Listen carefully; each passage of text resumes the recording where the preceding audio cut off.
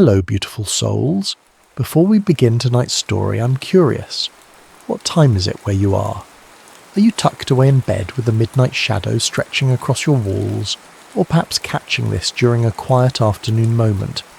Drop a comment letting me know where in the world you're listening from.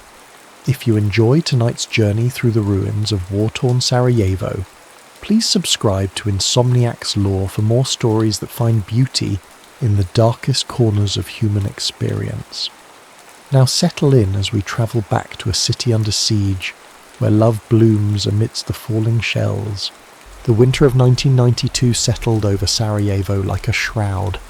Not the pristine white blanket of postcards, but something grey and oppressive, stained with soot and speckled with blood. Lena Kovacevic moved through it like a ghost, her medical bag clutched to her chest, a prize more valuable than gold in a city where morphine had become currency and antiseptic was worth dying for. The makeshift hospital had once been a primary school, now children's drawings still clung stubbornly to walls that trembled with each distant explosion. Lena worked by candlelight, the electricity having failed 2 days prior. Her patients lay on classroom desks pushed together to form beds, their groans forming a terrible chorus that echoed down hallways once filled with laughter. "Water!" rasped the boy beneath her hands, no older than 12. A piece of shrapnel had torn through his abdomen while he stood in line for bread. His mother had carried him 3 kilometers under sniper fire to reach them. "Please, water." Lena reached for her canteen, half empty, reserved for patients, and held it to his cracked lips. She had learned to ration compassion as carefully as supplies. Too much, and you'd bleed yourself dry in a week. Too little, and you became something worse than the men in the hills with their guns. "What's your name?" she asked, checking his bandages. "Emir," he whispered. "Mir, you're being very brave. Your mother is waiting outside." His eyes, glassy with pain, suddenly focused. "Did they get her too?" "No, Habibi, she's safe." The lie came easily. His mother had collapsed at the hospital entrance, a sniper's bullet having found her just as they reached sanctuary. Lena had watched the life fade from her eyes while orderlies carried her son inside. Another orphan in a city manufacturing them by the hundreds. A whistle cut through the air, the unmistakable sound of an incoming mortar. Lena instinctively threw herself over Amir, shielding his fragile body with her own. The blast hit somewhere nearby, close enough to shower the windows with debris. Glass tinkled across the floor like wind chimes. When silence returned, punctuated only by the wailing of a new victim somewhere outside, Lena straightened. An elderly doctor named Farouk approached, his face a map of fatigue. "The generator's running on fumes," he muttered. "We'll lose refrigeration for the blood supplies by morning." Lena nodded, making quick calculations. "I know a way to the brewery. They have a diesel tank that... Too dangerous. The crossing is exposed to sniper positions." "I've made it before," she countered, already untying her surgical apron. "Twice last month." Farouk's eyes, sunken from months of inadequate sleep, regarded her carefully.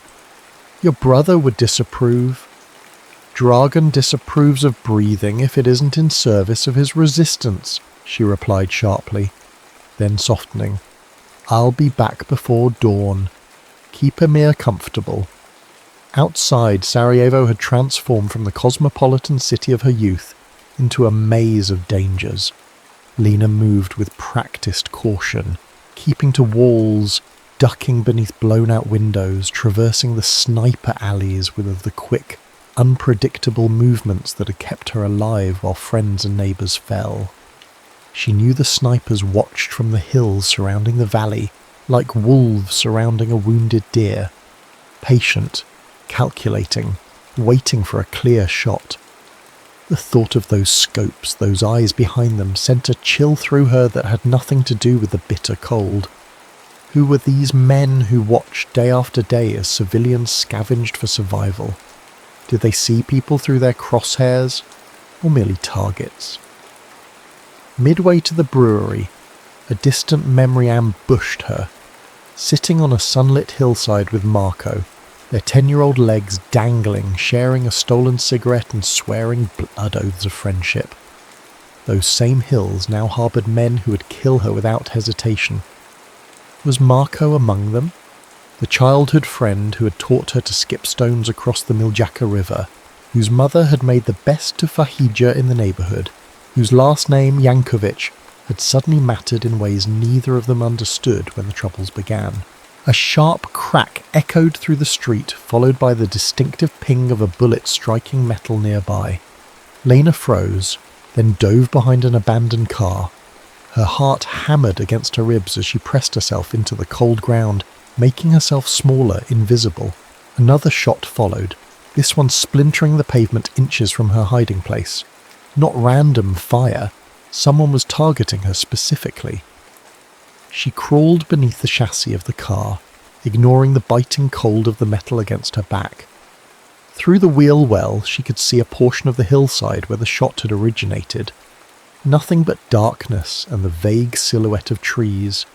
Minutes passed, stretching into an hour. The sniper was patient, but Lena had learned patience too. It was the first lesson of surviving a siege. Eventually, the distant sound of artillery drew the attention elsewhere, and she seized her chance, abandoning her mission, and instead sliding through a broken fence into the ruins of what had once been a library. The building's roof had partially collapsed, but some interior walls still stood. Lena made her way through the rubble, her boots crunching on broken glass and charred book pages. Here, at least, she might find shelter until daybreak, when movement became marginally safer. In what must have been the reference section, a portion of ceiling remained intact. Lena sank down against a bookshelf, her exhaustion finally catching up to her. She closed her eyes just for a moment and was transported back to sunlit days, to the Sarajevo that existed before the world turned upside down. A sound startled her awake, the unmistakable click of a rifle's safety being disengaged. "Don't move," came a man's voice, low and controlled. Lena froze, her eyes adjusting to the darkness. A figure stood several meters away, his face obscured by the shadow, but the outline of his weapon unmistakable. "I'm a medic," she said, keeping her voice steady. "I have no weapons." The man stepped closer, and moonlight slanting through the damaged roof illuminated half his face. Recognition hit her like physical blow. "Marco?" she whispered, disbelief coating each syllable. The rifle's aim faltered, then lowered slightly. "Lena Kovacevic," he breathed, her name emerging like a prayer and a curse entwined. For a moment, they were just two ghosts from each other's past, surrounded by the ashes of a civilization that had once prided itself on tolerance. Then reality reasserted itself. He in a Serbian military uniform, she with the green armband marking her as a Bosniak medical worker. "Have you come to kill me then?" she asked quietly, finding strange courage in the absurdity of their reunion. Marco's face, harder than she remembered, but still unmistakably his, twisted with something unreadable. "If I wanted you dead," he said, "you would never have seen me." 3 weeks earlier, Marko Jankovic had watched Sarajevo burn through the crosshairs of his rifle. From his nest in the hills, the city resembled a wounded animal, smoke rising from its flanks, its streets empty save for the desperate souls who risked death for water or firewood. He had not fired a single kill shot in 4 days. Instead, he aimed at walls, at abandoned cars, at anything that would make his targets dive for cover without actually striking them. It was a dangerous game. Twice now, Commander Radovic had reviewed sniper footage, eyeing Marco with growing suspicion. "Your grandfather fought the Nazis without hesitation," Radovic had said that morning, cleaning his sidearm with methodical precision.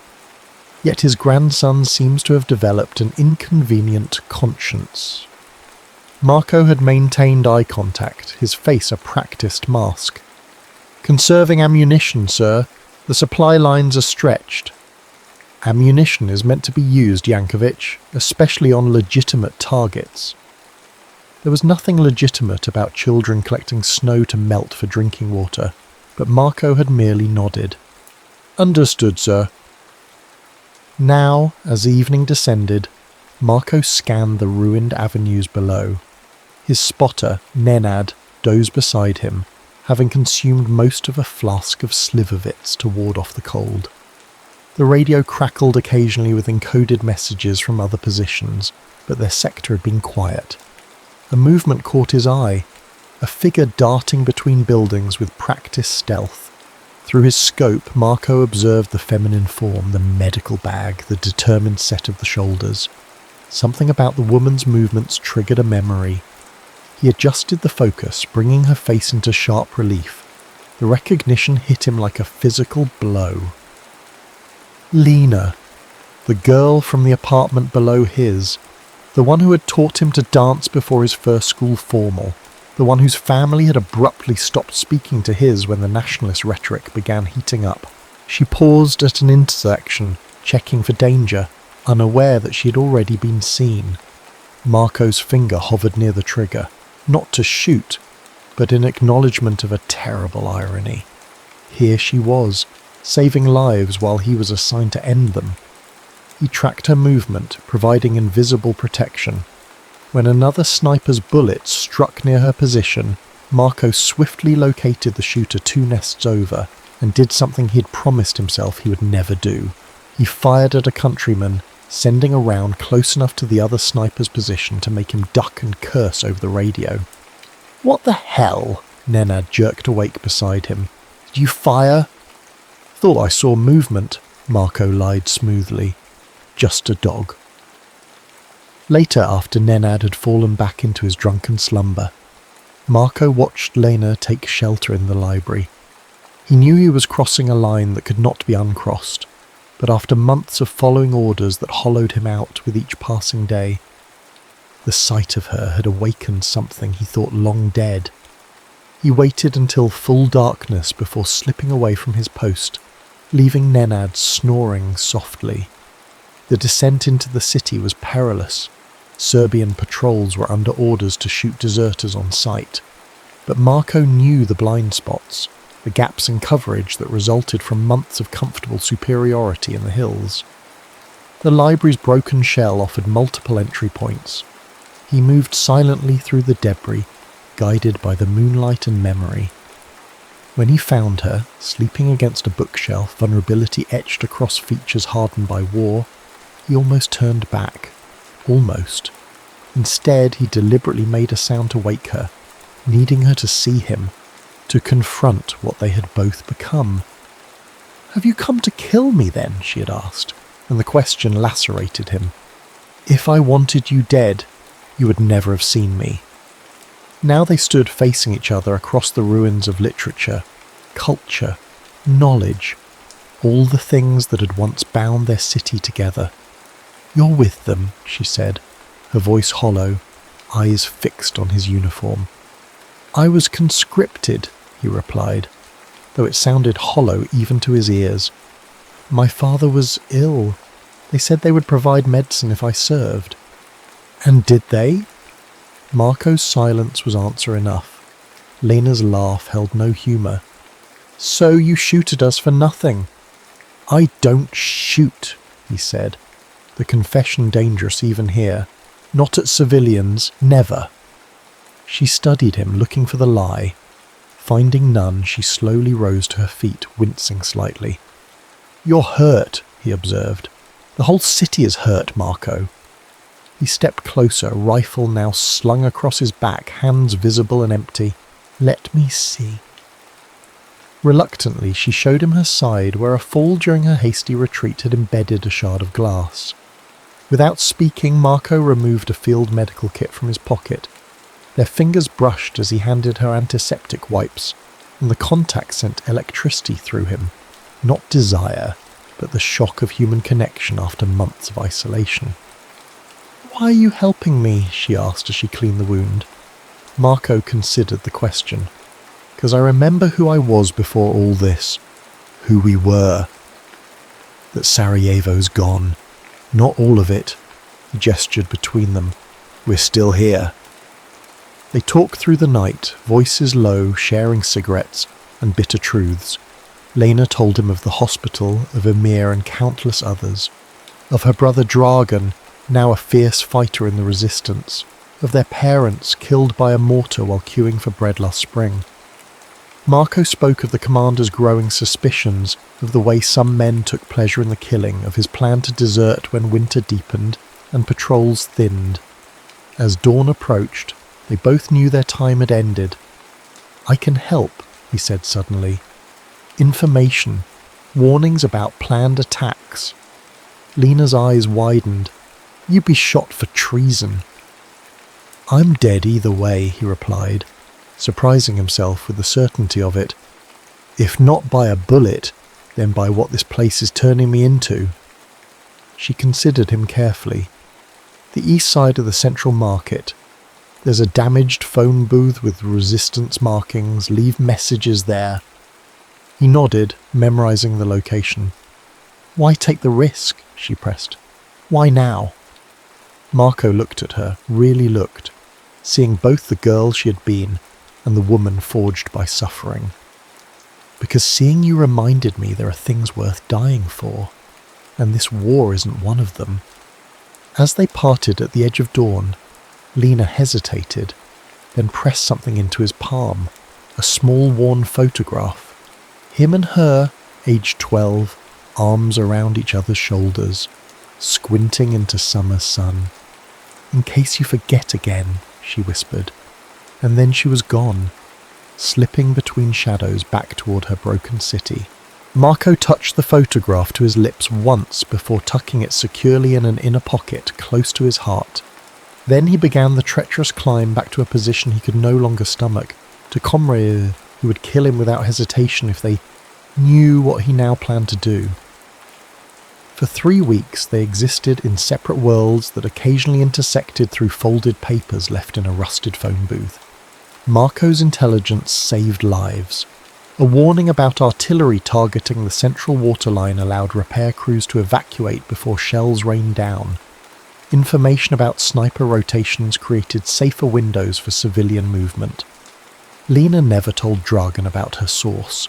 Her brother had become hardened, viewing the world in stark divisions of friend and enemy. The resistance fighter who had once composed poetry now spoke only of vengeance, of reclaiming, of blood debts to be paid. The gentleness that had defined him was another casualty of war. We're moving the weapons cache tonight, Dragan told her one evening, as they huddled around a small stove in what remained of their family apartment. The building's upper floors had been sheared away by artillery, but the third-floor unit remained precariously intact, if missing most of its windows. They had taped plastic sheeting over the openings, creating a membrane that inhaled and exhaled with the wind. Lena tensed. Why tell me this? He gave her an odd look. Because I need you there. 3 of our men were wounded in the last raid. If something happens... I'm needed at the hospital, she countered. You're needed by your people. Dragan's eyes, once warm brown, like her own, had taken on a feverish intensity. Or have you forgotten which side you're on? The accusation stung because it brushed against her secret. Was she betraying someone by helping Marco, by accepting his help? The boundaries between loyalty and humanity had blurred beyond recognition. I'll be there, she finally agreed, knowing she could not afford his suspicion. Later, alone, she crept to the phone booth and left an urgent warning. Weapons moving tonight. Southeast Warehouse District. Keep watch elsewhere. She lingered longer than was safe, hoping Marco might appear in person. They had not seen each other since that night in the library, but the streets remained empty save for the occasional shadow of someone else making their furtive journey through the battlefield that had once been neighbourhoods. At midnight, Lena joined Dragan and a small group of resistance fighters. They moved in silence through a network of partially collapsed basements and sewers, emerging near a warehouse that had once stored imported furniture. Now it contained ammunition, small arms, and the grim determination of people who had adjusted their definition of victory from thriving to merely surviving. Halfway through the transfer, the night erupted, not with gunfire, but with the thunderous approach of tanks. Dragan cursed, shooting her a look of pure betrayal that made her blood freeze. "How did they know?" he hissed, grabbing her arm roughly. "Who did you tell?" "No one!"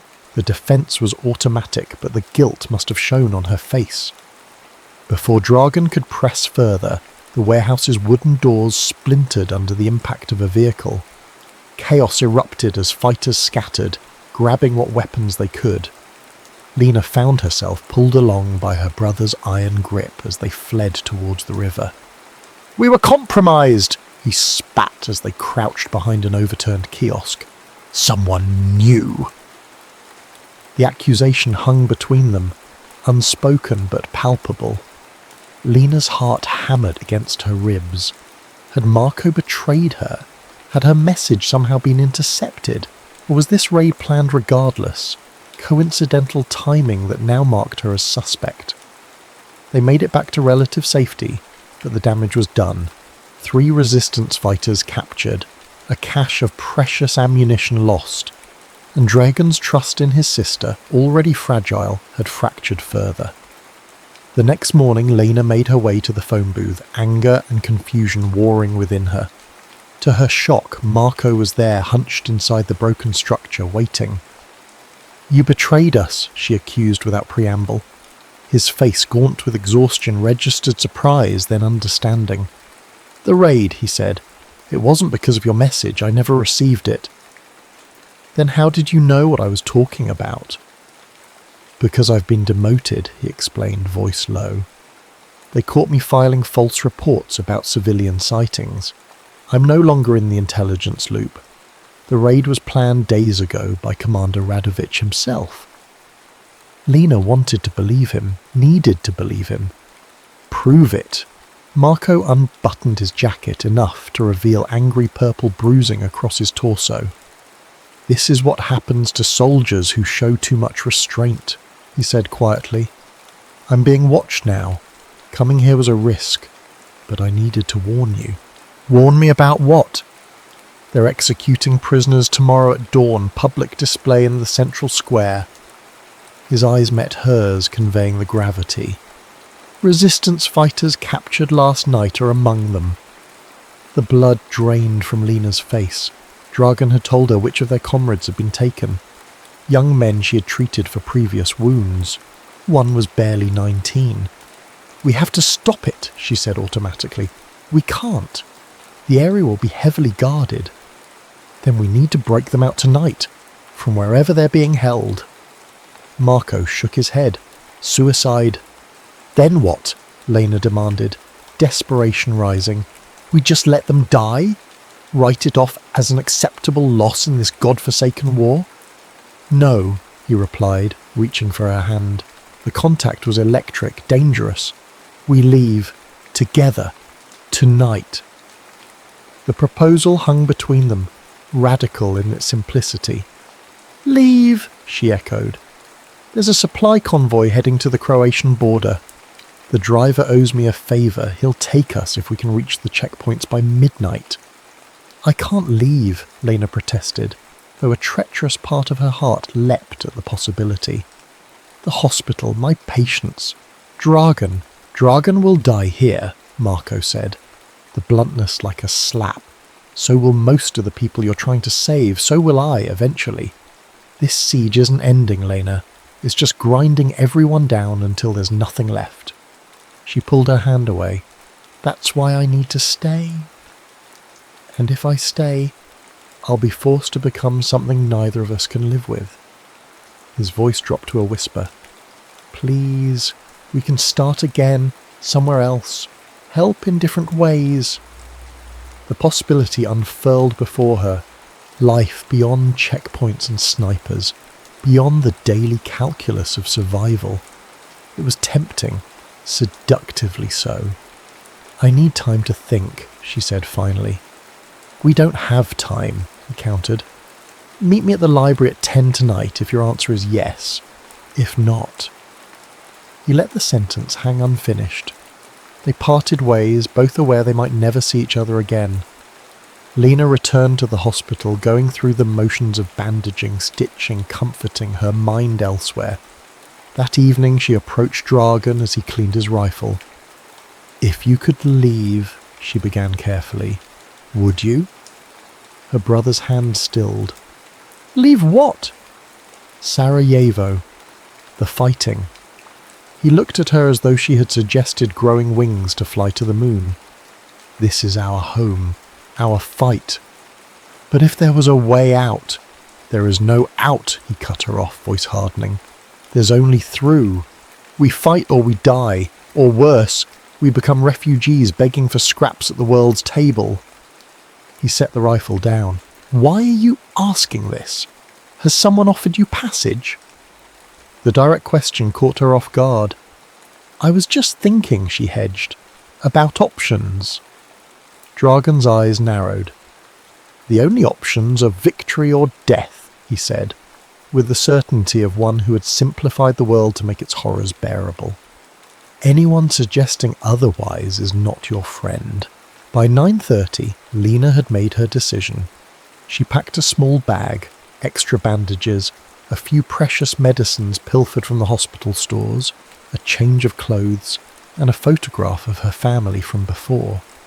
She left a brief note for Dragan, explaining nothing, apologizing for everything. The streets were treacherous at night, but Lena had become adept at moving through shadows. She reached the library by 10, heart pounding with the magnitude of her choice. But the agreed-upon meeting place was empty. 10 minutes passed. 20. Doubt crept in. Had Marco changed his mind? Been caught? Was this all an elaborate trap? At 10:30 she heard footsteps. Not the measured tread she associated with Marco, but something more erratic. She pressed herself into the shadows, watching as a figure stumbled into the library's ruined atrium. Marco, but not as she expected. Blood soaked his left side. His face was battered almost beyond recognition, and he struggled to remain upright. "Lena?" he called softly, voice ragged. She rushed to his side, medical instincts taking over. "What happened?" "Radovich," he managed, leaning heavily against her. "He knew about us, the messages." "How?" "Someone saw you at the phone booth." Lena helped him to a relatively clean area, laying him down to examine the wound. A bullet had torn through his side, not immediately fatal but dangerous without proper treatment. "I need to get you to the hospital," she said. Marco grabbed her wrist with surprising strength. "No, they'll be watching hospitals." He coughed, a wet, alarming sound. "The convoy. We can still make it." "You can't travel like this." "I won't survive here." His eyes, feverish but determined, locked onto hers. "Please, Lena. I'd rather die trying to escape than waiting for Radovich to finish what he started." She knew he was right. Knew also that their window was closing with each passing minute. With swift efficiency, she cleaned and bandaged his wound as best she could with her limited supplies. "Can you walk?" she asked when finished. "With help." They moved slowly through the darkened city. Marco's arm draped across her shoulders, his weight increasingly heavy as blood loss weakened him. Twice they froze at the sound of patrols pressing into doorways, holding their breath until danger passed. The rendezvous point was an abandoned garage 3 blocks from the official checkpoint. The driver, a gruff man named Amir, took one look at Marco's condition and cursed. "You didn't say he was half..." hissed at Lena. "Will you still take us?" she demanded. Emir hesitated, calculating risks versus the payment Marco had promised. "He'll need to be hidden better than I planned. Under the cargo, not just behind it." They had just begun transferring Marco to the truck when shouts erupted from the street. Flashlight beams cut through the darkness, accompanied by the unmistakable sound of rifles being readied.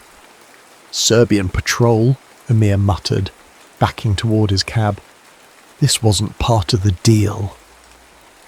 Before Lena could protest, the driver had slipped into his truck and gunned the engine, roaring away and leaving them exposed in the empty garage. Go, Marco urged, pushing her toward a rear exit. I'll distract them. I'm not leaving you. The voices drew closer. Among them, Lena recognized one with chilling clarity, her brother, Dragan. The tracks lead here, he was saying. Spread out and search everything. Lena and Marco exchanged a look of perfect understanding. There would be no escape, not tonight, perhaps not ever. You shouldn't have come back for me, Marco whispered, as they crouched behind a stack of wooden pallets. His breathing had grown laboured, each inhalation a battle. Quiet, Lena urged, though she knew it was futile. The pool of blood beneath him had grown alarmingly large. Even if they somehow escaped this immediate danger, Marco needed surgery and transfusions that she couldn't provide with a field kit. Footsteps approached their hiding place. A flashlight beam swept across the floor, stopping at the trail of blood Marco had left. Lena reached for the scalpel in her medical bag, a pathetic defense against rifles, but the only weapon she had. Here, called a voice, and the beam locked onto their position. Rough hands dragged them into the open. Lena found herself staring into Dragan's face, contorted with a mix of fury and betrayal. So it's true, he said, voice eerily calm. My sister and a Chetnik. He's not, Lena began, but Dragan's open-handed slap silenced her. Don't, he warned. Don't defend him to me. Marco, barely conscious, was thrown to the ground by two resistance fighters. A third pressed a rifle barrel to the back of his head. Wait, Lena cried. Dragan, please, it's not what you think. Really? Her brother circled her like a predator, because I think my sister has been feeding information to the enemy. Information that got Hassan and Edin captured. His voice broke slightly. They're scheduled for public execution tomorrow. I was trying to prevent that, she pleaded. Marco has been helping us, warning us about attacks. Helping? Dragan laughed bitterly. Is that what you call it when tanks show up at our weapons transfer? When snipers know exactly when our water teams will attempt repairs? The weapons raid wasn't me, Marco managed to say, earning himself a boot to the ribs. Shut up, dog, spat one of the fighters. We know what you are. Dragan turned to his men. Take him to the cellar beneath the old bakery.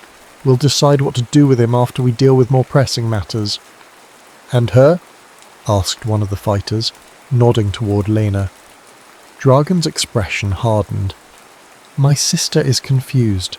She needs time to remember which side she's on.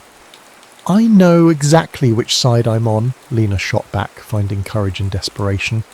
The side of people who are suffering, all of them. She gestured around the devastated cityscape. Look at what we've become, Dragan. Serb, Croat, Bosniak. We're all just starving and dying together while the world watches. Pretty words, her brother replied. Tell them to Edin's widow, to the parents of children killed by snipers from his side. He jabbed a finger toward Marco. As the fighters began dragging Marco away, he locked eyes with Lena one last time. Don't give up, he mouthed silently. Dragan led Lena back to their apartment in silence, his grip on her arm bruising. Once inside, he secured the door and faced her. What were you thinking? He asked quietly, and the genuine confusion in his voice was somehow worse than anger. I was thinking that not everyone in uniform is a monster, she replied, sinking onto their threadbare couch. Maybe there are people on both sides who want this madness to end. Naive, he muttered, dangerously naive. Is it naive to remember that Marco's family shared Eid meals with us? That his mother taught me to make baklava? That world is dead, Lena. Dragan ran a hand through his unkempt hair.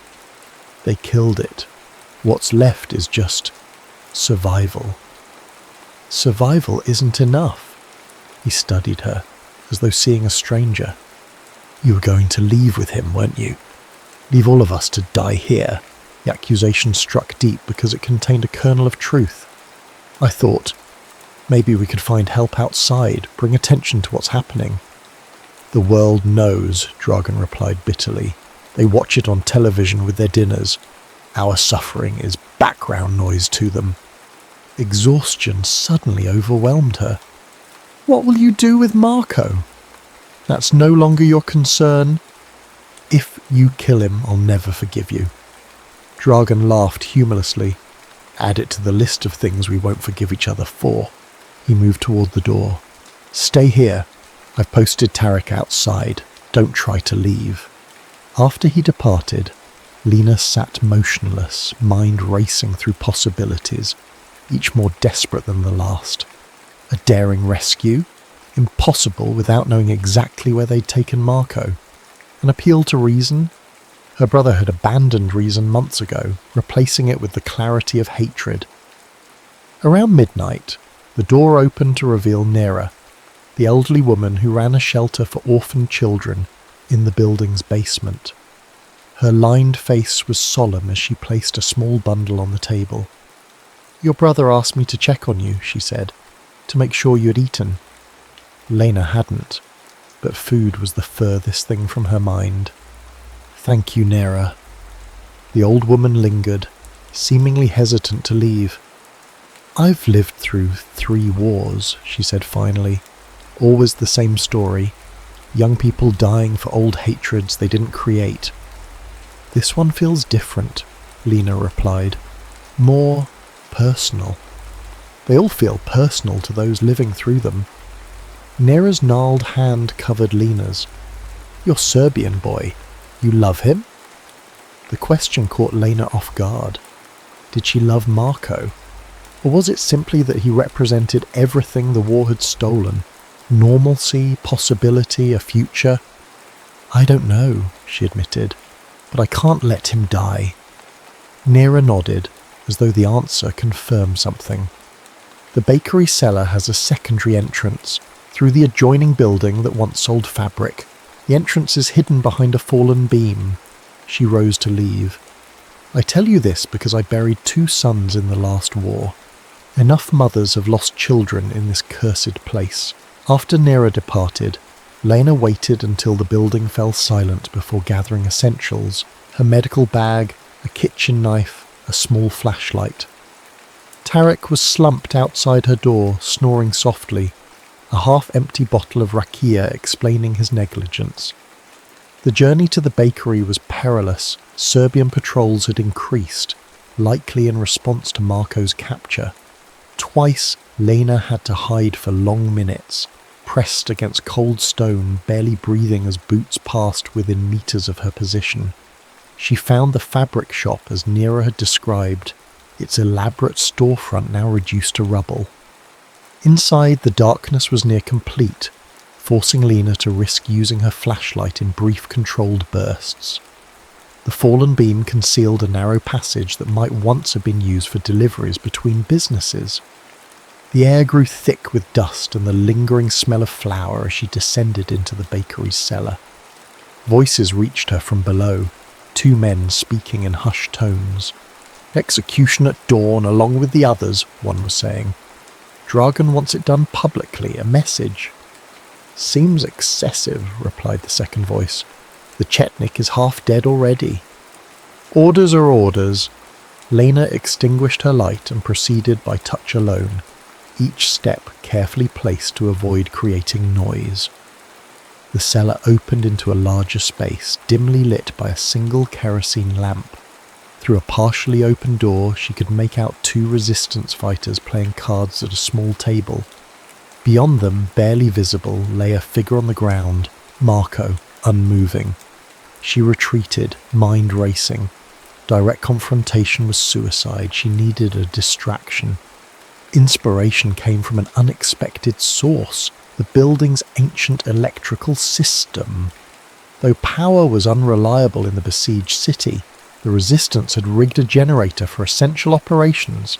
If she could trigger a short circuit, using her scalpel, Lena carefully exposed wiring in a junction box she found near the stairs. The resulting spark when she connected two frayed cables was more dramatic than she'd anticipated. A flash, a pop, and then total darkness as the building's limited electricity failed. Confusion erupted below. Lena seized the moment, rushing toward the guards with surprising ferocity. The kitchen knife caught the first man across the forearm, his cry of pain masked by the general confusion. The second received a strategic elbow to the throat, an efficient method Dragan himself had taught her just in case. "Marco," she hissed, kneeling beside his prone form. "Can you hear me?" A faint groan was her only answer. His skin burned with fever. The bandages she'd applied earlier now soaked through.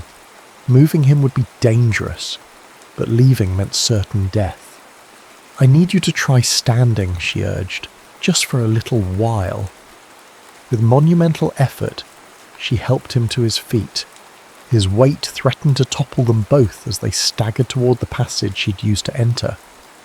Behind them, shouts indicated reinforcements were arriving. The journey back through the war-torn streets was an exercise in agony. Twice they had to hide from patrols, crouched in rubble as searchlights swept past. Each time they resumed their painful progress, Marco's condition deteriorated further. His breathing grew more his skin clammy despite the fever. Blood seeped through the hasty bandages, leaving a trail Lena desperately tried to conceal. She knew the signs of shock, knew that without proper medical intervention, he had hours at most. The hospital was too risky. Dragan would check there first. Instead, she guided their faltering steps toward Nera's orphanage in the basement of her apartment building. The old woman had basic medical supplies and, more importantly, decades of experience treating wounds with limited resources.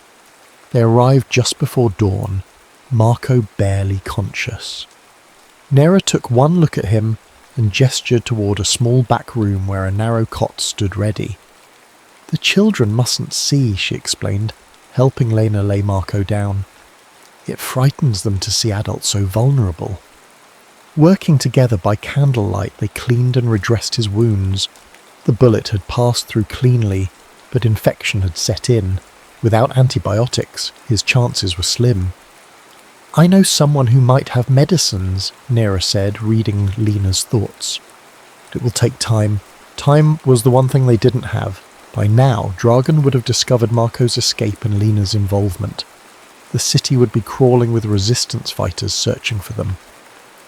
"We need to leave Sarajevo," Lena said quietly as they finished their work. "Tonight, if possible." Nera nodded, unsurprised. "There is a tunnel," she said, "under the airport. The resistance uses it for supplies. Dragan never mentioned it to me, because it is reserved for the most essential personnel and goods, not for deserters." She spoke the word without judgment. "How do we access it?" "There is a house on the edge of the Dobrinja district, marked with 3 red lines on the door. Tell them Nera sent you." Lena squeezed the old woman's hand in gratitude. "Why are you helping us?" Nera's smile was tinged with ancient sadness. "'Cause love is rare in wartime. When you find it, you must protect it." She moved toward the door. "Rest now. I will bring medicines when I can." Hours passed like centuries in the dim confines of Nera's back room. Lena dozed fitfully beside Marco's cot, waking at each change in his breathing, each small sound from the children's quarters beyond the thin wall. His fever neither broke nor worsened, a precarious plateau that could tip either way. Near noon, the door opened to reveal Nera accompanied by a stranger, a gaunt man with a doctor's careful movements. "Dr. Karacha," he breathed, recognizing a surgeon from the central hospital. "Your friend here has been quite insistent," he said, nodding toward Nera as he set down a small case of supplies. Something about a patient who couldn't come to the hospital. He examined Marco with professional detachment, the kind necessary when practicing medicine in a war zone. Gunshot wound, infected, beginning stages of sepsis. He should be dead already. But, Lena prompted, hearing the unspoken qualification, but he's young and apparently stubborn. Dr. Karich opened his case, revealing several vials of antibiotics, precious beyond measure in the besieged city. I can give him enough to fight the infection, if his body is strong enough. As he administered injections and changed dressings, the doctor maintained a deliberate ignorance about his patient's identity. Better not to know, his silence suggested. Better not to ask why a young woman was hiding an injured man who clearly wore parts of an enemy uniform beneath his civilian clothes. Keep him still for at least 12 hours, Karich instructed as he prepared to leave. After that, if he's stable enough to move... He left the sentence unfinished, but his meaning was clear. Get him out of Sarajevo if you can. Nera returned later with troubling news. Your brother has men watching the hospital, the checkpoints, even the black market areas. They're showing Marco's photograph. And mine? Lena asked. No. Dragan tells people his sister was kidnapped by a Serbian soldier. He's positioned himself as the grieving, vengeful brother. The revelation wasn't surprising. Dragan would never publicly admit his sister had chosen to help, much less flee with a man he considered the enemy. It would undermine his standing in the resistance, call his own loyalty into question. How long until the tunnel? Lena asked. Tonight, after curfew. Nera hesitated. There's a complication. I've arranged passage, but my contact says only one of you can go. Space is limited. Priority is given to wounded resistance fighters being evacuated for treatment. Then Marco goes, Lena said without hesitation. And you? I'll find another way out. Or she left the alternative unspoken. Staying in Sarajevo meant eventual discovery, and Dragan's sense of betrayal would not allow for mercy. As evening approached, Marco regained consciousness. His eyes, clearer now as the antibiotics fought back the infection, found Lena's. You came for me, he said, voice hoarse. Of course I did. He reached for her hand, his grip weak but determined. They'll kill you if they find you helped me escape. They'll have to find me first. She tried for a lightness she didn't feel. When Nera explained the plan, the tunnel, the single passage available, Marco's response was immediate. No, I won't go without her. You'll die here, Lena argued. I'm not leaving you behind to face your brother's wrath. His attempt to sit up ended in a grimace of pain. Stop being a hero, she snapped, frustration born of fear making her voice sharp. One of us needs to survive this. Otherwise, what was any of it for? Their argument was interrupted by a commotion outside. Through the small window, Lena could see people running, hear distant shouts. Nera hurried in moments later, her usually composed face tight with anxiety. They're searching the building, she said. House by house, room by room, someone must have talked, perhaps saw you arrive. Lena's mind raced. The children are my concern, Nera cut her off. You must go, now, through the back alley. My contact will meet you behind the collapsed school, the one with the blue door. Marco can't walk that far yet. Then you must help him, or you both die here. The old woman's bluntness left no room for argument. With desperate efficiency, Lena gathered their meagre supplies. Marco insisted on trying to stand, his determination compensating somewhat for his weakness. Together they slipped out through a narrow door as the sounds of the search grew closer. The journey to the meeting point was excruciating. Marco leaned heavily on Lena, each step clearly agony. Twice they had to hide as patrols passed, crouched behind debris, his laboured breathing seeming impossibly loud to her terrified ears. Their guide, a thin boy who couldn't have been more than 15, appeared as promised, leading them through a bewildering series of passages that wound beneath and between bombed-out buildings. The route was clearly designed to avoid open areas where snipers might have clear shots. How much further? Lena whispered. as Marco's weight grew heavier against her shoulder. "Almost there," the boy replied. "There's a problem. The entrance area is guarded tonight." "By whom?" "Your brother's men," he said, glancing at her with something like pity. "They were not there earlier today." Dragan had anticipated their plan. Perhaps not the specific route, but he knew the tunnel represented the only real hope of escape.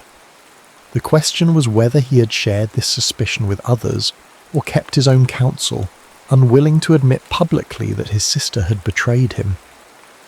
"Is there another way in?" Marco asked, each word a visible effort. The boy hesitated. "Yes, but it's exposed. You'd have to cross about 50 meters of open ground. The snipers would be on our side of the siege line," Lena finished. "Serbian positions." Marco straightened slightly. "That might work in our favor." "How?" she demanded. "I'm still wearing parts of my uniform under these clothes. If they see me clearly enough, they might hesitate," Lena realized. "But it's a desperate gamble." "We're down to desperate gambles," he replied. The alternative entrance was through the cellar of a partially collapsed apartment building. From their vantage point in a neighbouring structure, Lena could see the 2 resistance fighters guarding it, men she recognised from Dragan's inner circle. "I'll create a distraction," the boy offered unexpectedly. "Draw them away for a few minutes. That's all I can give you, before they could protest." He was gone, slipping through the ruins with the agility of youth. Moments later, they heard a crash from the opposite direction, followed by shouts. The guards, after a brief hesitation, moved to investigate. "Now," Lena urged, helping Marco to his feet. They crossed the open space as quickly as his condition allowed, painfully visible against the moonlit rubble. With each step, Lena expected gunfire, expected to feel the punch of a bullet, but only silence followed them to the cellar entrance. Inside, the passage narrowed to a crude tunnel barely wide enough for one person. The ceiling was so low they had to crouch, making their progress even more difficult. Water dripped from above, the ground beneath their feet a mess of mud and debris. "Keep moving," Lena encouraged when Marco faltered. "We're almost there." The tunnel seemed endless, winding beneath the airport runway in near total darkness. Air grew scarcer, the close confine threatening to trigger claustrophobia even in the most stable mind. For Lena, each meter was a battle against panic, not for herself, but for Marco, whose breathing had grown increasingly laboured. After what seemed like hours, a faint glow appeared ahead. The tunnel's end, and with it the promise of safety beyond Sarajevo's death grip. They emerged into a small clearing surrounded by trees, the open space disorienting after the tunnel's confines. Several resistance members manned a small outpost that marked the tunnel's exterior entrance. They eyed the newcomers with suspicion that quickly turned to recognition. "That's him," one said, gesturing toward Marco. "The Serbian, the one we're supposed to watch for." "And her, Dragan's sister." Lena felt hope slipping away as hands reached for weapons. Then, unexpectedly, an authoritative voice cut through the tension. "Stand down." A tall figure emerged from the shadows, Commander Jusic, the overall leader of this sector's resistance. His weathered face betrayed nothing as he approached them. "Dragan Kovacevic claims his sister was taken against her will," he said evenly, addressing Lena directly. "Yet here you are, supporting this man rather than fleeing from him." Lena lifted her chin. "My brother knows the truth. He simply can't accept it." "And what is the truth, Ms. Kovacevic?" "That I choose humanity over hatred. That this man risked everything to save lives on both sides." Jusic's expression remained neutral. "You realize I could have you both shot as traitors?" "Yes," she replied simply. A long moment passed as the commander seemed to take their measure. Finally, he turned to his men. "I saw no one come through the tunnel tonight," he said. "Is that clear?" Confusion gave way to understanding as the fighters nodded their assent. "The supply truck leaves in 20 minutes, Usich continued, addressing Lena again. "It can take you as far as the UN checkpoint at Kisseljak. After that, you're on your own." He stepped closer, voice dropping. "This is not forgiveness. This is recognition that this war has stolen enough from all of us." 19 minutes later, hidden beneath tarps in the back of a battered truck, Lena felt the vehicle lurch into motion. Beside her, Marco's hand found hers in the darkness. "Why?" he whispered. "Why did Usich let us go?" Lena thought of the commander's final words to her, spoken privately as they boarded the truck. "He lost his son and daughter in the first months of the siege," she replied. "He said sometimes mercy is the only victory left."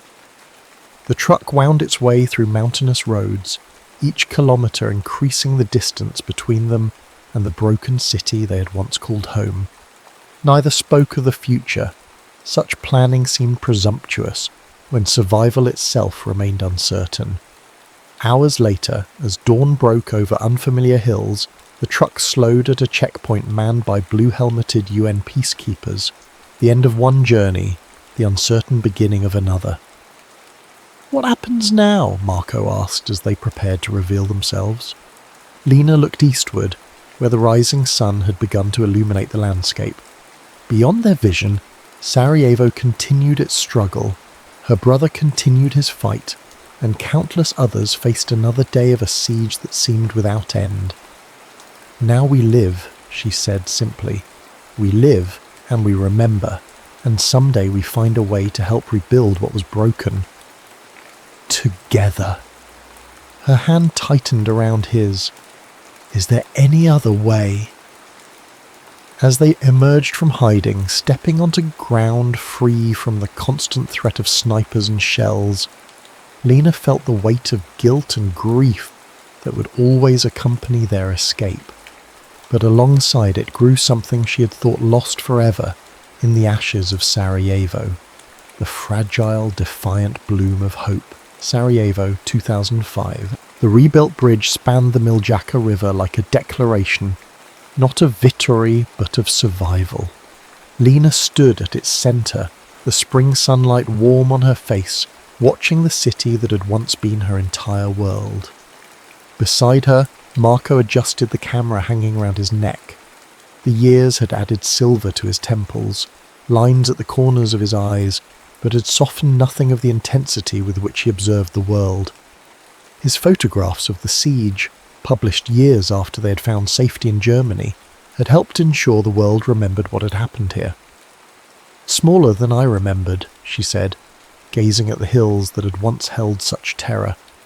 "Most battlefields are," he replied. They had returned for the memorial 10 years since the official end of the siege, though the true end had come earlier for them. Their presence was both pilgrimage and penance. They had survived when so many had not. The cemetery had expanded beyond what Lena could have imagined. White stones stretching across the hillside in ordered rows. They moved among them slowly, reading names, placing flowers. At one marker, more elaborate than the others, Lena knelt longer. Dragan Kovacevic, beloved son, brother, defender of Sarajevo. He had survived the war, only to die in a car accident 3 years later. They had never reconciled. Some wounds, Lena had learned, remained beyond healing. "Do you regret it?" Marco asked quietly as they walked away from the cemetery. "Leaving?" The question surfaced periodically between them, less frequently as years passed, but never fully laid to rest. "No," she answered, the same response she always gave. "But I regret that it was necessary." They made their way toward the old library, its reconstruction finally complete after years of international fundraising. Inside, beneath the magnificent restored dome, children sat reading while sunlight streamed through stained glass windows. This was why they had returned, not just to remember, but to witness the city's rebirth, to see that life had continued, that beauty had managed to emerge from the rubble of hatred. Later, as the evening settled over Sarajevo, they stood on the balcony of their hotel room. In the distance, lights twinkled from homes built atop the ruins of others. Music drifted up from a cafe below. Young people laughed, living their lives in a peace that must sometimes seem fragile, but was peace nonetheless. "We did the right thing," Marco said softly, arms encircling her from behind. And for the first time since they had fled through that dark tunnel, Lena believed it without reservation. Their love had not been a betrayal of her city or his duty, but rather an affirmation of the humanity that war sought to destroy. In a city that had once burned with hatred, they had found a love worth surviving for, and in surviving, they had kept alive the memory of what was lost, and the promise of what might yet be rebuilt from the ashes. The end.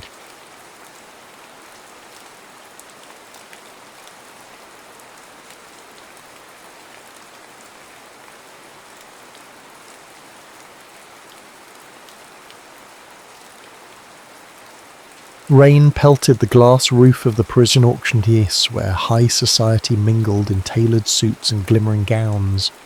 The item of the night, the coveted blue siren sapphire, was rumoured to be worth more than a king's ransom. Its origin was steeped in myth. Sailors once believed the gem called out like a siren song to drag men beneath the waves. Tonight, it was perched on a rotating pedestal under bulletproof glass, surrounded by an aura of impossible desirability. For Jade Kaufman, the blue siren was just another job, albeit one with a higher risk and an even higher reward. 27 years old, resourceful and infamous in the underground for her flawless thefts, she prided herself on leaving no trace behind except rumours.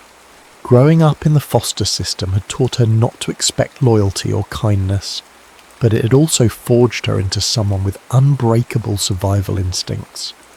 She moved like a shadow across the rafters, invisible to the partygoers below. Though she wore a form-fitting black jumpsuit that allowed for maximum flexibility, she felt the weight of the hidden compartments carrying her tools, glass cutters, specialised wires, and lock-picking devices. She had a plan for each step of this heist, but plans could always go wrong. The stakes, more than she liked to admit. The auctioneer's gavel fell with a resounding crack, announcing the final sale, 50 million euros. Polite applause rose from the crowd, cameras flashed, and the tension in Jade's chest tightened. Now was her moment. She exhaled slowly, counting heartbeats, and rappelled down a near-invisible cable toward a section of the glass roof that was briefly out of view of the security cameras. Once on a narrow ledge, she inserted a small disc that scrambled the alarm system for precisely 30 seconds.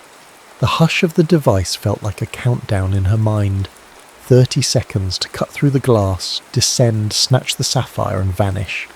She executed each move with a precision that came from years of practice. The glass cutter made a near-silent hiss, and a perfect circle fell into her gloved hand. Another breath, and she dropped onto the pedestal's platform. The vaulted ceilings and the swirling lights created a surreal glow around the blue siren. Jade's heart pounded in her throat as she lifted the gem from its cushion. For a millisecond, the large sapphire shimmered in the palm of her hand, its facets catching every glare of gold from the overhead chandeliers. 15 seconds left. She braced herself, replaced the gem stand with a weighted dummy to keep the sensor from triggering, and latched onto her cable. She soared upward gracefully, adrenaline singing through her veins. She'd done it again, or so she thought. The instant she cleared the roof, an alarm shrieked through the building. An edge of panic touched her as she darted across the dark rooftop, hooking up a rappelling line to the next structure. Something was off. Her scramble device wasn't supposed to fail so suddenly. She reached the alley, the sapphire tight in her grip. The plan had been to pass the gem to her contact, a fence known simply as Rodin, a man with a reputation for under-the-radar dealings. He waited near a sleek black car, a grin slashing his face. "Jade, "You truly never disappoint," he said in a low murmur, taking the gem from her.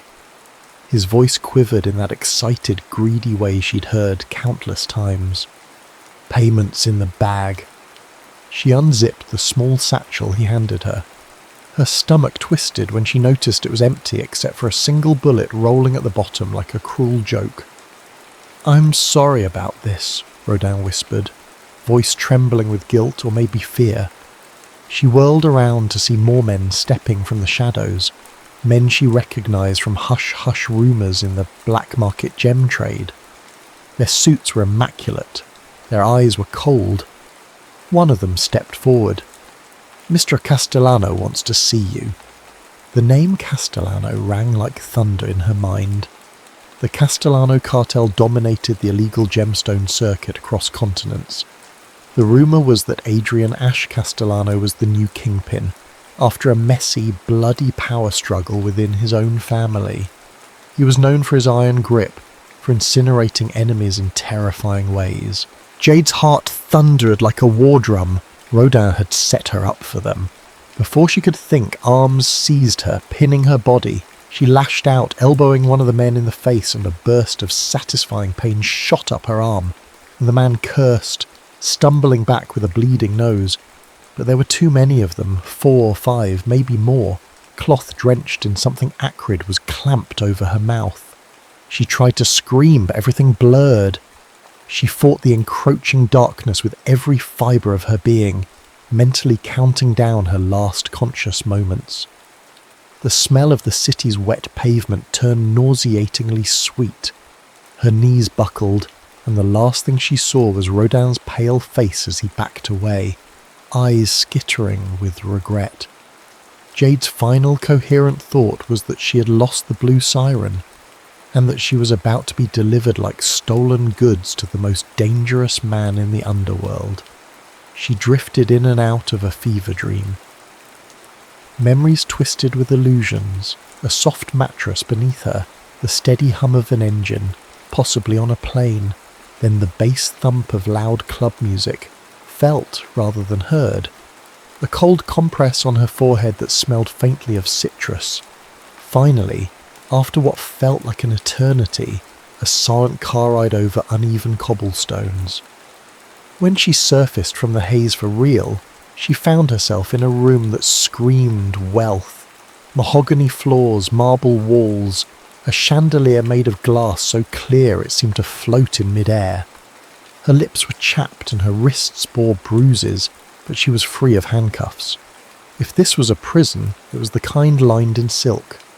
She swung her legs over the bed's edge, noticing that someone had changed her into a satin robe likely to check for concealed weapons or trackers. A jolt of revulsion shot through her. There was a large mirror on the adjacent wall, reflecting the warm glow of wall sconces. She scanned the space, an ornate door in front, plus a smaller side door that might lead to a bathroom. No visible cameras, but given whose den she had likely ended up in, she assumed they were hidden. On the nightstand, a single red rose in a crystal vase stood next to a folded note. She lifted it with trembling fingers. "Your talents precede you. Welcome to Barcelona. AC." Suddenly, footsteps approached. The door opened to reveal a man with broad shoulders, dark hair precisely swept back, and eyes the colour of onyx. He wore a crisp vest over a black dress shirt, sleeves rolled up to reveal corded forearms. A faint scar traced his jawline, as if to declare he'd been through real violence. He studied Jade with a predatory calm. This had to be Adrian Ash Castellano. The air in the room thickened, and Jade's pulse pounded. "You made quite an impression in Paris," he finally said, voice quiet but resonating with power. "I've wanted to meet the elusive Jade Kaufman for a long time." His gaze flicked down to the note in her hand, before returning to her face. The corners of his lips curled into a smile that was neither warm nor cold. It was the smile of a man used to having control. His throat felt dry. She wanted to fling the rose in his face to demand her freedom. but something about the lethal confidence in his posture stopped her. She remembered the stories. Men who crossed Ash ended up missing or worse. He gestured with a slight tilt of his head. You have something of mine, or rather, you stole it in Paris. Now, you'll repay that debt, one way or another. Jade swallowed, her mind racing for an exit strategy. She had always survived on her own terms, but this time she had a sinking feeling she was about to discover just how complicated survival could become. Jade stood at the threshold of the lavish penthouse suite in Barcelona, her bare feet against the cool marble, a swirl of dread and defiance clashing in her chest. She had no illusions. She was a captive, just one with gilded shackles. Adrian Ash Castellano's presence was a suffocating force. Though polite on the surface, he exuded that brand of quiet menace only the truly powerful possess.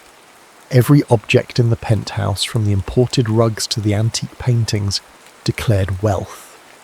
Yet it felt sterile, as if no real life ever thrived there. Jade wondered if that reflected Ash himself, all shine, no warmth. He lounged on a leather chair near a panoramic window that overlooked the Barcelona skyline. Night lights gleamed over the city like fallen stars. In front of him lay a mahogany coffee table bearing a folder, an elegant crystal decanter, and 2 tumblers.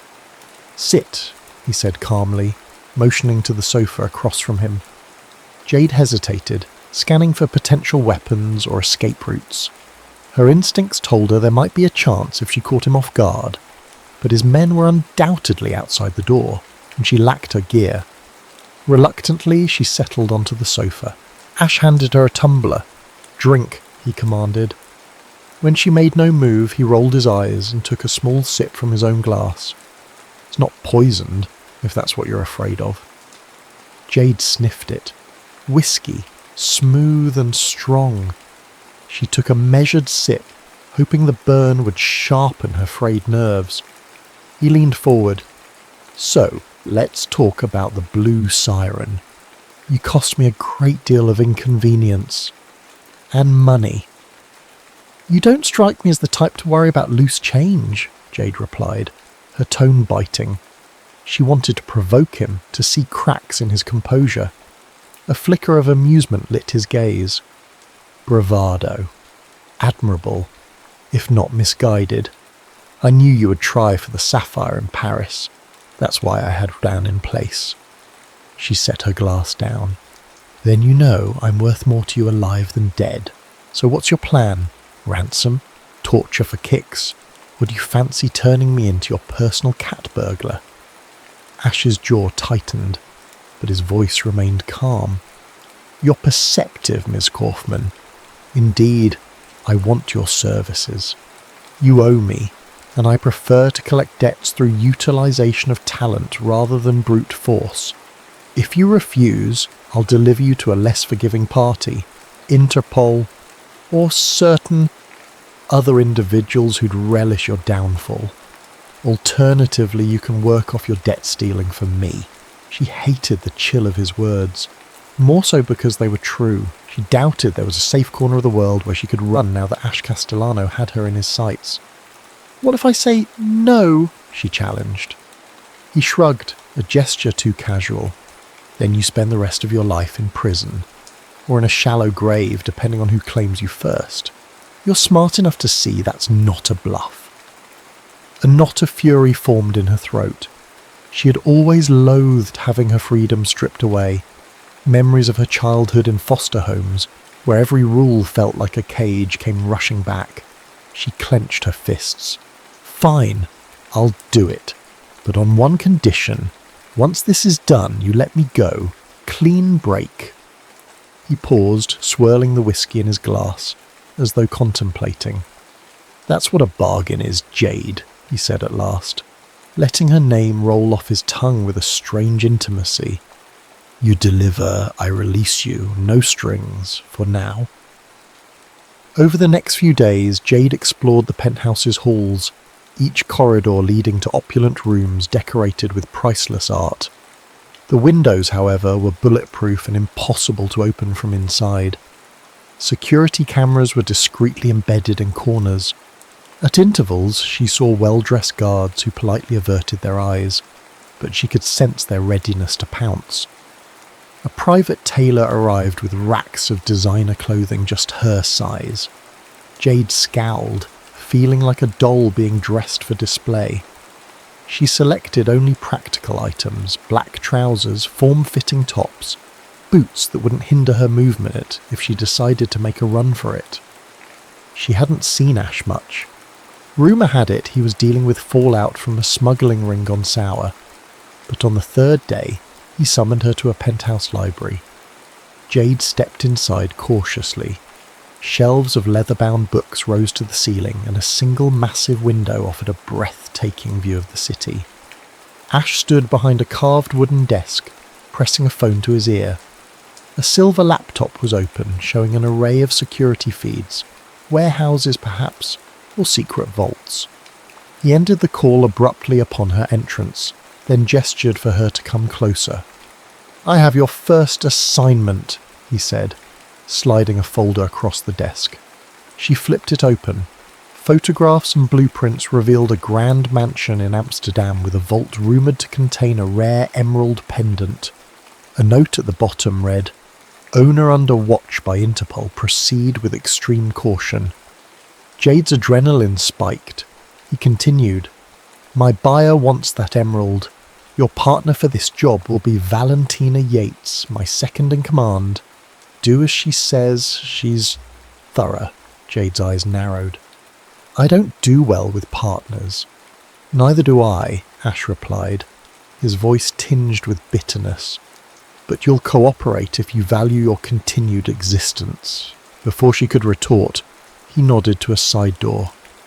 Valentina Yates strode in, a tall, raven-haired woman with a gaze so cold it could crack glass.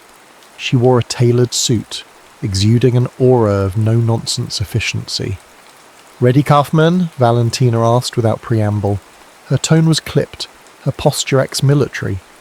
Jade matched her stare. "If it means getting out of this penthouse, absolutely." They departed at dusk via a private jet from Barcelona's El Prat airport. Valentina barely spoke, lost in her laptop. Jade used the time to memorize the mansion's layout. She noted security cameras, potential infiltration points, and an intricate plan to bypass motion detectors. The air hummed with an unspoken tension. Jade suspected Valentina disapproved of her, maybe even resented that Ash had singled Jade out. But Valentina's loyalty to Ash seemed unbreakable, which made Jade wary. Hours later they arrived in Amsterdam's cold drizzle. A sleek black SUV whisked them away to a discreet hotel. Valentina gave Jade a final set of instructions. "We strike tomorrow night. Our insider at the mansion has arranged a window of opportunity lasting exactly 15 minutes. There will be Interpol presence in the area, so keep your head down." Jade nodded. "And Ash? Where is he?" Valentina's expression hardened. "He's got his own matters to handle. Don't worry yourself about him. Focus on the job." Under the cover of darkness, they approached the mansion, a palatial estate with manicured lawns, stone fountains, and patrolling guards. Jade wore a black bodysuit under a dark hooded cloak. Valentina coordinated from a vantage point near the gates, scanning security frequencies. Once Jade scaled the high fence, her muscle memory took over. She avoided the cameras by slinking along the estate's blind spots. The drizzle turned the grass slick, forcing her to dig her fingers into the soil for stability. Near the side entrance, she used a keypad scrambler to unlock the door, stepping inside with cat-like silence. Her heart pounded in her ears, but she kept her breath even. The mansion's interior was an opulent labyrinth. She crept to a hidden corridor leading to the vault. The informant had guaranteed no guards would patrol there for precisely 5 minutes. The vault's lock was a complicated puzzle of rotating discs, but Jade's nimble fingers deciphered the mechanism swiftly. When the heavy door finally swung open, she saw it. An emerald pendant resting on a velvet cushion.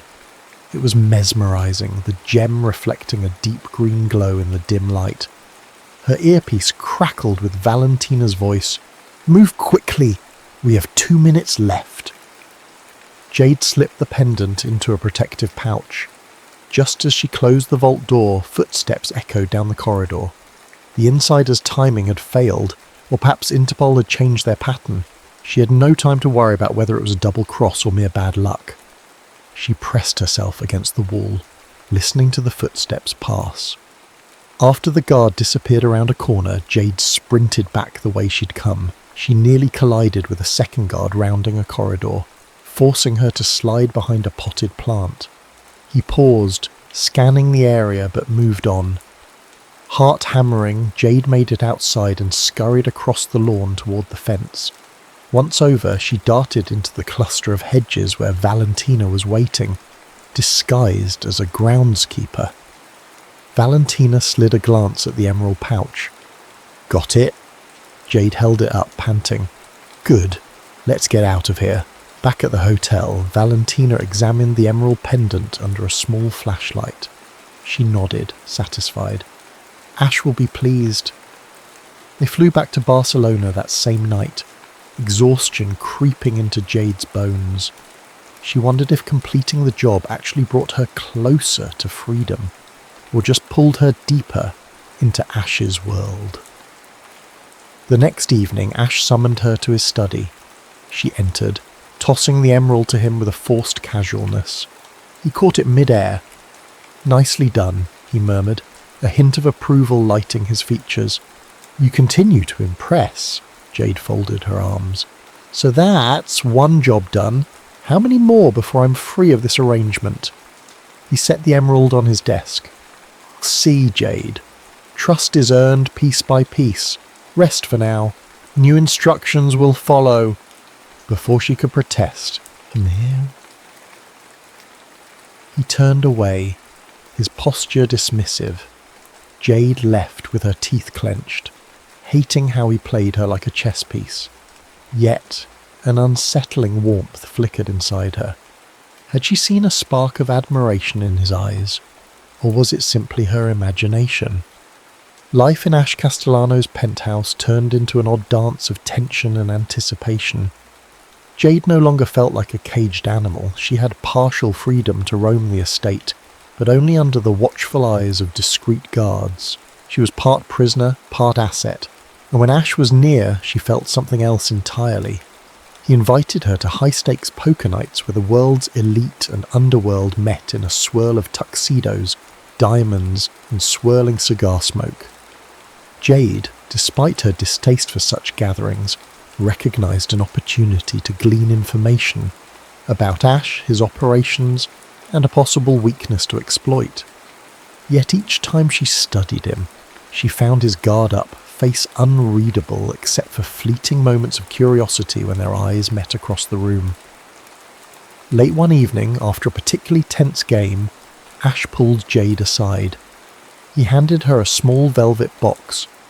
Inside was a sapphire pendant, darker in hue than the blue siren, but still mesmerizing. "For the fire in your eyes," he said, his voice low. Jade laughed bitterly, unsure whether he was mocking her or sincerely offering a gift. The tiny sapphire felt heavy with meaning. She hesitated. "Why?" she finally asked, eyes drifting to the gem in her hand. His lips curved into a half-smile. "Because I can." It was an answer that told her everything and nothing. The power dynamic was still in his favour. He might view her as a treasure he'd acquired, but there was a peculiar gentleness in his tone, as though he saw something in her that mirrored a part of himself. That night, she paced in her room, the sapphire pendant glinting on the bed. She wanted to throw it out the window to demonstrate she couldn't be bought. But a deeper part of her ached. For years she'd kept the world at arm's length, relying only on her skill. Yet something in Ash's eyes, his loneliness perhaps, resonated with her own sense of isolation. While she wrestled with her thoughts, there came a soft knock on the door. Ash stepped inside without waiting for permission. He wore a black silk shirt, unbuttoned at the collar, and the tension in his posture hinted he was waging a silent war within himself. "I should have knocked properly," he said quietly, glancing around her room. Jade raised an eyebrow. "Surprised you bother with politeness now," he let out a soft chuckle. "You're free to kick me out." "Am I?" she asked, bitterness lacing her tone. A flicker of pain crossed his face, but he pressed on. "I want to show you something." He gestured toward the hallway, and curiosity, along with a desire to end the suffocating tension, made her follow. They walked to his study. This time, instead of taking her behind the desk, he led her to a large painting on the wall, an abstract piece with violent streaks of red and black. He pressed a hidden latch, and the painting swung open, revealing a safe. Punching in a code, he opened it. Inside were documents, stacks of cash, and a single photograph that he took out carefully. It depicted two young boys with bright smiles, arms around each other, standing on a sunlit dock. "This was me and my brother Diego years ago," Ash said, his voice wavering slightly. "We were close once. Our father ran the family business, smuggling gems. Diego was older but reckless. We had dreams of taking the business legit, but things changed." He paused, gaze turning distant. "Diego betrayed us. He tried to align with a rival cartel, nearly had me and our father killed to seal the deal. I had no choice but to confront him. The confrontation escalated. Our father died in the crossfire. Diego fled. I never forgave him, or myself." Jade studied his face in the dim light, seeing the raw torment etched into his features. She'd expected a hardened criminal, not a man burdened by regret. "Why tell me this?" she asked softly. "Because you might understand," he replied, setting the photo back. "That feeling of always being alone, mistrusting everyone, including your own blood, and because you're not just a pawn in my game." His final words lingered, heated by an undertone of longing. It happened unexpectedly. Perhaps it was the weight of confessions or the vulnerability Ash rarely displayed, but Jade found herself leaning closer. The tension between them ignited. He reached out, brushing a strand of her hair aside. She closed her eyes, inhaling the faint scent of his cologne, smoke and spice. His lips hovered near hers, and in that breath of uncertainty she realized she wanted it. She wanted to feel alive in a way she'd never allowed herself. Their mouths met in a fierce bruising kiss that tasted of desperation and pent-up desire. They stumbled against the desk, scattering papers. Jade poured years of anger and longing into that moment. Ash responded with an intensity that sent a shiver down her spine. This was more than a power play. It was two people drowning in the same darkness, clinging to each other for a taste of light. When they finally broke apart, gasping, Ash's forehead rested against hers. "You're the storm I never saw coming," he whispered. Jade opened her eyes, heart pounding. She saw fear in his, a fear of losing control, of caring too much. Before she could speak, the phone on his desk buzzed, shattering the quiet intimacy. Ash pulled away, breath ragged. He grabbed the phone. "Yes?" A flash of anger crossed his features. "What do you mean we have a problem?" He muttered a curse, his gaze flicking to Jade with a mix of apology and frustration. "I have to handle this." Jade swallowed hard, stepping back. The moment had ended, but it left a crack in the walls she had built around herself and a fissure in his stoic persona. A week later, word reached them from Dubai. Diego Castellano, Ash's older brother, had resurfaced after years of staying hidden. The rumour was that he'd commandeered a rival cartel, forging alliances with extremist groups that valued precious gems as untraceable currency. The atmosphere in Ash's penthouse chilled overnight. Guards appeared at every corner, Valentina doubled security protocols. One evening, Jade was in the library, pretending to browse books while eavesdropping on a hushed conversation between Valentina and Ash. She overheard enough to catch that Diego was planning something big, something that threatened Ash's entire operation. Later, an anonymous message reached Jade on a secure phone she'd hidden in her room. The voice on the line was scrambled, but she recognized the slight Spanish accent. The caller's content was more startling than the voice itself. "Ash killed our father. He's lying to you. Everything he's told you is a facade. Don't let him make a fool of you." The line went dead before Jade could respond. She tried calling back, no luck. Was it Diego? If so, was he telling the truth? A knot formed in her stomach. Ash had said Diego's betrayal led to their father's death. But what if the blame wasn't so simple? As the days passed, Jade's thoughts turned restless. She was falling for Ash, or at least the tender illusions he allowed her to see. But if he'd lied about his father's death, what else might he have concealed? She couldn't openly ask him. That would raise suspicions. Instead, she spent nights in the penthouse's small office, hacking into restricted files. She found references to the Castellano patriarch's demise, but the documents were heavily redacted. There were hints that their father had been shot in a warehouse, both sons present, but no official conclusion on who pulled the fatal trigger. Jade's heart pounded with each new clue. Was she letting desire blind her to Ash's darker secrets? She recalled how effortlessly he manipulated her life. Could he have done the same with the truth about his father? Valentina summoned Jade to a private lounge for a briefing. She laid out the next operation, a black opal heist in Italy that promised to fetch an obscene sum. But Jade's mind was elsewhere, on Diego's warning, on Ash's possible deception. At the end of the briefing, Valentina stared hard at Jade. "Something's off with you lately. Don't let your personal entanglements compromise your focus." Jade bristled. No risk there. Valentina's gaze was icy. Good, because Diego Castellano isn't playing around. If you get tangled in his web, you'll regret it. Jade forced a cool nod. Inside she was torn. If Ash had lied, Diego might be the lesser evil. Or maybe both were devils. She was caught between warring shadows, uncertain which flicker of light to follow. On the eve of their departure to Italy, Ash found Jade pacing by the balcony, the city lights shimmering below them like restless spirits. The tension between them was suffocating. She wanted answers, but feared what she might discover. He approached from behind, gently laying a hand on her shoulder. She flinched, fighting the urge to confront him right then. Instead, she turned and pressed her lips to his in a desperate kiss.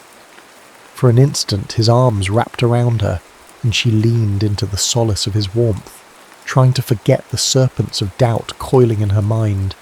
But as they parted and their gazes locked, Jade saw that same wariness. Something had shifted irreversibly. Tomorrow they would face dangers from the outside world, but tonight it felt like the real battle was already raging inside them. Italy beckoned with promises of beauty and danger. Jade, Ash and a small team landed in Florence under cover identities.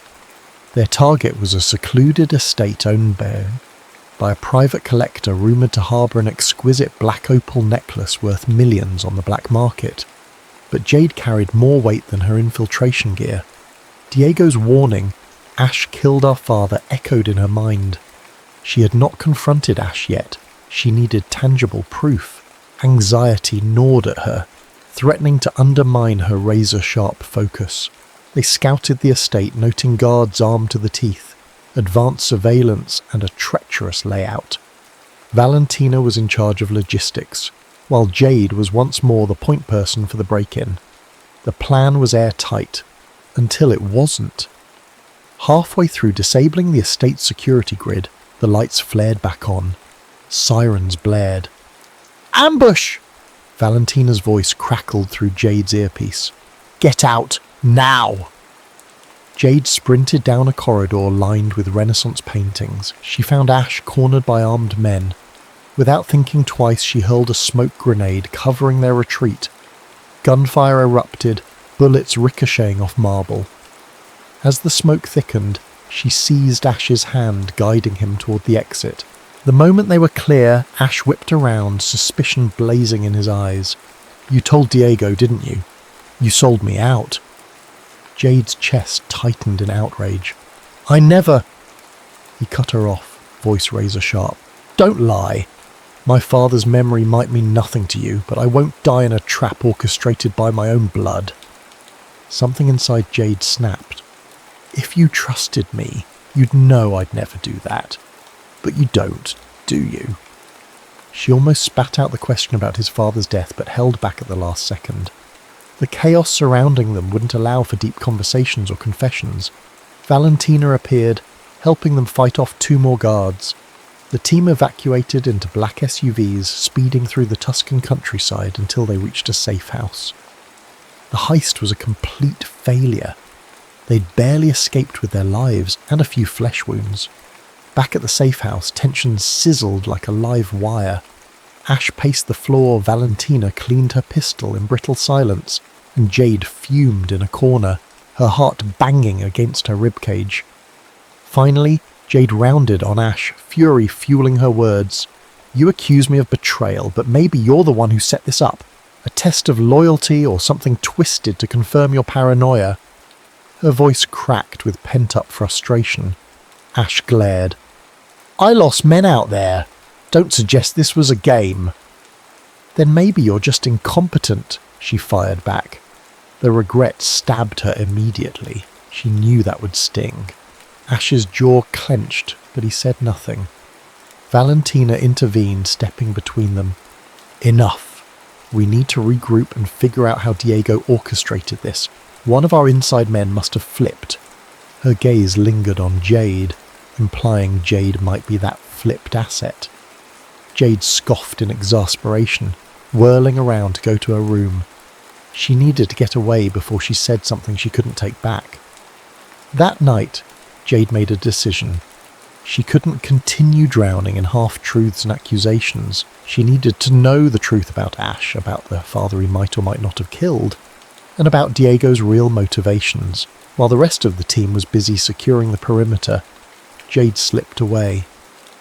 She found an unlocked car in the safe house garage and hot-wired it.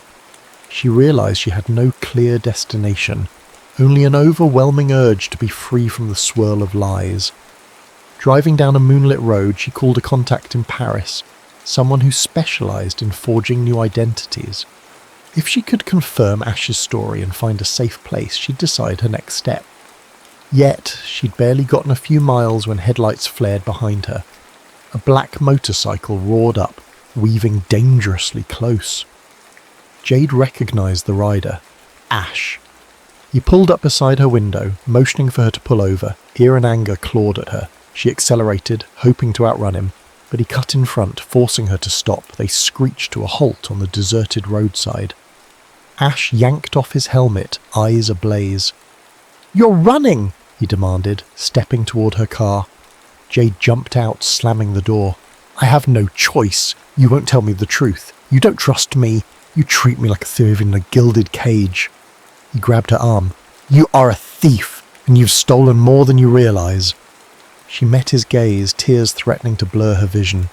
"Let go." His grip loosened, but he didn't release her. The road was silent except for the hiss of the wind through olive trees. Emotions warred on his face. Anger, desperation, something else unspoken. Finally, he let her go. "If you truly want out, go. But know this. If you walk away, Diego will come for you. He wants to use you against me. He's even more ruthless than I am." Jade swallowed the lump in her throat. "And that's my burden to bear." For a long moment, neither spoke. Then Jade got back into the car and drove off, leaving Ash standing in the glow of the motorcycle's headlight, his expression a portrait of heartbreak and rage. Jade returned to Paris, the city where this nightmare began. She rented a cheap room in a nondescript building, feeding the landlord a fake name. Days turned into a week marked by paranoia and isolation. She kept to back alleys, changed her appearance with a wig, avoided her usual hangouts. A gnawing emptiness followed her every step. The more she tried to forget Ash's haunted eyes, the more they consumed her thoughts. She felt fractured, unsure of where she stood in this war between brothers. Then one evening, as she slipped into a dimly lit cafe, she spotted Valentina, sitting alone at a corner table. Jade's pulse spiked, suspecting a trap, but Valentina waved a white napkin in a gesture of peace. Cautiously, Jade joined her. The hush of the cafe enveloped them, the smell of espresso cutting the tension. "Why are you here?" Jade demanded, ready to flee at the slightest threat. Valentina leaned forward, voice low. "Diego has mobilized a personal army. He's planning to assassinate Ash at a meeting in Istanbul. You might not care about the cartel, but I know you care about him." Jade's heart thumped. "Why should I believe you?" Valentina's eyes flashed. "Because I know Ash better than anyone. He made mistakes, yes, but he didn't kill his father. Diego's the one who set up the entire thing, possibly even pulled the trigger. Diego's men have been feeding you lies to turn you against Ash. I came because, despite everything, he still trusts you, and I don't want him dead." After Valentina left, Jade couldn't sleep. She roamed the Paris streets until dawn, mind roiling. If Valentina was telling the truth, Jade had been a pawn in Diego's revenge plot. The realization made her blood run cold. She pictured Ash, his guarded smiles, the vulnerability he'd shown, the way he'd risked everything to build an empire after losing his father and brother. A sharp pang of longing and regret speared through her. She might be the only one who could warn him in time, but returning to him meant trusting again, an act that felt alien and perilous. Yet something stronger than fear pulsed in her veins. She wanted to protect the only man who had ever dared to see through her hardened exterior. Whatever twisted form their connection took, it was real to her. As dusk fell the next day, Jade packed her gear. She made some calls, calling in old favours for travel documents. By midnight, she was on a cargo plane bound for Istanbul, determined to reach Ash before Diego struck. All the while, she clung to the memory of that shared kiss in the study, the raw honesty in his eyes. If she was risking her life, it might as well be for the one person who made her feel alive.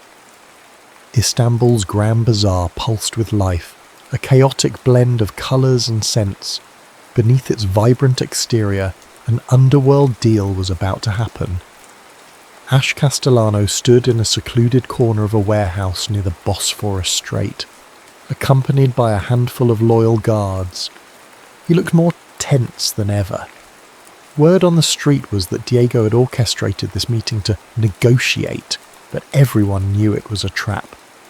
Jade watched from the rafters, heart pounding. She'd arrived just in time to witness Diego's men slipping into position, rifles gleaming under fluorescent lights. A chill ran through her. She had to act now or Ash would be cut down in a hail of bullets. When the first shot rang out, Jade leaped into action, dropping from the rafters behind a stack of crates. She lobbed a flash grenade that disoriented Diego's men, then darted forward to where Ash took cover behind a steel pillar. He started to aim his gun, until recognition flickered in his eyes. "Jade?" She gave a nod, breath ragged. "I'm sorry, I didn't know. Diego, he lied to me. I'm here to help." Emotions cascaded across his face, shock, relief, anger, maybe even a hint of gratitude. But there was no time to talk. Diego himself strode into view, flanked by bodyguards. The older brother's face wore a triumphant sneer. "This ends now, Ash," he spat, levelling a pistol. "And this time, I won't miss." Gunfire erupted from every direction. Jade and Ash fought back to back, covering each other in a deadly dance of bullets and cunning. At one point, Jade rolled across the concrete floor to grab a fallen weapon, taking out two of Diego's men. She realised she was fighting not just for survival, but for a chance at redemption for both her and murdered Ash. Valentina arrived with reinforcements, pushing Diego's men into retreat, but Diego himself remained, determined to kill his brother. He cornered Ash behind a shipping container, pistol aimed at Ash's chest. Jade, hidden behind a nearby crate, took a shot that grazed Diego's arm. He howled in pain, pivoting the gun toward her. Ash seized the moment. He lunged, wrenching the weapon from Diego's grasp. A scuffle broke out, brutal and personal. In the end, Ash pinned his brother to the ground, chest heaving, gun pressed to Diego's temple. Diego glared, panting. "Do it, brother. Prove you're just like me." Jade felt her heart spike. Would Ash pull the trigger? The seconds stretched like wire about to snap. Finally, with a growl of rage, Ash hurled the gun aside. "No," he said, voice shaking. "I'm not you." Valentina's men secured Diego, who spat curses as they dragged him away. Jade knelt next to Ash, heart in her throat. He had a bleeding gash on his arm, but it seemed superficial. Cradling his face in her hands, Jade looked into his eyes, tears wetting her lashes. "I'm sorry I doubted you," Ash exhaled, a shuddering breath. "You saved my life, twice now." They helped each other up, battered but alive. The city lights of Istanbul glittered outside like 1,000 possibilities.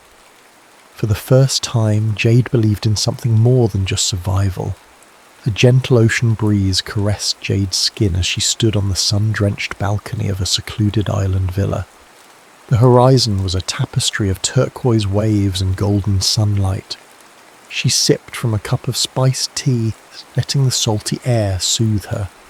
Behind her, Ash emerged, dressed casually in linen pants and a half-buttoned shirt, a faint scar visible on his forearm, one of the many they'd both acquired.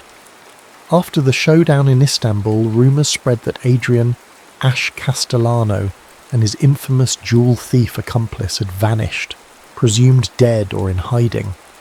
The truth was more nuanced. They'd decided to step away from the black market empire altogether, leaving Valentina to handle the transition to legitimate ventures, or dismantle them if she wished. Now, on this remote island, they ran a private security firm specialising in the protection and recovery of rare artefacts, flipping their skills from theft to preservation. It felt like a surreal twist of fate, yet it also felt right.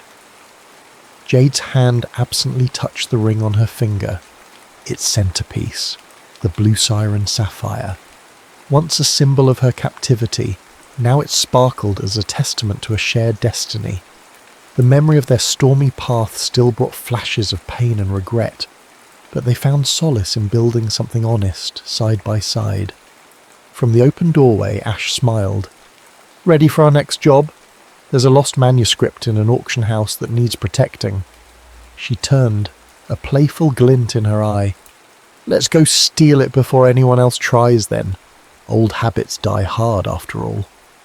He chuckled, crossing the balcony to stand beside her. Their hands entwined, and for a moment, the ghosts of their pasts receded, replaced by the pounding of the ocean against the shore and the simple warmth of each other's presence. No matter the shadows that lingered, they had found a form of freedom in the very thing that once bound them, trust in one another.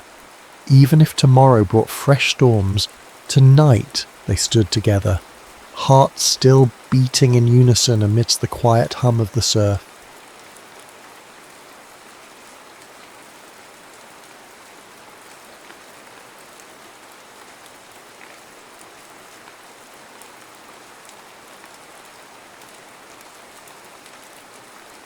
Carmen Green felt the prick of the IV in her arm, the slow rhythmic beep of the heart monitor, and the unspoken tension that lived inside those 4 hospital walls. She'd been stuck there for weeks, the Phoenix Children's Hospital, room 512, 16 years old, newly diagnosed with leukemia, and still trying to figure out why the universe had singled her out for this unfair battle. Across the hallway, nurses bustled in bright scrubs, Families walked in and out trying to hide tears, and the clink of medical carts was as constant as the Arizona sun. If Carmen closed her eyes, she could almost picture herself anywhere else, in a movie theatre with friends, under stadium lights at a Friday football game, or even just lazing around in her bedroom with a music playlist turned way up. But every time she opened them, the reality of her fight drifted back. On a hot June afternoon, she heard a stir of excitement from the hallway. Whispers. A nurse flustered at the nurse's station. Carmen sat up straighter, curiosity piqued. A few seconds later, the handle turned and in walked a young man who looked both ridiculously out of place and exactly like someone you'd see on a national sports magazine cover. He was tall and lean with the broad shoulders of an athlete. His short chestnut hair peeked out from beneath a grey LA Angels cap, and his face, still soft enough to reflect his youth, lit up with a warm grin. In his left hand, he clutched a gift bag decorated with cartoon baseballs. "Hey there, I'm Colton Hayes," he said, leaning against the doorframe. He cleared his throat.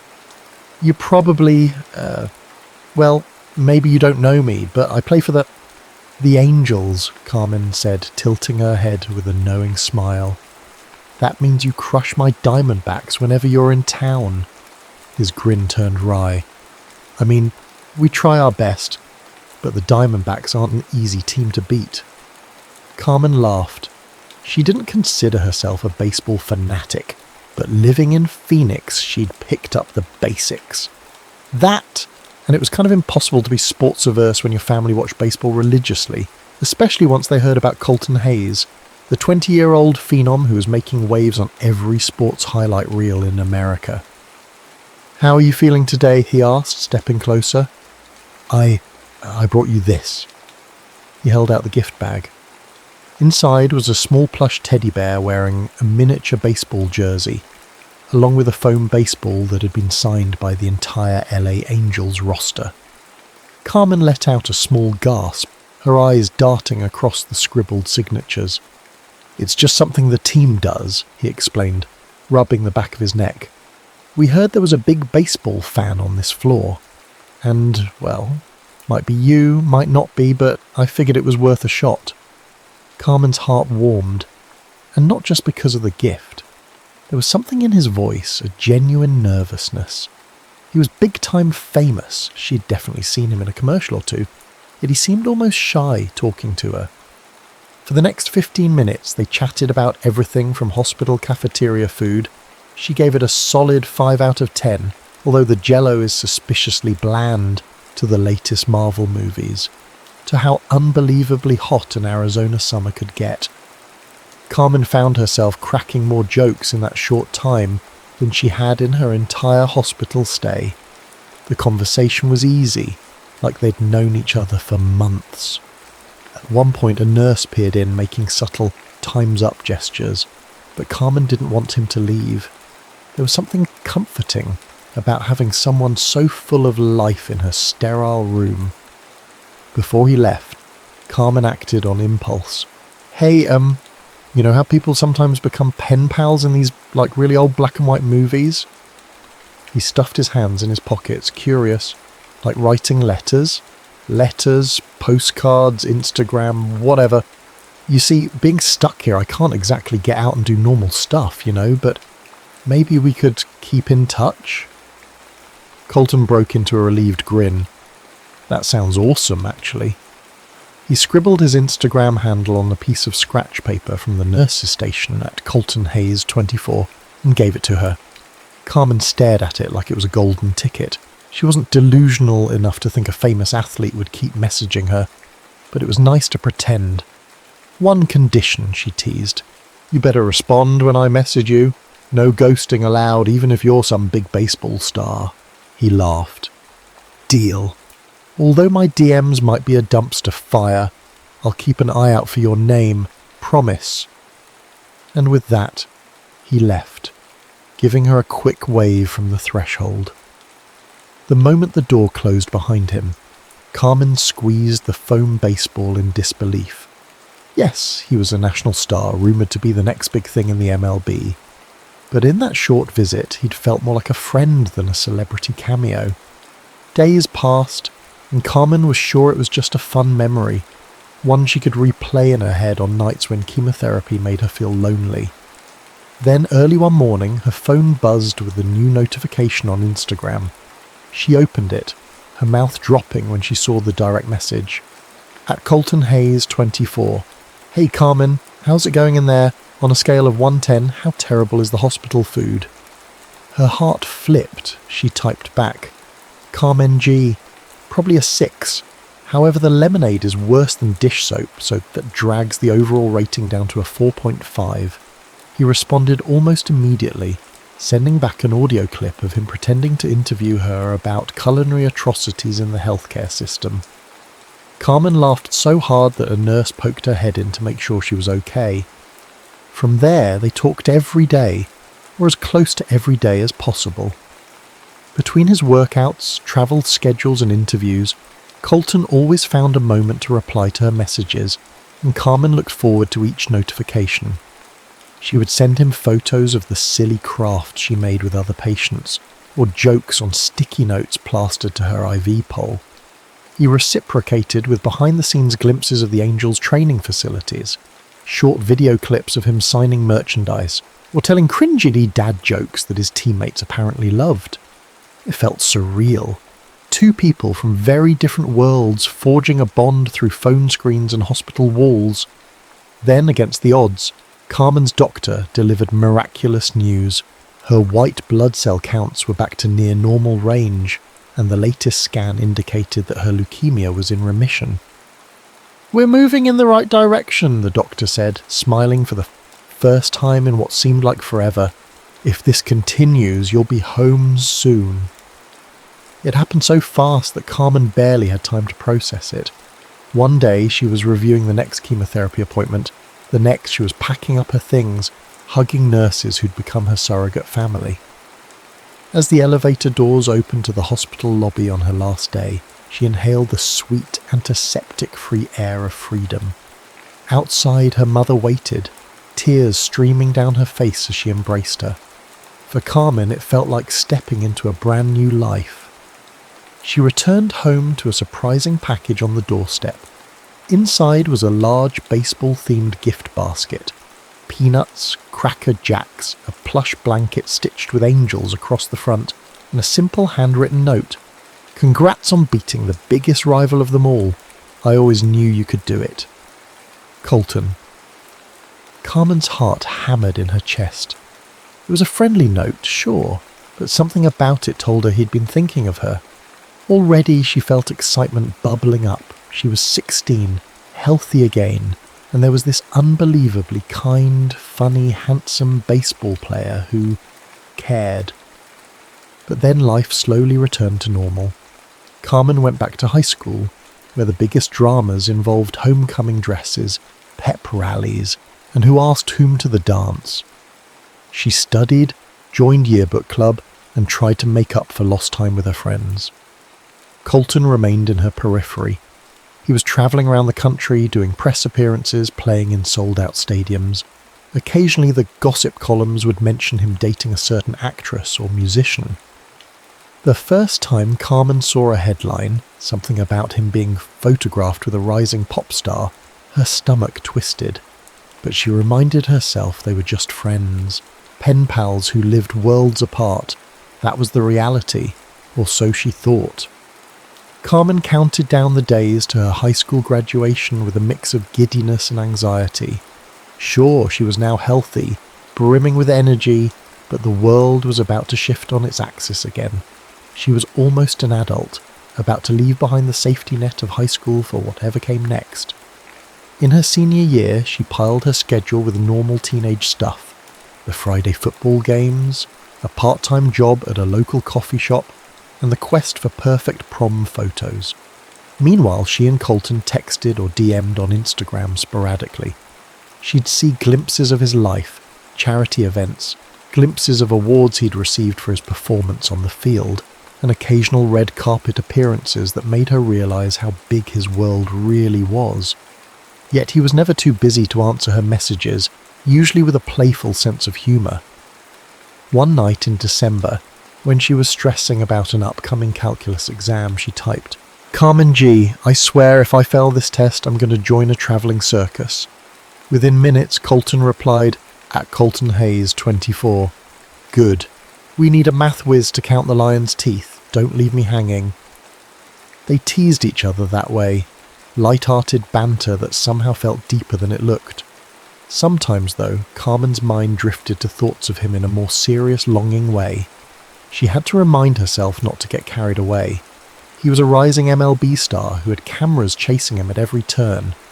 She was a normal, albeit resilient, high school senior whose biggest accomplishment thus far was beating cancer. Still, as her mother once said, the heart doesn't care about logic. A few months before graduation, Carmen was scrolling through Instagram during study hall. She stumbled on a paparazzi shot. Colton at a movie premiere, arms around a famous actress. The actress beamed at him, leaning in close, wearing a glamorous gown.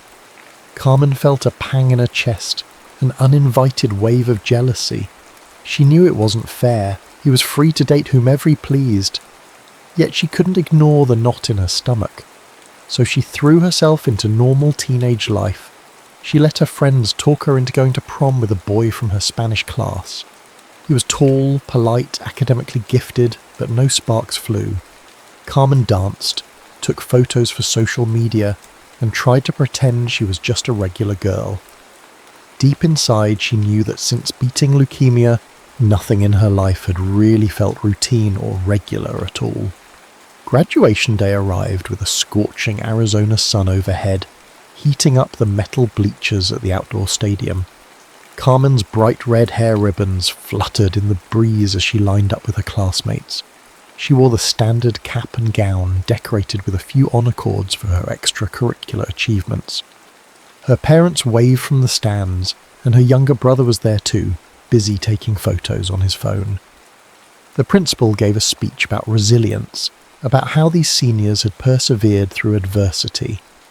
Carmen noticed her father wiping his eyes during the part about challenges that tested our faith. After all, he nearly lost his daughter. It was a day of celebration beyond just academic achievement. Then, from the corner of her eye, Carmen saw something that made her heart pound. Toward the back of the bleachers, half hidden by a pair of sunglasses and a baseball cap pulled low, was Colton Hayes. No entourage, no camera crew, just him, leaning forward slightly to catch a glimpse of the ceremony. She nearly tripped walking across the stage to get her diploma. When her name was called, Carmen tried to look poised, but she was all too aware of him in the crowd. How had he found the time or even the desire to come to her high school graduation? The idea both thrilled and terrified her. As soon as the ceremony ended and they tossed their caps into the air, the stadium erupted into cheers and general chaos. Carmen wove through the crowd, scanning for that baseball cap. Family and friends pressed in and she offered quick hugs, but her eyes kept searching. Finally, on the edge of the bleachers near the exit, she found him, sunglasses perched on his nose, a grin so big it seemed to radiate happiness. "You made it," she breathed, throwing her arms around him for a tight hug. The adrenaline of the moment made her bold. "Are you kidding? I wouldn't miss this for the world," he said, stepping back just enough to look into her eyes. "Congratulations, graduate." She felt her cheeks warm. "Thank you. Oh my gosh, do my parents know you're here? They'll flip out." "Not sure," he said with a chuckle, "but I'm prepared for anything." Sure enough, her mum and dad came rushing over, starstruck. They welcomed Colton with open arms. Everyone knew him from the baseball highlights, but it was the personal connection that mattered more. Her mother was practically speechless, only able to stammer out how proud she was of Carmen, and how grateful she was that Colton would come all this way just for a commencement ceremony.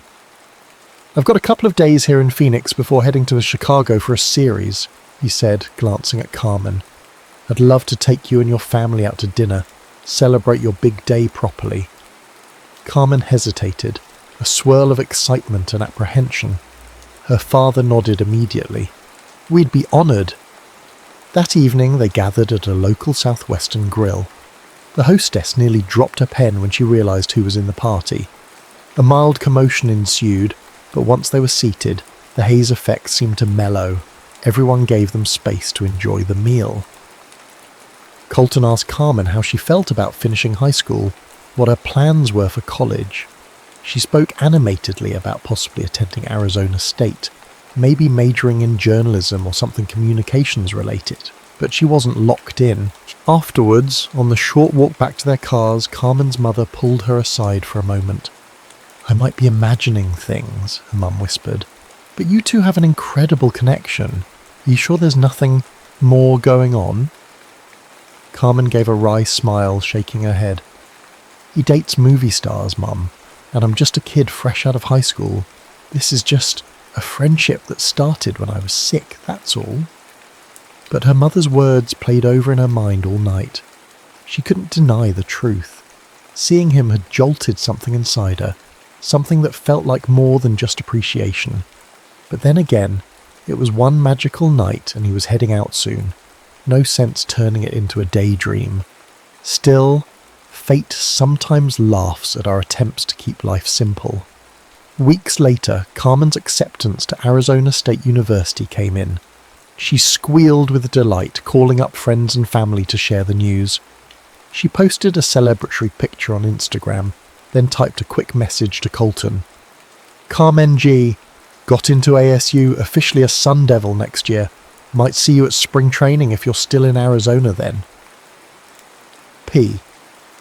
He responded with an immediate swirl of emojis, fireworks, baseballs, confetti, and a promise at Colton Hayes 24. "That's awesome. Let me know when you're settled on campus. And definitely come visit during spring training. I owe you a celebratory lunch at least." Carmen felt a fresh wave of excitement. For once, the future didn't seem so uncertain. It felt full of promise. The desert sun was beginning to mellow, slipping into the mild warmth of early March. Carmen, now 18 and a freshman at Arizona State, couldn't believe how busy college life was. She juggled classes, study groups, and the thrill of living in a dorm with new friends. It was everything she'd hoped for and more. Independence, a chance to reinvent herself, and a schedule that bordered on chaos in the best possible way. Mid-semester, Colton messaged her. "At Colton Hayes 24, spring training is in full swing. Want to swing by and watch us practice?" He attached a digital pass to the team's training facility, complete with VIP access. Carmen's pulse sped up. For some reason, even though they'd been in touch for years, every new invitation from him felt like stepping into a surreal dream. She asked two of her closest college friends, Haley and Denise, if they wanted to come along. They screamed "yes" in unison the moment she mentioned Colton's name. When they arrived at the practice field, Carmen expected to feel awkward or out of place. Instead, an official usher guided them to a shaded seating area near the dugout. For the next couple of hours, they watched batting practice, fielding drills, and pitchers warming up. Colton, wearing his red Lay Angels jersey with the number 24 on the back, snuck them ways between drills. Each time, Carmen's stomach fluttered. When practice ended, Colton jogged over, still catching his breath. Sunlight glistened off the fine layer of sweat on his arms. Haley and Denise were starstruck. Carmen, for her part, wasn't sure if her sudden warmth was from the Arizona heat or from seeing him in action. "You made it," he said, beaming, as he gave Carmen a half-hug. "Thanks for coming." "You kidding? Thanks for letting us watch," Carmen replied. "You were amazing out there." He shrugged, but she could see the pride in his eyes. "We're still working out the kinks before the regular season starts." Before long, he proposed taking them all out to dinner. "I know a place nearby, good tacos, great music," he said, pulling off his batting gloves. "We can just relax and catch up." The four of them ended up at a lively Tex-Mex joint. The walls adorned with colourful murals and neon signs. A local band played upbeat tunes on a small stage in the corner. The energy was infectious. Haley and Denise teased Carmen relentlessly, describing embarrassing stories from the dorm. You should see her at 2 a.m. with a mountain of flashcards. Colton took it all in stride. matching their humour with a playful banter of his own. While the others were busy trying different hot sauces, Carmen and Colton slipped into easy conversation at the corner of the table. He asked how her classes were going, whether she'd chosen a major yet. She told him about her interest in broadcast journalism, how she dreamed of telling stories that mattered, especially stories of resilience, like the patients she'd met at the children's hospital. He listened intently, nodding along. At some point, Hayley suggested they go dancing. The restaurant had a small dance floor near the band, and couples were already swaying to the beat. Denise dragged Carmen out there, and Colton followed, leaving his baseball cap behind at the table. Under the twinkling lights, with the band switching to a slower romantic tune, Carmen found herself paired with Colton. He placed a hand gently on her waist, and she slid her arms over his shoulders. It felt like the rest of the world blurred out, leaving just the hum of the music and the thump of her heart. They talked quietly as they swayed. He told her about the pressures of being the youngest star on the team, how the media hype sometimes made him want to crawl into a bunker just to breathe. She confessed her fears about post-cancer checkups, the lingering worry that overshadowed her future plans. Their honest words created a bubble of closeness, a tether that seemed to draw them even nearer. By the time the evening wound down, all four were buzzing from the experience, good food, dancing, and that intangible spark that lit the air. Carmen's friends teased her on the drive back to campus. "Girl, he's into you," Denise insisted. "He looks at you like you invented baseball." Carmen laughed it off. "We're just good friends," she insisted. But inside, a swirl of confusing emotions tugged at her. Part of her wanted to believe it might be something more. Another part was scared to imagine what it would be like if the tabloids got hold of any of this. Then came Colton's next invitation a week later. "Want to hang out after our scrimmage this Saturday? Just you and me, if that's cool." On the designated evening, Carmen arrived at the training facility after the stands had emptied. Players milled about, heading to the locker rooms or chatting with staff. Colton emerged wearing casual jeans, a plain black t-shirt, and a hat turned backward. He flashed a grin that made her pulse quicken. "Hungry?" he asked. "We can go grab a milkshake or something." They ended up at a hole-in-the-wall burger joint. The neon sign out front flickered, and inside the decor seemed frozen in the 1950s. They slid into a vinyl booth, ordered 2 chocolate milkshakes, and talked about everything from music tastes to childhood memories. He spoke with passion about his father, who had passed away a few years prior, and how baseball was their shared dream.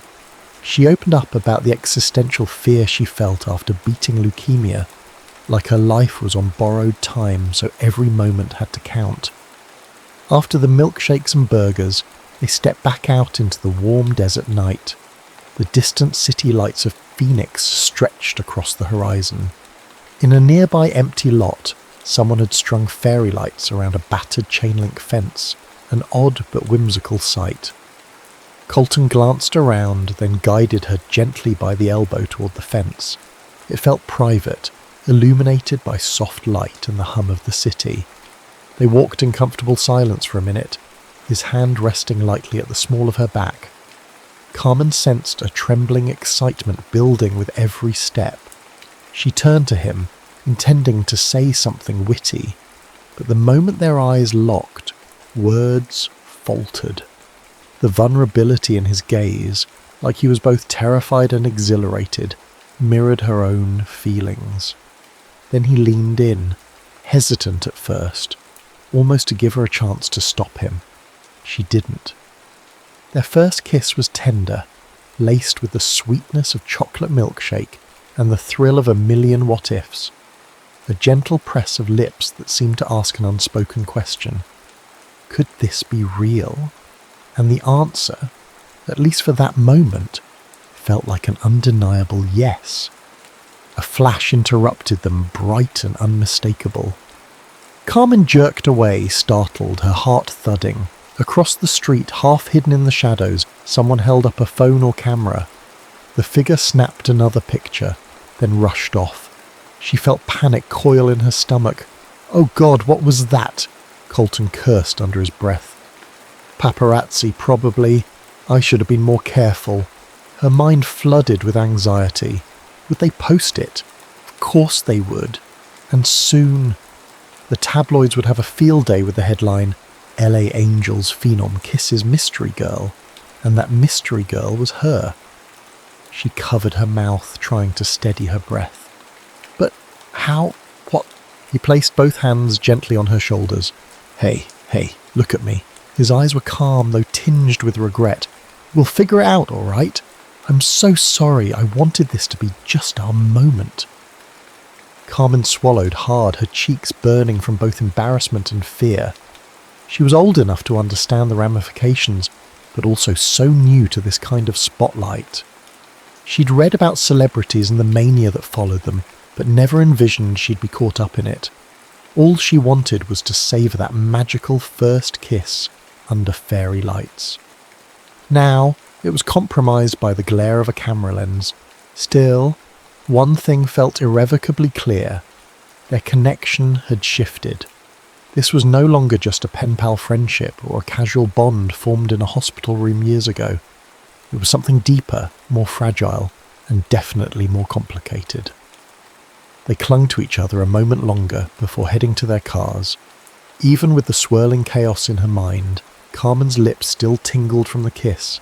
She felt a thrill that overshadowed the fear, because for the first time she fully understood that whatever was happening between her and Colton was undeniably real. It didn't take long for the photos to appear online. By the next morning, Carmen's phone pinged relentlessly. Her social media was ablaze with tags and messages. Who is she? Colton's mystery girl.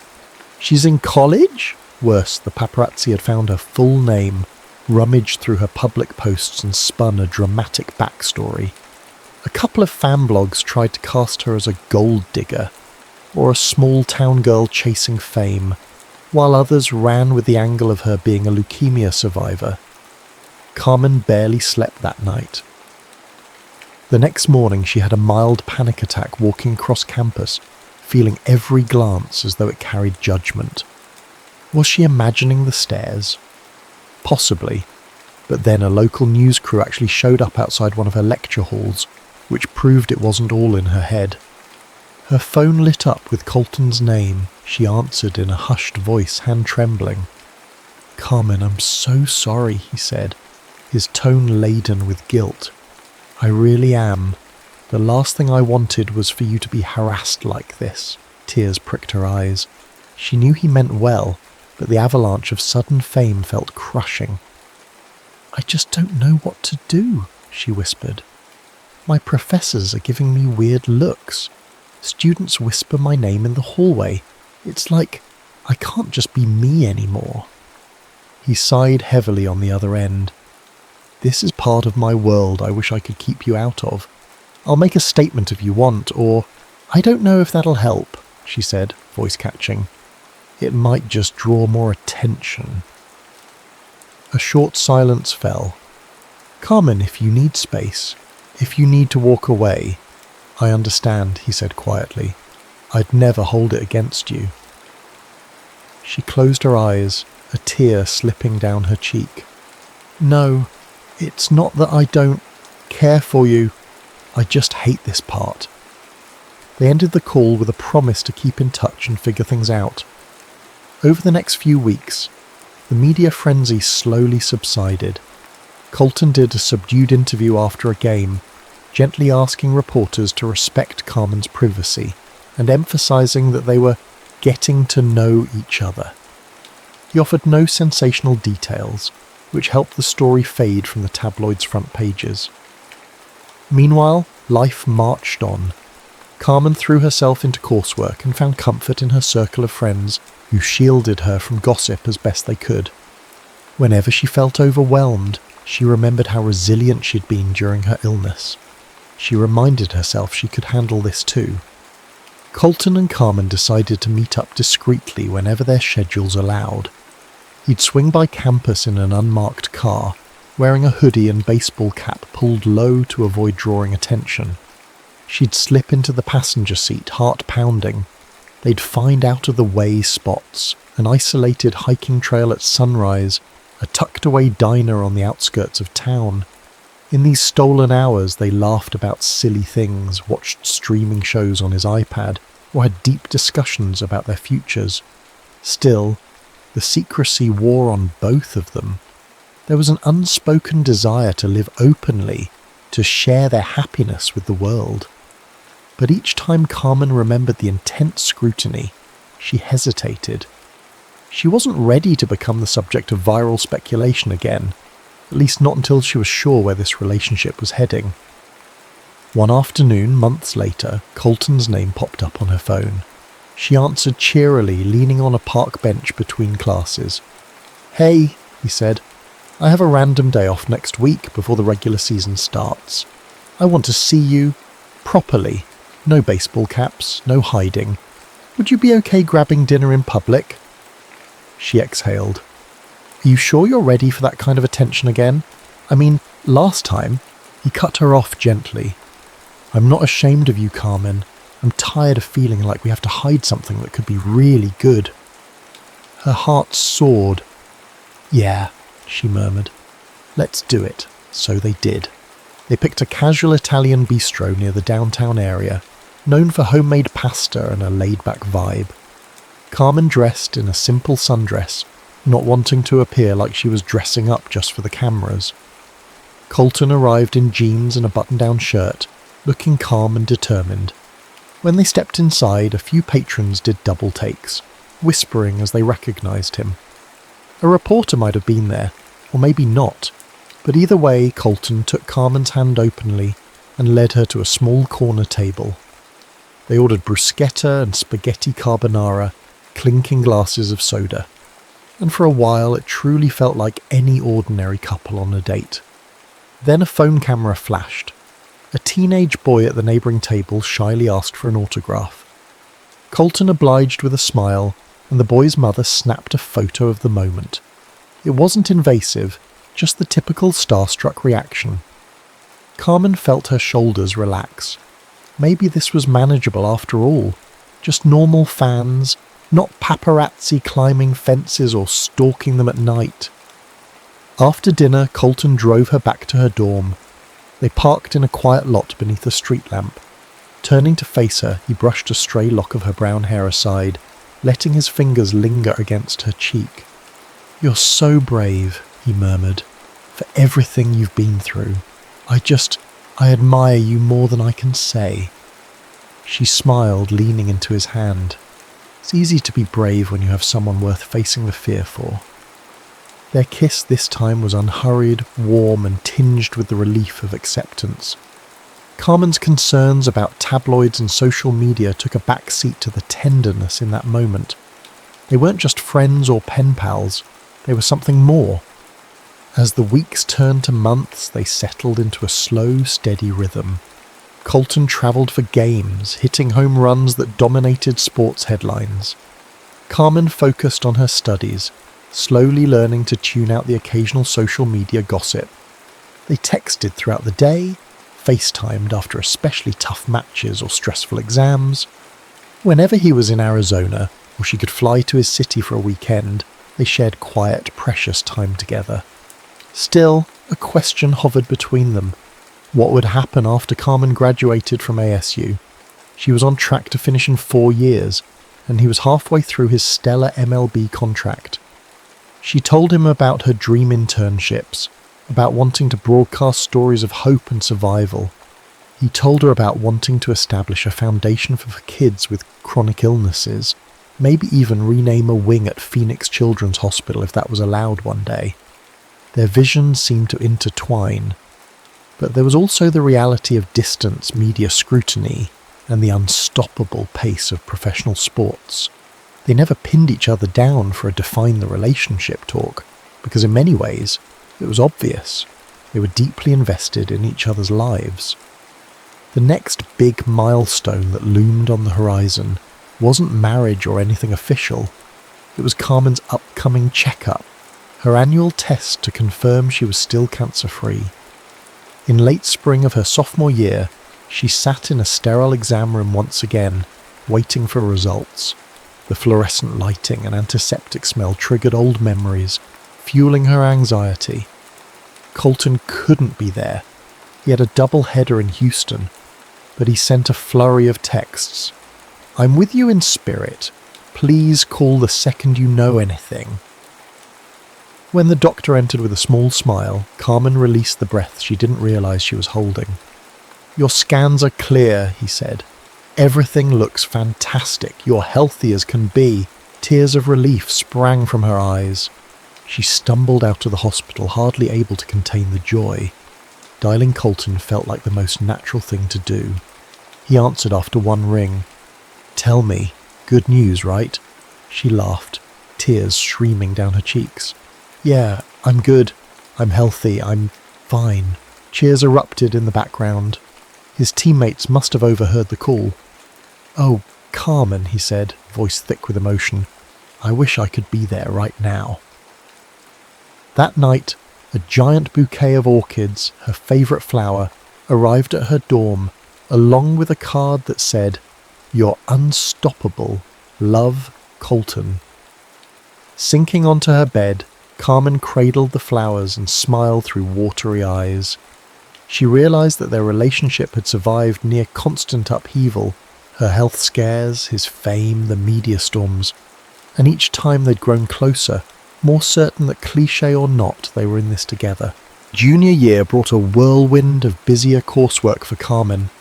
She honed her reporting skills at the college radio station, practicing interviews and broadcasting daily news segments. She also pitched a series of stories about real-life survivors, people who overcame illness, adversity, or personal tragedy. Her station director loved it, giving her the green light to produce a weekly spot. Meanwhile, Colton continued blazing a trail in the MLB. By 24, he'd become one of the Angels' star players, hailed as a future Hall of Famer if he could maintain the streak. His face adorned magazines and sports channels, and he was invited to every talk show imaginable.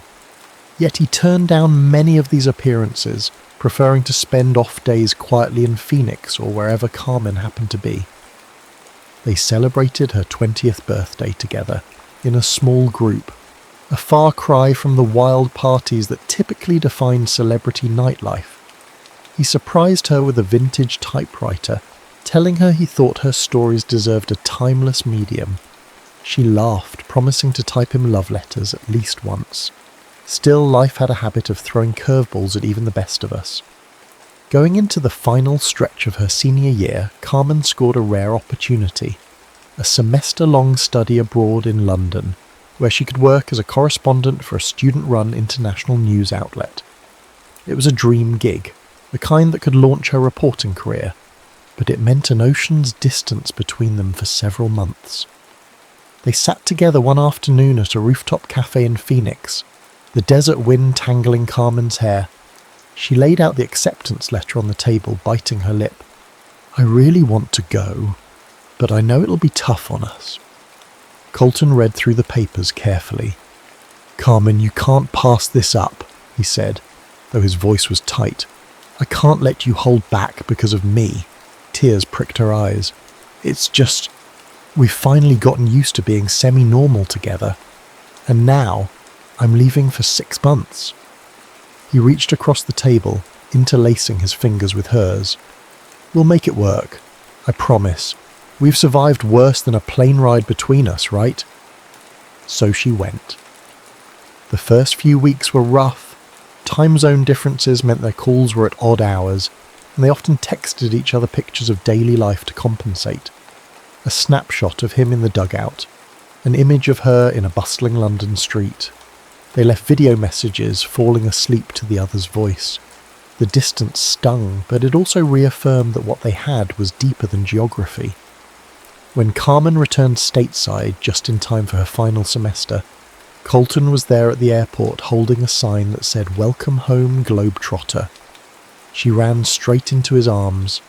Tired from a long flight, she felt simultaneously euphoric, as if no time had passed. He took her to a low-key celebration with a handful of his closest friends.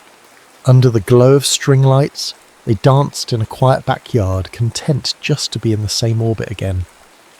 It was during one of these late-night heart-to-hearts that he confided something new. "I've been talking to the team about community outreach programs," he said, brushing a strand of her hair aside. "Specifically, I want to partner with hospitals for kids dealing with serious illnesses. I was thinking about naming a scholarship fund or something after my dad, and maybe you could do a piece on it?" Her eyes sparkled with pride. "Of course, I'd love to." Time flew. Carmen graduated from ASU with a degree in journalism, and on that scorching May afternoon, she wore a black cap and gown. Her parents sat proudly in the stands, but it was Colton's presence near them that made her heart ache with happiness. Nobody was surprised this time. He'd become a fixture in her life for years now, though they'd kept much of their romance private. When her name was called, he rose from his seat, clapping so hard the people around him shot him amused smiles. He didn't care. That moment was for her. Once again, Carmen experienced a wave of déjà vu, recalling her high school graduation and how he'd shown up then too. This felt like a new chapter, a second chance at a milestone they could both celebrate openly. Afterwards, they strolled across the campus lawn, where small groups of graduates posed for photos. Dressed in a simple suit, Colton couldn't contain his excitement. "Remember that first time I came to your high school commencement? It feels like we've lived a dozen lives since then." Carmen nodded, hugging him close. "We kind of have." They found a quiet spot under a jacaranda tree in bloom, purple flowers strewn across the grass like a royal carpet. With a gentleness that belied his athlete's strength, Colton took both of her hands. "There's something I've been wanting to ask you." A flicker of anticipation danced in her stomach, but she tried to play it cool. "Oh?"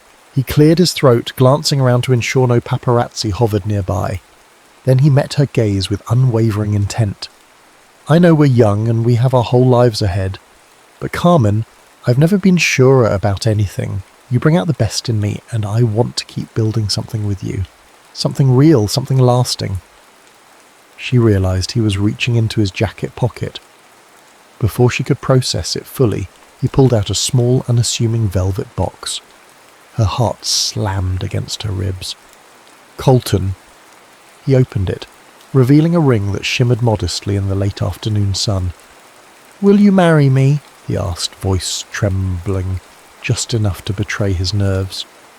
"I don't have a fancy speech. I just know that I don't want to wait any longer to make it clear that I choose you.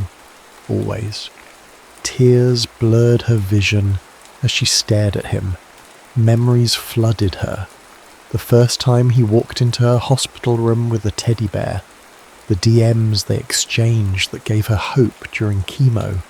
The stolen dances. The stadium waves. The heartbreak. And the joy. It all led to this. "Yes," she breathed, barely able to get the word out. "Yes, of course I will." He slid the ring onto her finger, and she laughed through her tears as they embraced. The moment was so simple yet monumental.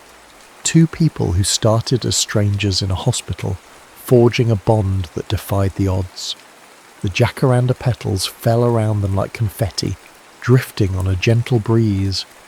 Months later, the engagement was announced formally, but by then they didn't care how many headlines blared. Baseball star proposes to former cancer patient, or MLB phenom ties the knot with hometown heroine. They had each other, and everything else paled in comparison. In the end, they decided on a small wedding ceremony, family and a few close friends in attendance. As Carmen walked down the aisle, her brown hair cascading over her shoulders, her crystal blue eyes sparkling with tears of joy, Colton stood at the altar in a crisp suit, his eyes reflecting awe.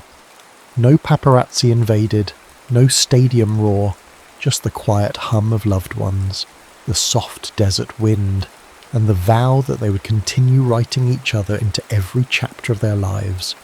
And yes, they still referred to each other as pen pals sometimes, laughing at how it all began with one fleeting question in a hospital room. "Hey, Would you ever want to be pen pals? Sometimes the simplest beginnings lead to the most extraordinary journeys.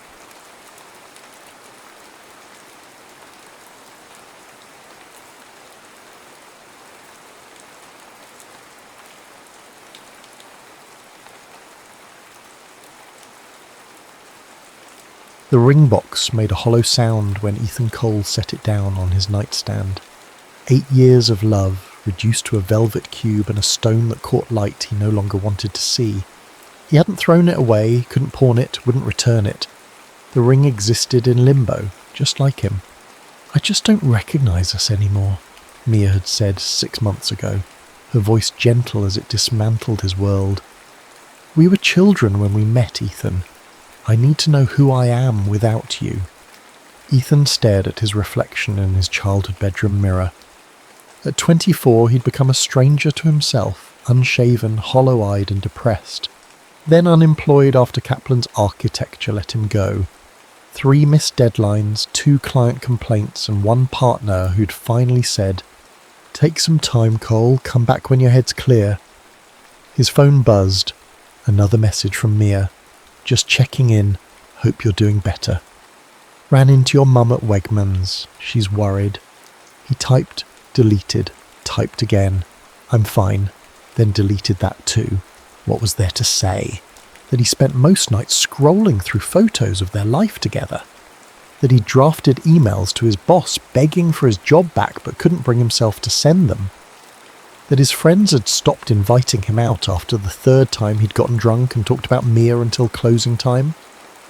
Instead of responding, he opened Reddit, mindlessly scrolling through posts.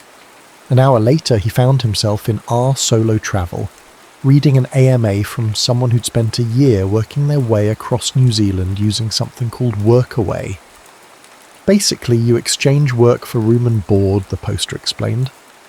"I spent 3 months on a vineyard, 2 at a hostel, and the rest at various farms. Best decision I ever made." Ethan's finger hovered over the link. What exactly did he have to lose? The Workaway site was filled with opportunities. Organic farms in Italy, hostels in Thailand, language exchanges in Argentina. He applied to a dozen listings without much thought, writing the same basic introduction, mentioning his background in architecture, his willingness to learn, his need for something new. Most hosts never replied. 2 sent polite rejections. 1 family in Portugal seemed interested until they learned he couldn't commit to 6 months. Then came the email from Alaska. "Hi Ethan, I'm writing on behalf of North Lights B&B in Talkeetna, Alaska. We're looking for someone to help with property maintenance and eventually assist with our dog sledding team. September through February position. No experience needed. My grandfather and I can teach you everything. It's remote, it's cold, and it's not for everyone. But if you're looking to disappear for a while, there are worse places than here. Willow Morgan." The directness of her message struck him. No false enthusiasm, no sugarcoating. If you're looking to disappear for a while. It was exactly what he needed. He replied immediately, and within 3 days had purchased a one-way ticket to Anchorage. The night before his flight, he finally texted Mia back. "I'm going to Alaska tomorrow, taking a job at a B&B. Don't know when I'll be back." She called within minutes, but he let it go to voicemail. Later, he listened to her message. "Alaska? Ethan, that's... wow. I hope you find what you're looking for there. I really do. I'm sorry for how things... Just be careful, okay? Call me when you get there. At least let me know you arrived safely." His thumbs hovered over the phone. So many words caught in his throat, none of them right. In the end, he simply wrote, "I will." As his flight took off the next morning, Ethan watched his hometown disappear beneath the clouds. He wasn't running away, he told himself. He was running towards something. He just had no idea what that something might be. The tiny 8-seater plane rattled as it approached Talkeetna, giving Ethan his first real glimpse of Alaska. Below, Endless forests spread like a dark green carpet interrupted by silver threads of rivers and the occasional clearing. In the distance loomed Denali, its peak crowned in perpetual snow even in September. First time in Alaska. The pilot's voice crackled through the headset. That obvious? You haven't stopped staring out the window, folks who live here? He gestured at the other passengers, who were either sleeping or reading. They've seen it before. It's nothing like New York, Ethan said, mostly to himself. Damn right it's not. That's why people come, and why they stay. The landing strip appeared below, a ribbon of asphalt at the edge of what barely qualified as a town. As they descended, Ethan's stomach tightened with a familiar anxiety. What the hell was he doing? He'd never owned a dog, much less driven a dog sled. He'd never lived somewhere he couldn't get pizza delivered at midnight. He'd never... Mr. Cole? A young woman stood beside a weathered truck in the small lot outside the airfield office. She was startlingly petite, maybe 5'2", wearing a flannel shirt that hung loose on her slender frame. Her dark hair was pulled back in a messy bun, revealing a face that looked younger than he'd expected. "Willow?" he asked, extending his hand. "That's me." Her handshake was firm, her eyes an unsettling shade of grey. Not blue-grey or green-grey, but the colour of storm clouds. "Welcome to Talkeetna." She took one of his bags and loaded it into the truck. "Thanks for meeting me," he said, struggling to make conversation as they drove away from the airstrip. "The town seems... quaint." A slight smile. "Quaint is one word for it. 300 residents year-round, though it doubles in summer with tourists. Winters, though. Winters, it's just us." Ethan wanted to ask about her. How old she was, why she ran a B&B in the middle of nowhere, who us referred to besides her grandfather. But something in her demeanour suggested she preferred keeping conversation functional. Instead, he watched out the window as they passed the town's main street. A collection of log cabins converted to gift shops, a brewing company, an ice cream parlour, and a bar whose sign simply read Fairview. "That's downtown," Willow explained. "Southside is mostly residential, and we're headed north about 2 miles out." The truck turned onto a narrower road that wound through dense forest before finally emerging at a clearing. The North Lights bed and breakfast was a large 2-storey log structure with a wraparound porch flanked by several smaller outbuildings and what appeared to be dog kennels set further back on the property. Beyond it all, a pristine lake reflected the afternoon sunlight. "Nice place," Ethan said, genuinely impressed. "Been in my grandparents' family for 3 generations. Before the tourists, it was just a homestead." Willow parked and got out. "Grandpa's probably with the dogs. I'll show you to your cabin, then give you the tour." "My cabin?" She pointed to one of the smaller structures. "That's where you'll stay. We don't make staff sleep in the main house. Everyone needs their privacy." The cabin was simple but comfortable. A studio setup with a queen bed, small kitchenette, bathroom with a stand-up shower, and a desk by the window that overlooked the lake. Rustic but not primitive. There was Wi-Fi, electric heat, and even a small TV. "It's perfect," Ethan said, setting down his bags. "When do I start?" Willow leaned against the doorframe. "Tomorrow's soon enough. Rest day, get your bearings. Dinner's at 6 in the main house. We don't have guests until the weekend, so it's just you, me, and my grandparents." As she turned to leave, Ethan called after her. "Willow?" She paused, those storm cloud eyes meeting his. "Thanks for taking a chance on me. I know I don't exactly have the right experience for this." Something unreadable passed across her face. "Everyone has their reasons for coming to Alaska, Ethan. Most of them boil down to needing to be somewhere that isn't where they were before." She offered a small smile. 6 o'clock. Don't be late. Gran hates when food gets cold. Left alone, Ethan unpacked methodically, arranging his belongings as though establishing this new space might help establish this new self.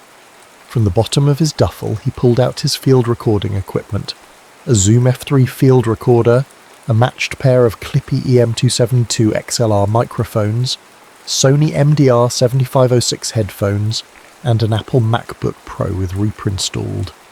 It was the one passion he had maintained even during his worst days after Mia. The emptiness hit suddenly as he sat on the edge of the bed. 6 hours ago he'd been in New York.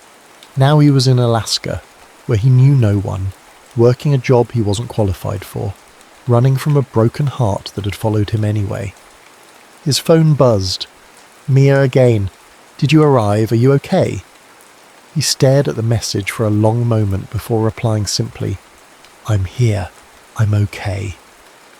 Then he silenced his phone, set an alarm for 5:45, and lay back on the bed. Outside his window, the lake water rippled under a breeze, making a sound both foreign and familiar. He closed his eyes and listened, really listened, for the first time in months. "Lean with the sled, not against it," Frank Morgan called over the morning wind. "You fight the curve, you'll flip us both." Ethan adjusted his weight, feeling the wooden sled respond beneath him as they navigated a turn on the practice trail. After 2 weeks at Northlights, he'd graduated from kennel cleaning and feeding to actual dog handling. This first run with Frank, Willow's grandfather and the unquestioned patriarch of the operation, was his first real test. The 6-dog team powered ahead, their breath visible in the crisp October air. Talkeetna had already seen its first snowfall, though not enough for proper sledding. Today they used a wheeled training rig, but Frank insisted the principles were the same. "Good! Now give 'em the command to slow." "Whoa!" Ethan called out, surprised when the lead dog actually responded, bringing the team to a gradual halt. Frank clapped him on the shoulder. "You're a natural city boy." Ethan couldn't help but laugh. Nothing about the past 2 weeks had felt natural. His first days had been a blur of sore muscles, blistered hands, and endless instructions about the B&B's operation. He'd painted railings, replaced rotted boards on the dock, cleaned guest rooms, and spent hours in the kennel learning the names and personalities of 16 Alaskan huskies. Through it all, Willow had been a patient but reserved guide, teaching him the essentials with a quiet efficiency. She handled the B&B's operations, bookkeeping, reservations, guest services, while Frank managed the dogs and her grandmother Rosemary ran the kitchen. "Look alive, Cole," Frank called, breaking into Ethan's thoughts. "We're heading back. You take the commands this time." By the time they returned to the kennel, Ethan's face was chilled, but flushed with exhilaration. As they unharnessed the dogs, he caught sight of Willow watching from the porch of the main house, her expression unreadable from a distance. "Not bad," Frank said, coiling the harness lines. "Few more runs and you'll be ready to take guests out, just in time for the real snow." "I hope so," Ethan replied, kneeling to rub the lead dog behind the ears. Juno, a steel-grey female with one blue eye and one brown, had become his favourite. Though I'm not sure I'd trust me with paying customers yet. Tourists just want the experience. As long as you don't dump 'em in a snowbank, they'll give you 5 stars. Frank's weathered face creased with a smile. "Go on in and warm up. Rosemary's making her caribou stew, and Willow mentioned something about needing help with the website later." Inside, the main house was warm and fragrant with cooking smells. Rosemary, a soft-spoken woman with silver hair and Frank's same mischievous eyes, ladled stew into a mug and pressed it into Ethan's hands. "Drink," she instructed. "You city folk always forget to hydrate in the cold." "Yes, ma'am," Ethan said, sipping the rich broth gratefully. "Good run?" Willow asked, not looking up from her laptop at the dining table. "Your grandfather thinks I'm a natural." Grandpa thinks anyone who doesn't fall off the sled on their first day is a natural. But there was amusement in her voice. "When you're done with that, I could use your help with some web design issues. Grandpa mentioned you had a background in architecture." "Yeah, I worked for a firm in Rochester. Design and project management mostly." "Good. Our website looks like it was built in 2003. She finally glanced up. "You're still wearing your hat inside." Ethan reached up, surprised to find the knit beanie still on his head. "Oh, sorry." "Don't be. Your ears are bright red. Keep it on until they stop stinging." It was the most personal comment she'd made since his arrival, and he found himself oddly touched by her concern. Over the next hour, they sat side by side at the table, shoulders occasionally brushing as they redesigned the B&B's outdated website. Willow was surprisingly tech-savvy for someone who lived so remotely, and her eye for design impressed him. "Where did you learn all this?" he asked as she adjusted the CSS on a page. She hesitated. "Community college. I was studying digital media before I moved here." Before her boyfriend died, Ethan mentally filled in. Though he'd been at Northlights for 2 weeks, the only personal information he'd gleaned about Willow had come from Frank during their work together. All he knew was that she'd lost her military boyfriend overseas, then left North Carolina to live with her grandparents. She never mentioned it, and Ethan never asked. "Well, you have good instincts," he said, keeping his tone professional. "This layout works much better." "Thanks." She glanced at him, then back at the screen. "Frank says you're good with the dogs. I like them. They're uncomplicated." A small smile. "Uncomplicated is a nice way of saying they'll love anyone who feeds them. Maybe that's what I like about it. Earned affection." The words slipped out before he could censor them. Willow's hands paused over the keyboard. For a moment, Ethan thought he'd overstepped, revealed too much of his own brokenness. But then she nodded, almost imperceptibly. "I understand that," she said quietly. They worked in silence for another hour, but something had shifted between them, some small recognition of shared experience, of parallel paths that had somehow converged in this unlikely place. That night, after dinner, Ethan returned to his cabin and retrieved his recording equipment. The temperature had dropped further, and his breath clouded as he walked down to the lake's edge. Setting up his matched microphones on a stand, he put on his headphones and simply listened. The world through the amplified microphones was a revelation. Water lapping gently at the shore, the distant call of an unseen bird, wind rustling through pine needles. He adjusted levels, finding focus in the technical details, then hit record. For 30 minutes he stood motionless, capturing the sounds of a world so different from the one he'd left behind. No car horns, no voices, no constant hum of urban life, just wilderness breathing around him. "What are you doing?" He hadn't heard Willow approach. Pulling off the headphones, he turned to find her standing a few feet away, hands tucked into the pockets of her parka. "Field recording," he explained. "I collect natural sounds." "For what?" "Sometimes I sell them to sound designers for films or games. Mostly I just collect them for myself." She tilted her head. "Can I hear?" He hesitated, then handed her the headphones. Willow put them on, and her eyes widened slightly as the amplified sounds of the night surrounded her. For several long moments she stood completely still, listening. When she finally removed the headphones, her expression had softened. It's like hearing the world with new ears," she said. "That's exactly what it is." Ethan smiled. "Want to try recording something?" To his surprise, she nodded. For the next hour they moved around the property, capturing different sound perspectives. The creak of the dock, the hushed whisper of trees, the distant chorus of dogs responding to a faraway wolf howl. Willow proved to be an intuitive assistant, suggesting locations and even holding a reflector to capture certain audio angles. As they worked, Ethan found himself watching her more than his equipment. In the dim light, with her focus entirely on the sounds around them, she seemed different, more open, more present. When she suddenly looked up and caught him staring, he expected her to retreat back into her usual reserve. Instead, she smiled, a real smile that reached her eyes and transformed her face. "What?" "Nothing," he said. "You're just good at this. I used to help my boyfriend record guitar demos." Her voice was quiet but steady.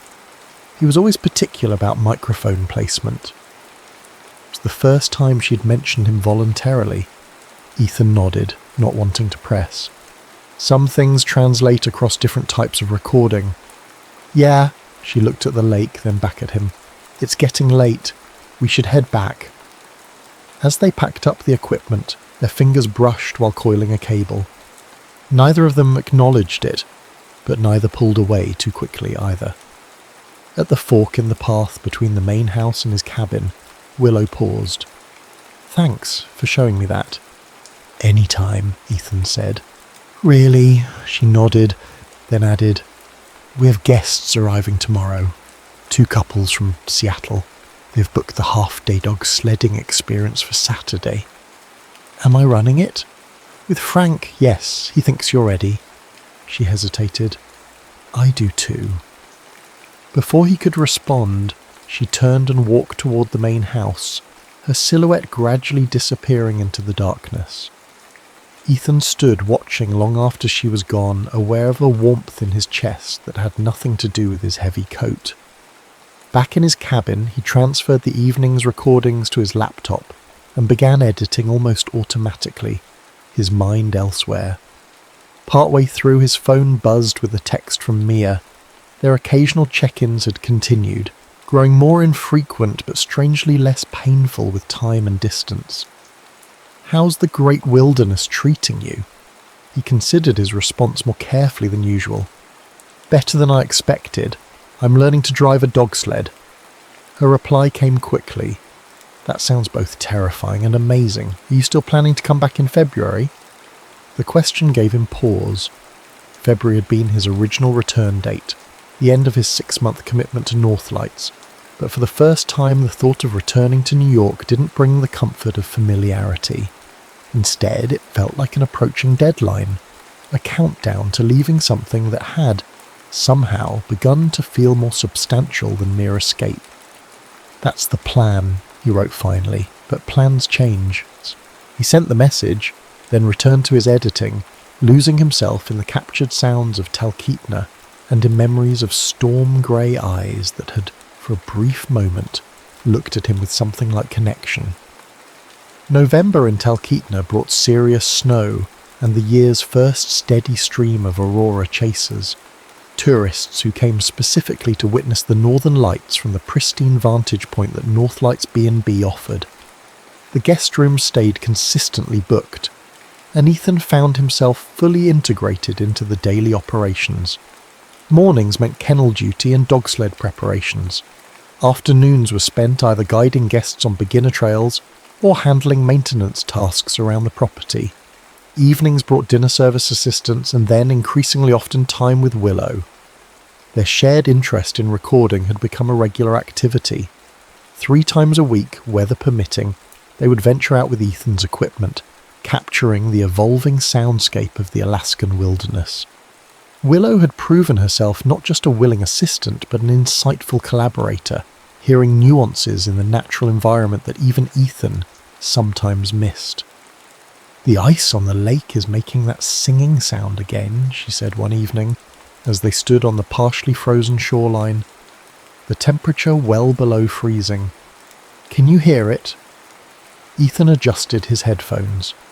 Through the amplified microphones, he picked up the eerie, otherworldly tones of lake ice expanding and contracting, a sound like crystalline whale songs echoing across the surface. Got it, he confirmed, watching the levels on his recorder. This is incredible. It only happens when the temperature drops suddenly after sunset. Willow's face, half hidden by her scarf, showed concentrated interest. My grandfather used to tell me it was the lake spirits talking to each other. What do you think they're saying? She considered this, her breath clouding in the frigid air. Bundle up, idiot humans, it's 15 below. Ethan laughed, the sound carrying across the empty landscape. Fair assessment. As they recorded, the sky above them began to shimmer with the first hints of aurora, faint green ribbons undulating against the stars. Willow pointed upward. Looks like a good night for it, she said. The guests will be thrilled. Do you ever get used to it? Ethan asked, watching the lights intensify. Seeing something so Extraordinary? No, she answered simply. Some things never become ordinary, no matter how many times you see them. They stood in comfortable silence, recording equipment momentarily forgotten as the aurora strengthened, dancing across the sky in pulses of green and purple. Without conscious thought, Ethan found himself shifting closer to Willow until their shoulders touched. She didn't move away. The first time I saw it, she said quietly, was the night I arrived here. I was such a mess. Couldn't stop crying for days. Gran and Grandpa didn't know what to do with me. She kept her eyes on the sky. That night, Grandpa practically dragged me outside, said, "Look up, girl, remember how small we are." And there it was, the whole sky alive. I stood there until my tears froze on my face. Ethan swallowed. Did it help? Not immediately, but it reminded me that the world was bigger than my grief. She turned to look at him. What are you running from, Ethan? The directness of her question startled him, though perhaps it shouldn't have. After 2 months of working side by side, they'd developed a rapport built on shared silence and careful words, but neither had pushed into the tender places of the other's past. My fiancé left me, he said, the words simpler to speak aloud than he'd anticipated. 8 years together since high school. I thought we were forever. She didn't. Willow nodded, not with pity but with recognition. How long ago? Almost a year now. We were supposed to get married in April. And instead, you're in Alaska, freezing your ass off with me. Despite everything, he smiled. Yeah, instead I'm here. Do you regret it? Coming here? No, he said without hesitation. I needed to find out who I am without her, who I could be. Willow's eyes, reflecting the aurora above, studied his face. And? Who are you, Ethan Cole? Still figuring that out, but I like who I'm becoming. He hesitated. What about you? Do you think you'll stay in Alaska forever? She looked back at the sky. I don't know. When I came here, I couldn't imagine being anywhere else. It was the only place that didn't remind me of him. She paused. Now, I'm not running away anymore. I'm just here. And most days that's enough. The aurora intensified, casting enough light to illuminate the frozen landscape around them. On impulse, Ethan reached for his recorder again. Can I try something? He asked. Willow nodded, and he positioned the microphones carefully, then spoke into them. November 15th, Talkeetna, Alaska. Aurora, recording with Willow Morgan. He glanced at her. Say something. She hesitated, then leaned toward the microphone. Hello, night sky. We're listening.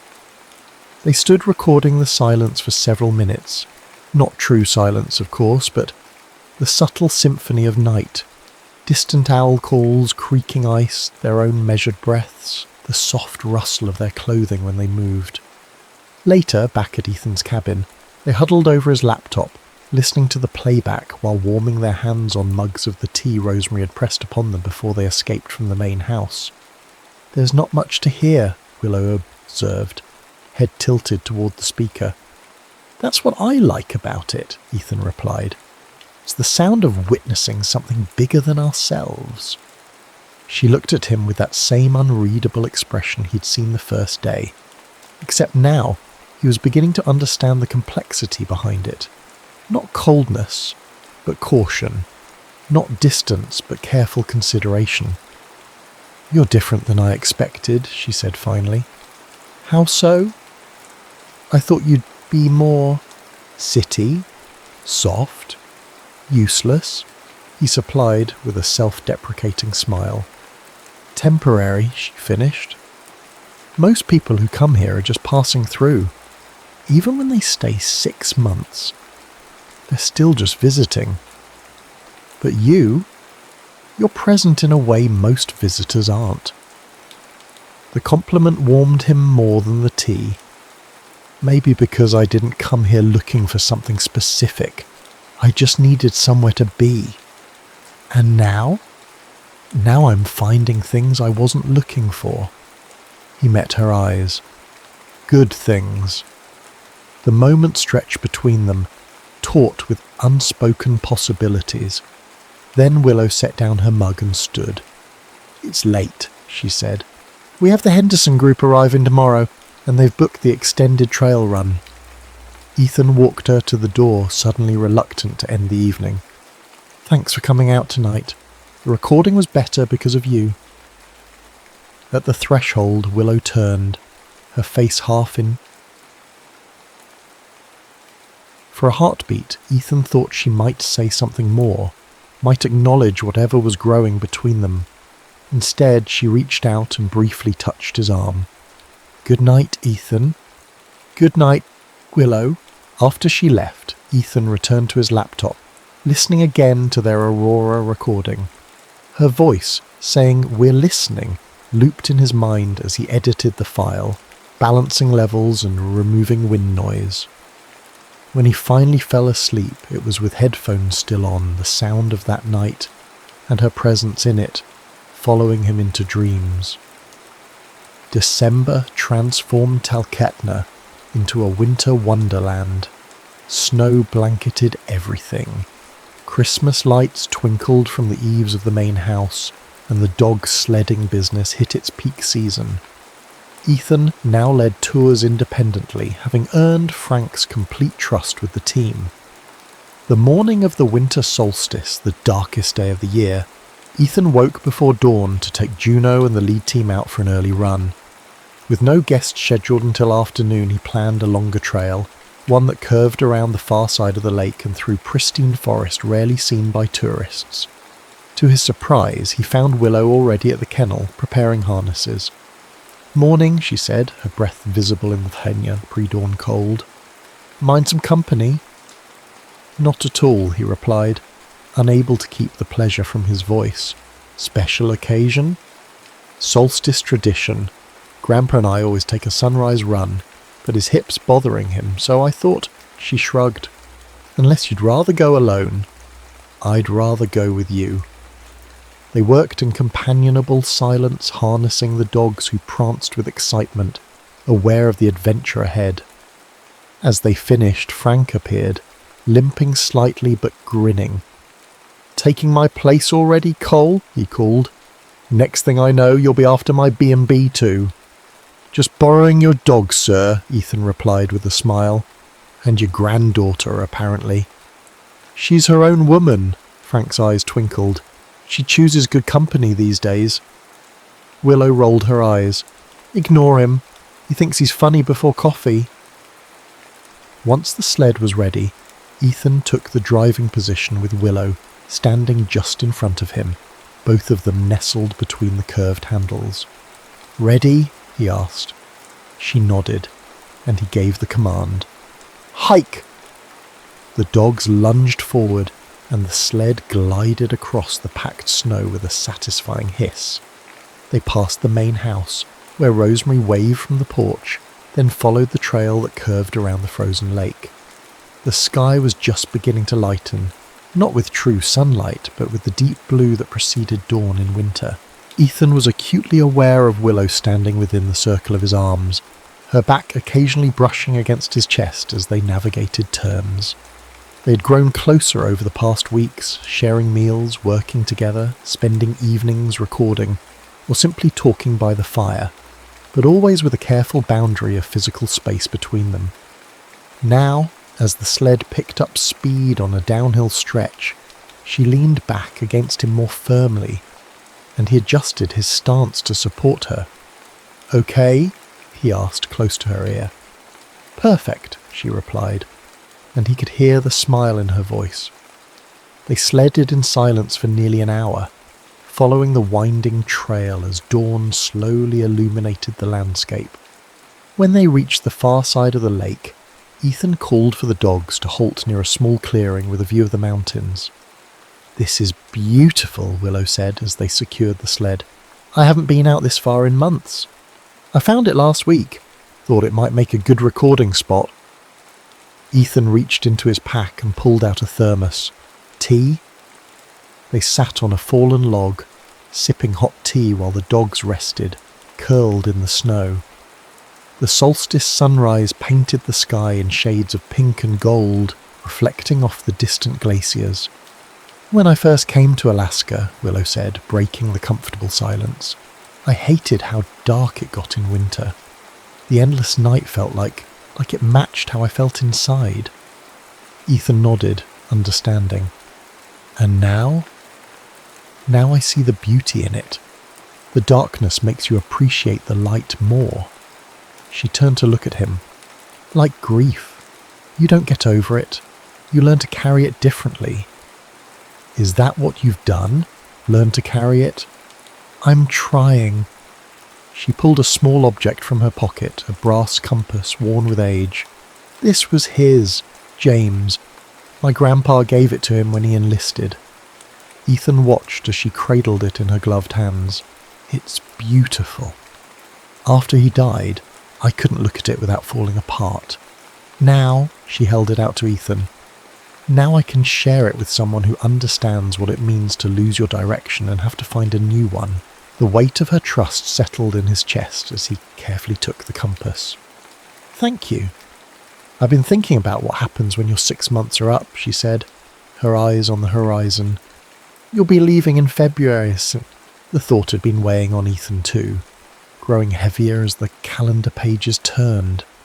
What had once seemed like an escape hatch back to real life now felt like an approaching loss. That was the original plan, he agreed carefully. Is it still your plan? He looked at her, really looked at her. The sunlight caught in her dark hair, her storm grey eyes questioning but not demanding. In the 3 months since he'd arrived, broken and adrift, something had healed in him.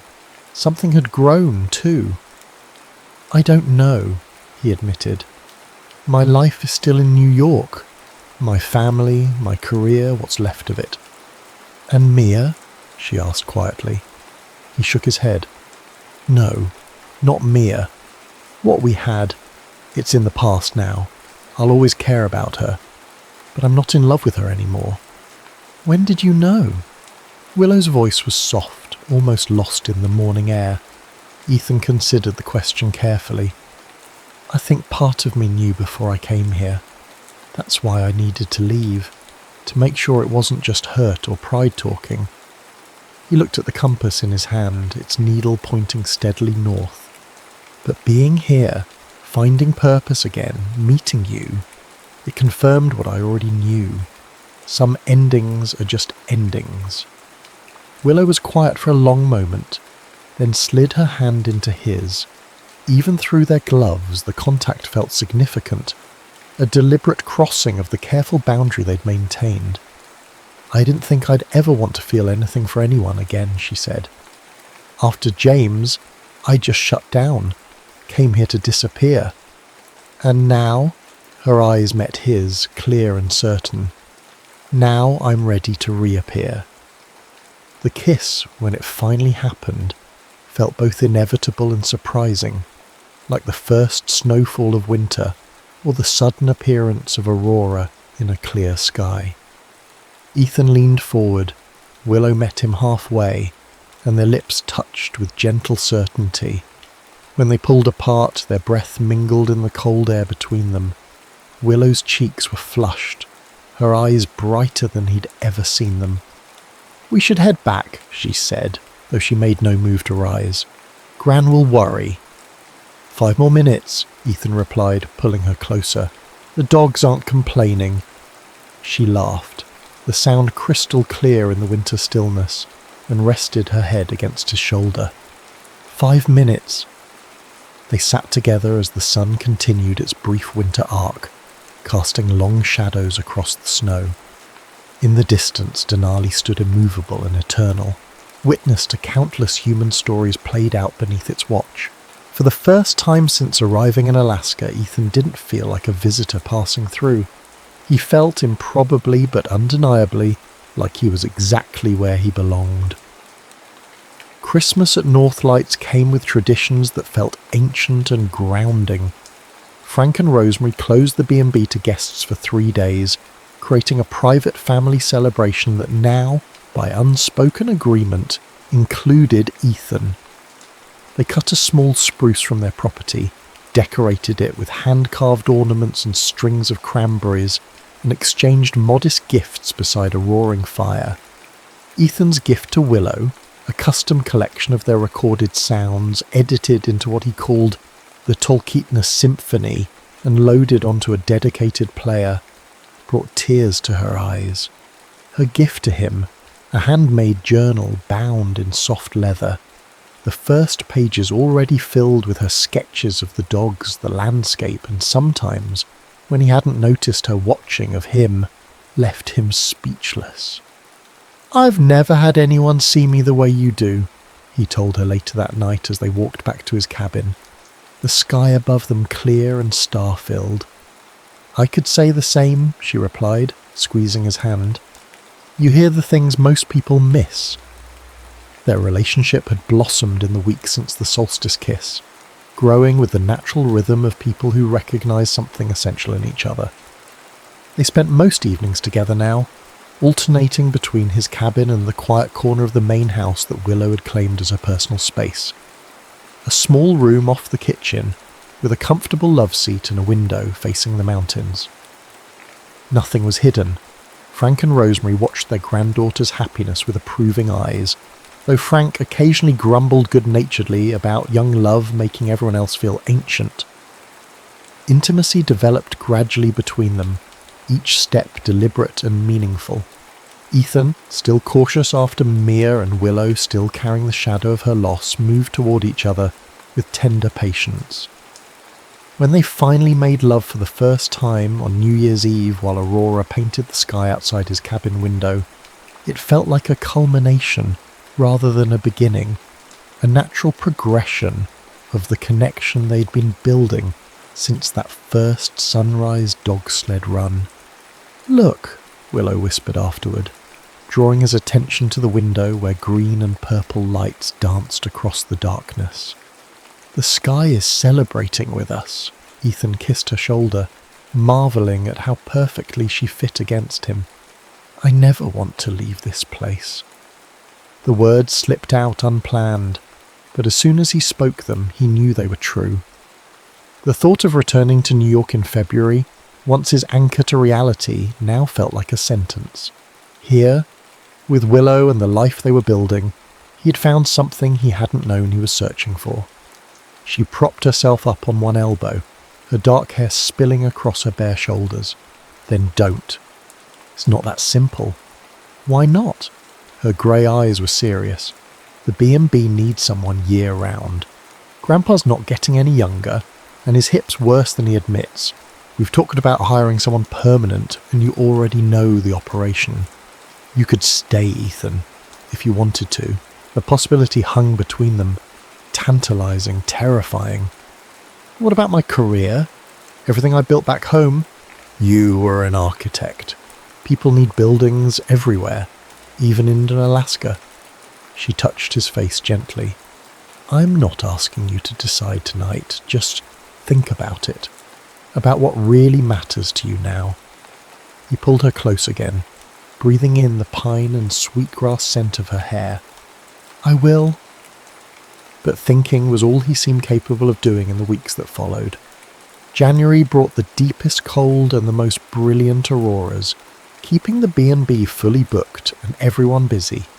Ethan led dog sled tours daily, continued helping Frank with maintenance projects, and spent his free moments with Willow, all while the February deadline loomed closer.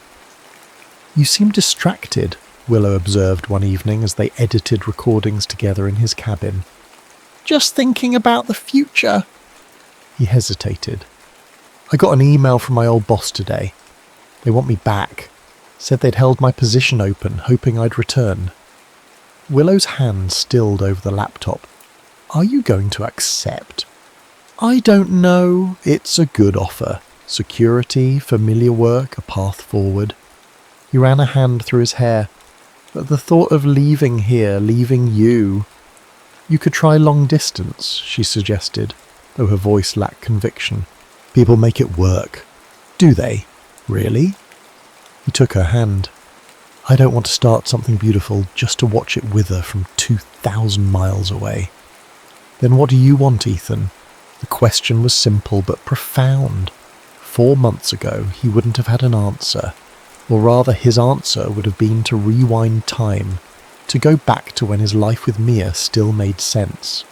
Now, looking at Willow in the soft light of his cabin, he knew exactly what he wanted. The challenge was reconciling it with the life he'd built before Alaska. I want both, he admitted. I want my career, the work I trained for, and I want this, you, Talkeetna, the life we could have here. Then go back, she said, surprising him. Go back to New York, settle your affairs, figure out if there's a way to do both, and if there isn't, she took a deep breath. If there isn't, at least you'll know you tried. You won't resent me or Alaska for what you gave up. The wisdom in her words struck him. You'd wait, even knowing I might choose differently in the end. I've learnt that real love means giving people the freedom to find their own way, she said. James taught me that, and I love you, Ethan. I want you to stay because you choose it, not because you're afraid of losing me. The declaration, their first exchange of those words, hung in the air between them. Ethan pulled her into his arms, overwhelmed by the gift she was offering him. I love you too, he whispered against her hair, and I will come back to you. I promise. 2 weeks later, Ethan stood at the small Talkeetna airstrip, his duffel bag at his feet. Frank and Rosemary had already said their goodbyes at the B&B, giving him and Willow privacy for their parting. 1 month, he said, holding both her hands in his. I'll be back in 1 month, whether I've figured everything out or not. Willow nodded, her eyes bright with unshed tears. Take this, she pressed James's compass into his hand, so you can always find your way back. I can't take this. You're not taking it, you're borrowing it.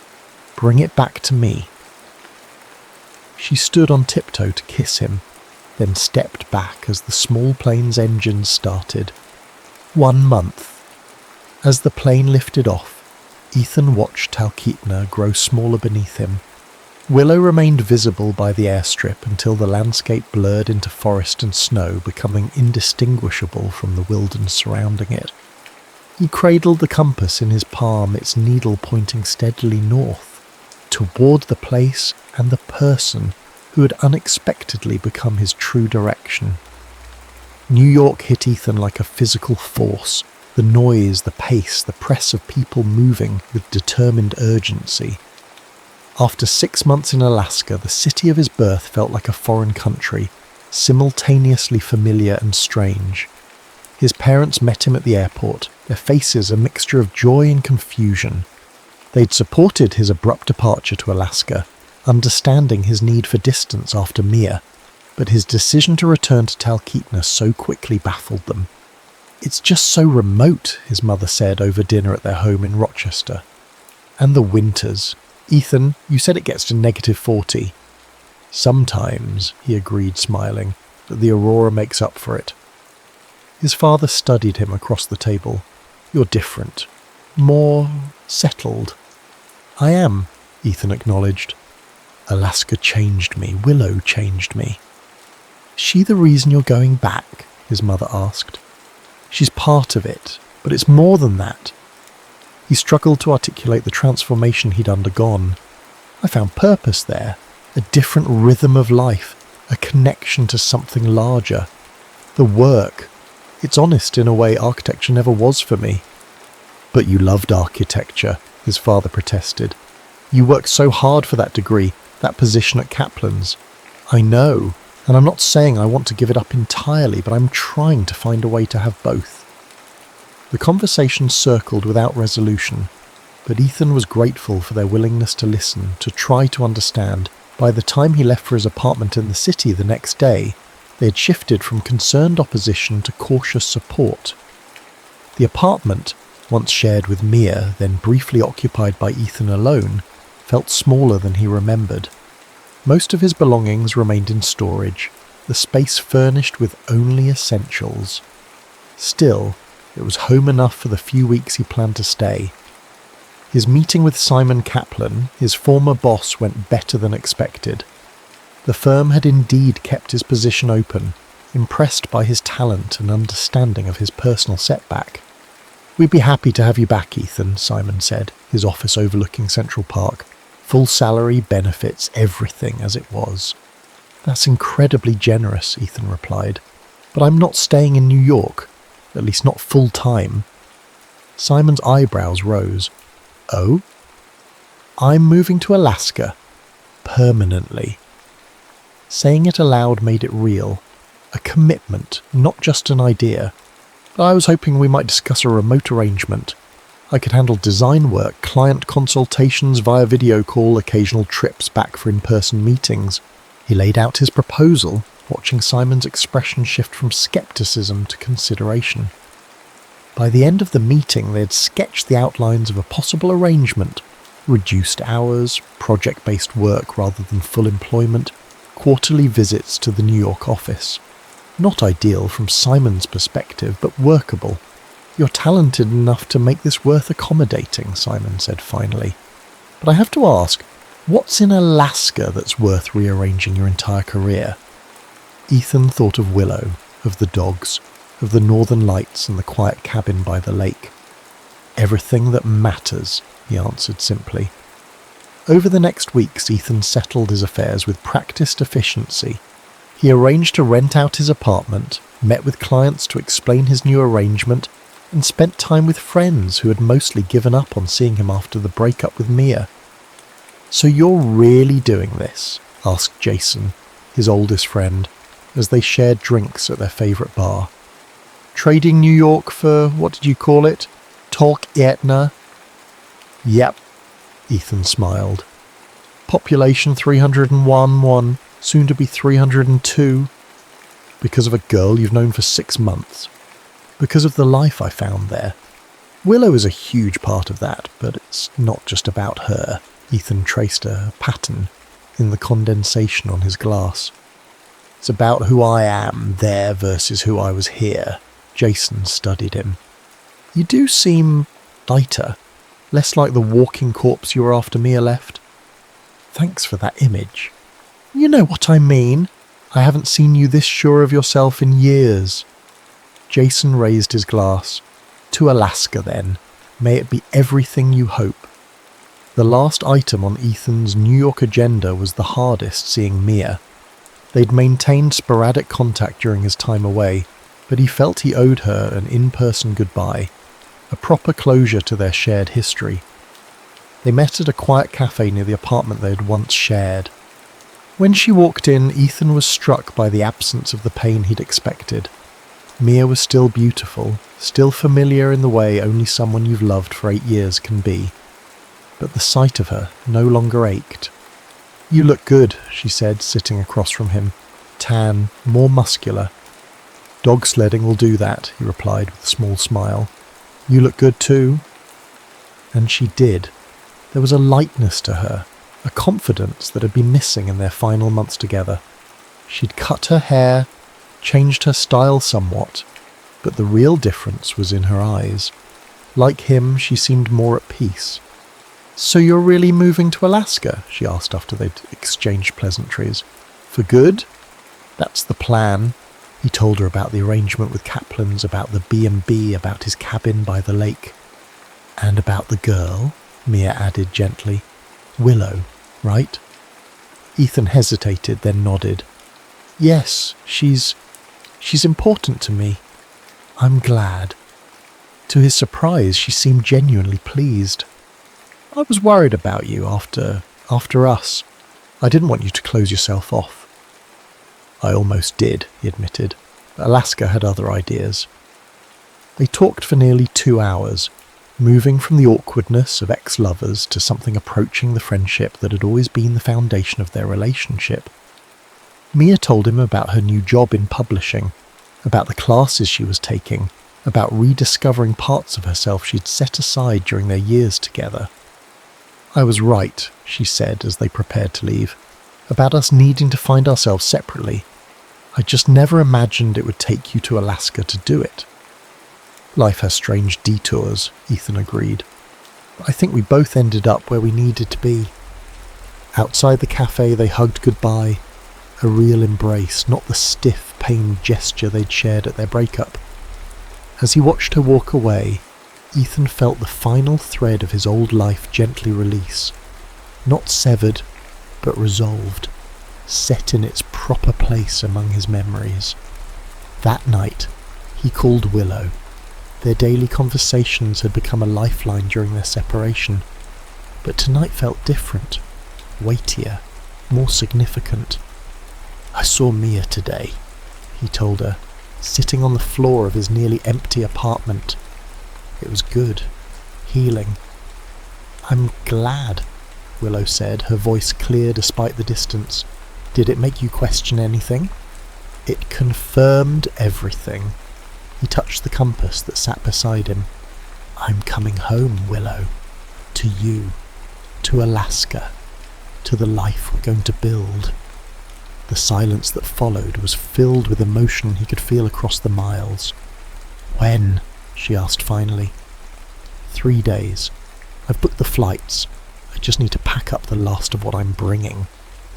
3 days, she repeated, and he could hear the smile in her voice. "The dogs miss you. Gran's been making your favourite bread. Grandpa keeps checking the thermometer, saying it's warming up just in time for your return." "And you?" he asked softly. "I've been recording things for you. The lake ice breaking up, the first geese returning, spring sounds." Her voice caught slightly. "I've missed you more than I can say." "I love you," he told her. "I'll be home soon." 3 days later, as promised, Ethan stepped off the small plane in Talkeetna. The air was warmer than when he'd left, the first hints of spring evident in the patches of exposed ground where snow had melted. The familiar truck waited by the airstrip, but this time it wasn't just Willow who'd come to meet him. Frank and Rosemary stood beside her, and beyond them, to Ethan's surprise, the entire dog team harnessed to the large sled. Juno at the lead barked excitedly when she saw him. "What's all this?" he asked as Willow embraced him. "Your welcoming committee," she said, her grey eyes bright with happiness. "And your chariot home." Frank clapped him on the shoulder. "Figured your first ride back should be in style, though you'll have to drive, my hip's acting up again." Ethan laughed, overcome with the rightness of the moment. He greeted Rosemary with a hug, then knelt to give Juno and the other dogs the attention they demanded. Finally, he turned back to Willow. "I have something for you," he said, reaching into his pocket for the compass. "As promised." She took it with a smile, then surprised him by pressing it back into his hand. "Keep it," she said. "You've proven you know how to use it." As they loaded his bags onto the sled, Ethan felt the last of his uncertainty fade. The path ahead might not be perfectly straight or always clear, but he had found his true north, in the wild place with these good people, and especially with the remarkable woman who now stood beside him, ready to navigate whatever came next, together. 1 year later. The northern lights rippled across the Talkeetna sky, painting the darkness with veils of green and purple. On the deck of the newly expanded cabin by the lake, now their home, Ethan and Willow sat wrapped in a handmade quilt, watching the celestial display. "Hard to believe it's been a year," Willow said, leaning into him. "Sometimes it feels like you've always been here." "In the ways that matter, I think I have," Ethan replied, his arm around her shoulders.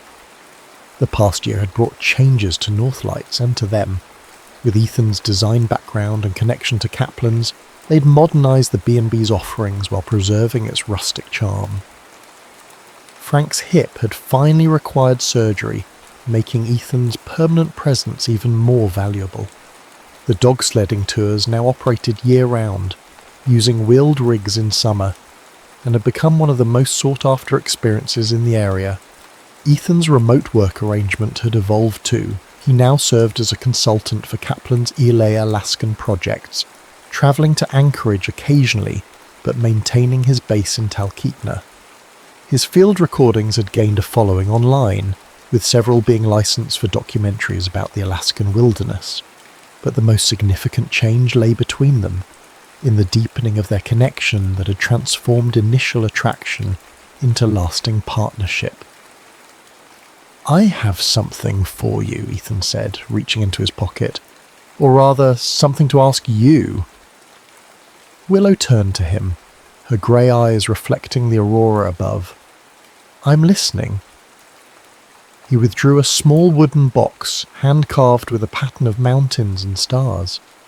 "I made this, from that spruce that fell during the November storm." She took it, running her fingers over the intricate carving. "It's beautiful." "Open it." Inside, nestled on a bed of soft moss, lay a ring, not a traditional diamond, but a band of polished meteorite inlaid with local jade and tiny aurora-coloured opals. "Willow Morgan was," Ethan said softly. "I came to Alaska broken, looking for silence. I found music instead, in the wilderness, in the rhythm of this life, and most of all, in you." He took her hand. "Will you marry me? Not because we need any ceremony to confirm what we already know, but because I want to stand under these same lights and promise you forever in front of everyone we love." Tears filled her eyes, catching the colours of the aurora. "Yes," she whispered. "Of course, yes." As he slipped the ring onto her finger, a particularly brilliant wave of green light pulsed overhead, as if the sky itself was celebrating their promise. Later they lay in bed listening to the faint chorus of wolves in the distance, a sound Ethan had captured many times but never tired of hearing. Willow's head rested on his chest, her breathing slowing towards sleep. "Do you ever miss New York?" she asked drowsily. "The life you had before?" Ethan considered the question, his hand absently stroking her hair. "I miss certain things, good pizza, art museums, being able to get Thai food at midnight. But that life feels like a prologue now, like everything before Alaska was preparing me for this, for here, for you." She lifted her head to look at him, her expression soft in the dim light. "What do you think would have happened if we'd met in New York? If we'd crossed paths there instead of here?" "I'd like to think we would have found each other anyway," he said. "That some connections are inevitable, regardless of geography." "You're getting poetic in your old age, Ethan Cole," she teased, settling back against him. "Alaska does that to a person. Or maybe it's just loving you." Outside, the aurora continued its silent dance across the sky, nature's reminder that the most profound beauty often comes after the darkest nights.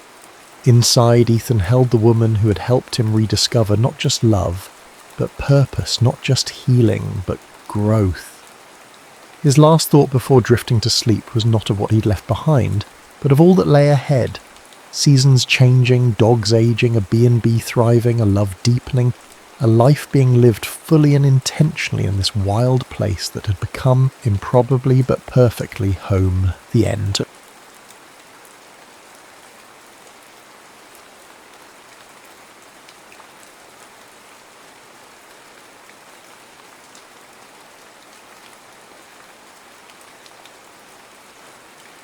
Sienna Murphy had mastered the art of convincing herself she was content. At 34, she had the corner office at Pinnacle Publishing, a sleek Manhattan apartment with floor-to-ceiling windows, and a collection of first editions that made her colleagues green with envy. What she didn't have, what she refused to admit she still wanted, was Dale Wilder. "Another manuscript rejected," Sienna sighed, tossing her phone onto the plush cushions of her couch. Friday nights used to involve dinners at Hidden Gems or gallery openings with friends. Now they meant takeout and tracksuit bottoms, a glass of Cabernet, and the company of fictional characters who couldn't hurt her. Her phone buzzed at exactly 11:47 p.m. The number wasn't saved in her contacts, but something about those digits triggered a flutter of recognition. I miss you. 3 words, simple enough to be a mistake, complex enough to unsettle her perfectly curated calm. Perhaps it was the wine, or perhaps it was the hollow echo of her apartment, but she replied, "Who is this?" The response came immediately. "Shit. Sorry. Wrong number. She should have left it there." But life rarely offers neat closure, and Sienna had learned that closure was sometimes just another word for giving up. No worries. Hope you find who you're looking for. 3 dots appeared, disappeared, reappeared. Sienna? Sienna Murphy? Her fingers froze above the screen. How did a wrong number know her name? The flutter in her chest intensified. "Yes. Who's asking? It's Dale. Dale Wilder."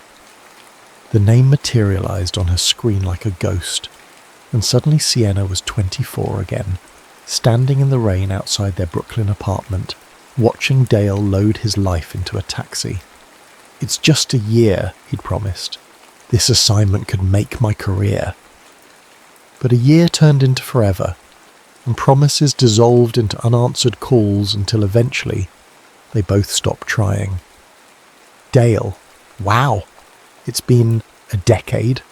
10 years, 3 months, and about 16 days.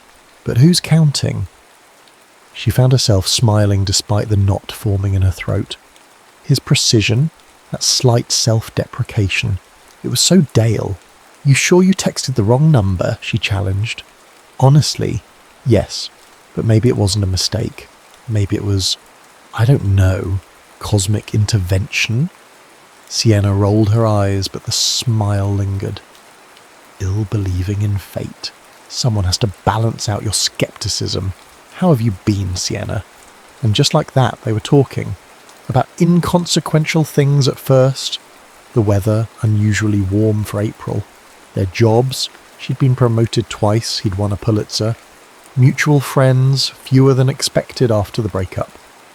But as midnight stretched into the small hours, their conversation deepened. "Remember that tiny Italian place in the village? With the chef who always gave us free limoncello?" Dale texted. "Of course, Vincenzo's.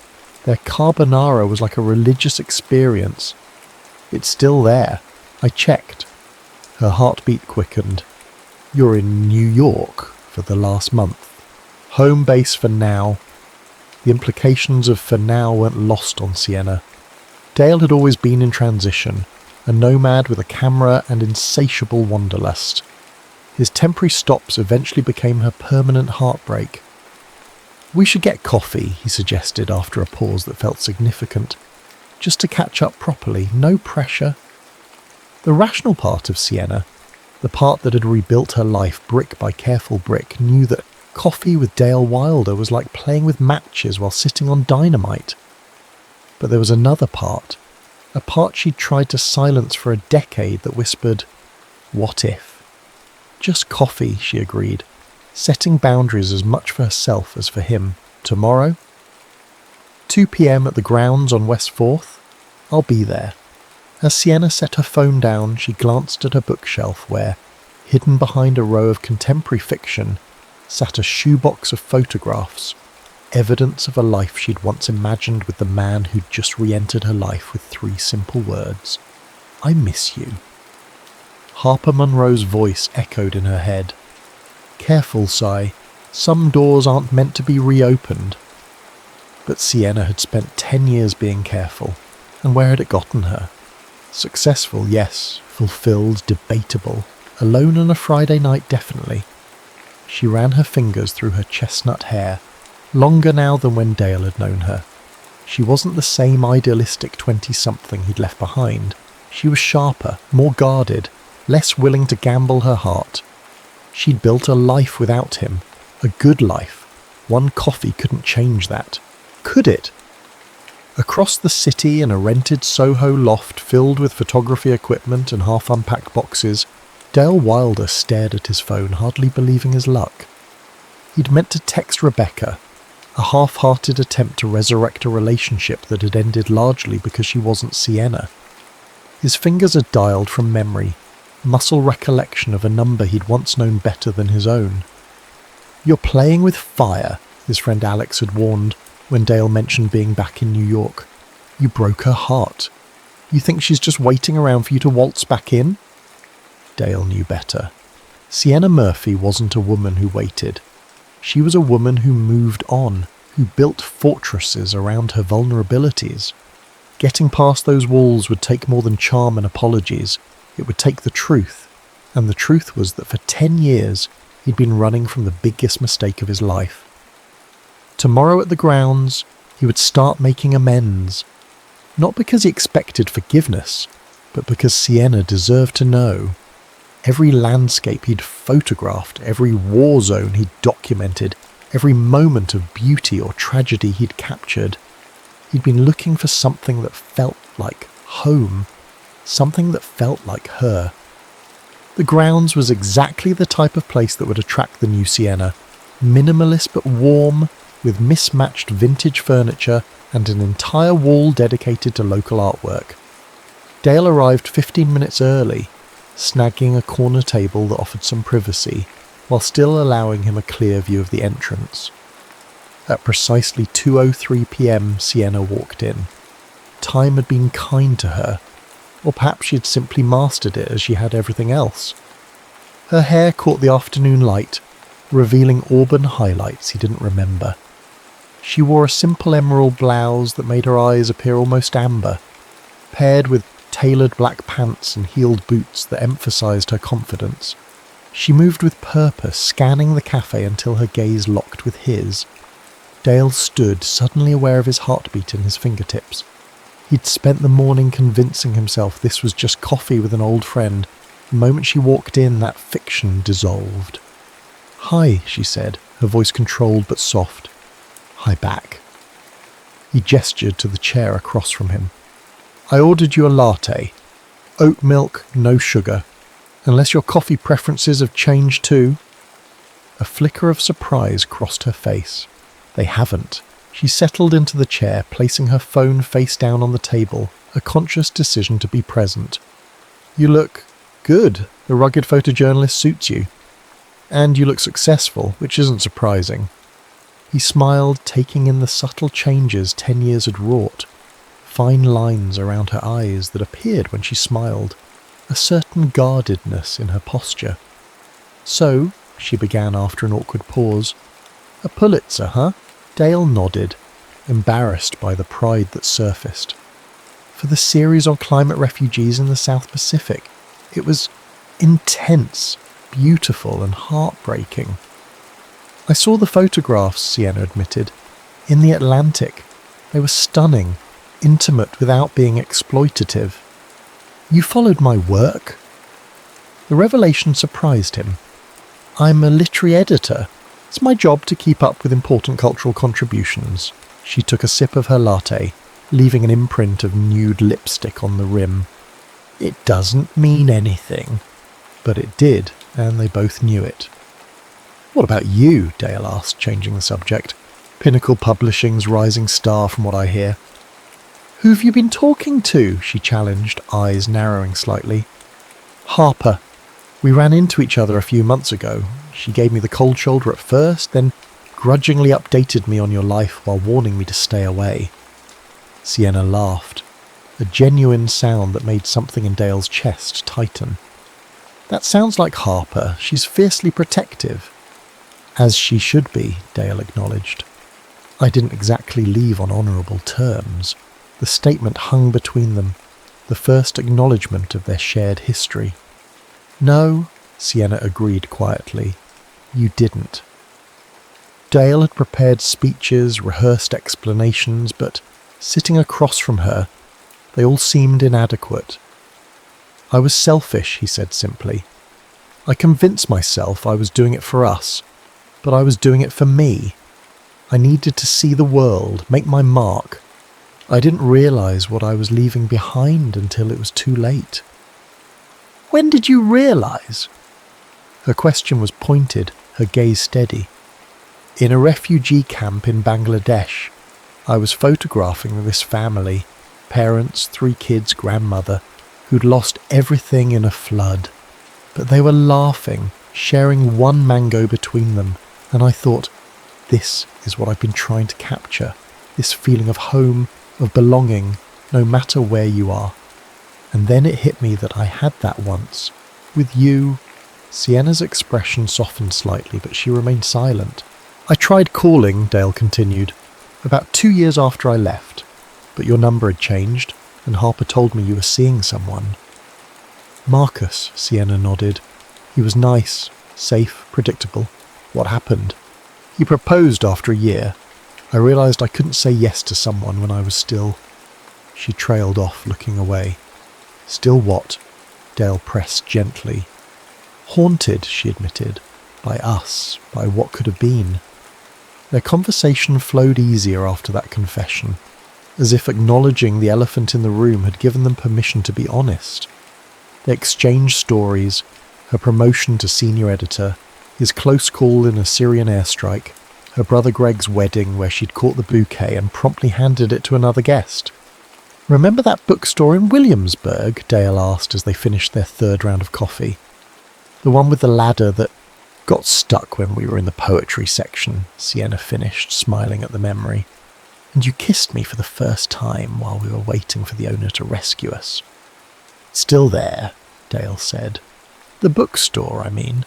I walked past it yesterday and almost went in. Why didn't you? He met her gaze steadily. Some places are too sacred to revisit alone. The implication lingered between them. We could go, Sienna suggested, surprising herself. After this, for old time's sake, Dale's expression brightened. Just to browse books, right? No getting stuck on ladders or making out between the stacks. Definitely not, she agreed, but the slight flush in her cheeks betrayed her. This is just closure, or friendship, or something. But as they walked the 15 blocks to Books and Brambles, their hands brushed once, twice, and on the 3rd time Sienna didn't pull away when Dale's fingers tentatively intertwined with hers. It was supposed to be just coffee, she reminded herself. But then again, it was supposed to be just a text, and before that just a fling, and before that just a stranger with kind eyes and a camera, asking if he could photograph her reading in Washington Square Park. With Dale Wilder it had never been just anything. The bookstore was exactly as they remembered and completely different.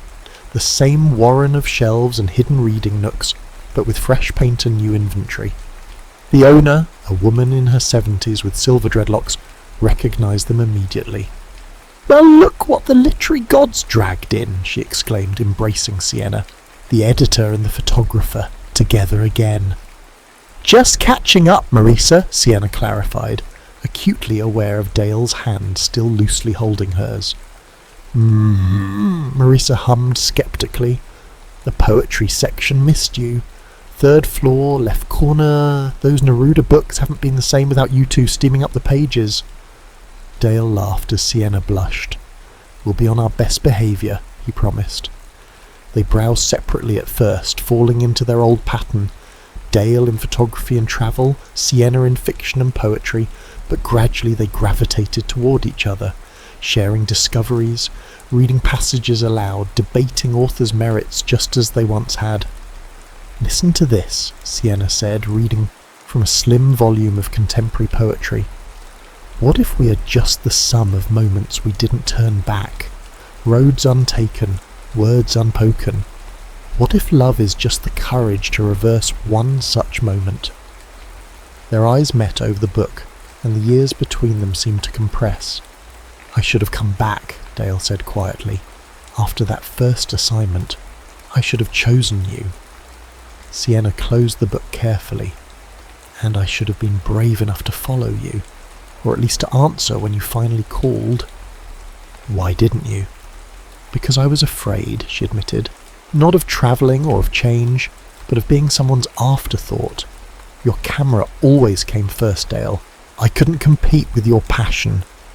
"It wasn't a competition," he countered, "or it shouldn't have been. I was young and stupid and thought I had to choose between my art and my heart." "And now?" The question slipped out before Sienna could stop it. Dale stepped closer, close enough that she could smell the familiar scent of him, sandalwood, and something uniquely his. "Now I know better. Now I know that the greatest art comes from being fully alive, fully present, and I was never more alive than when I was with you." The moment hung between them, charged with a decade of unresolved feelings.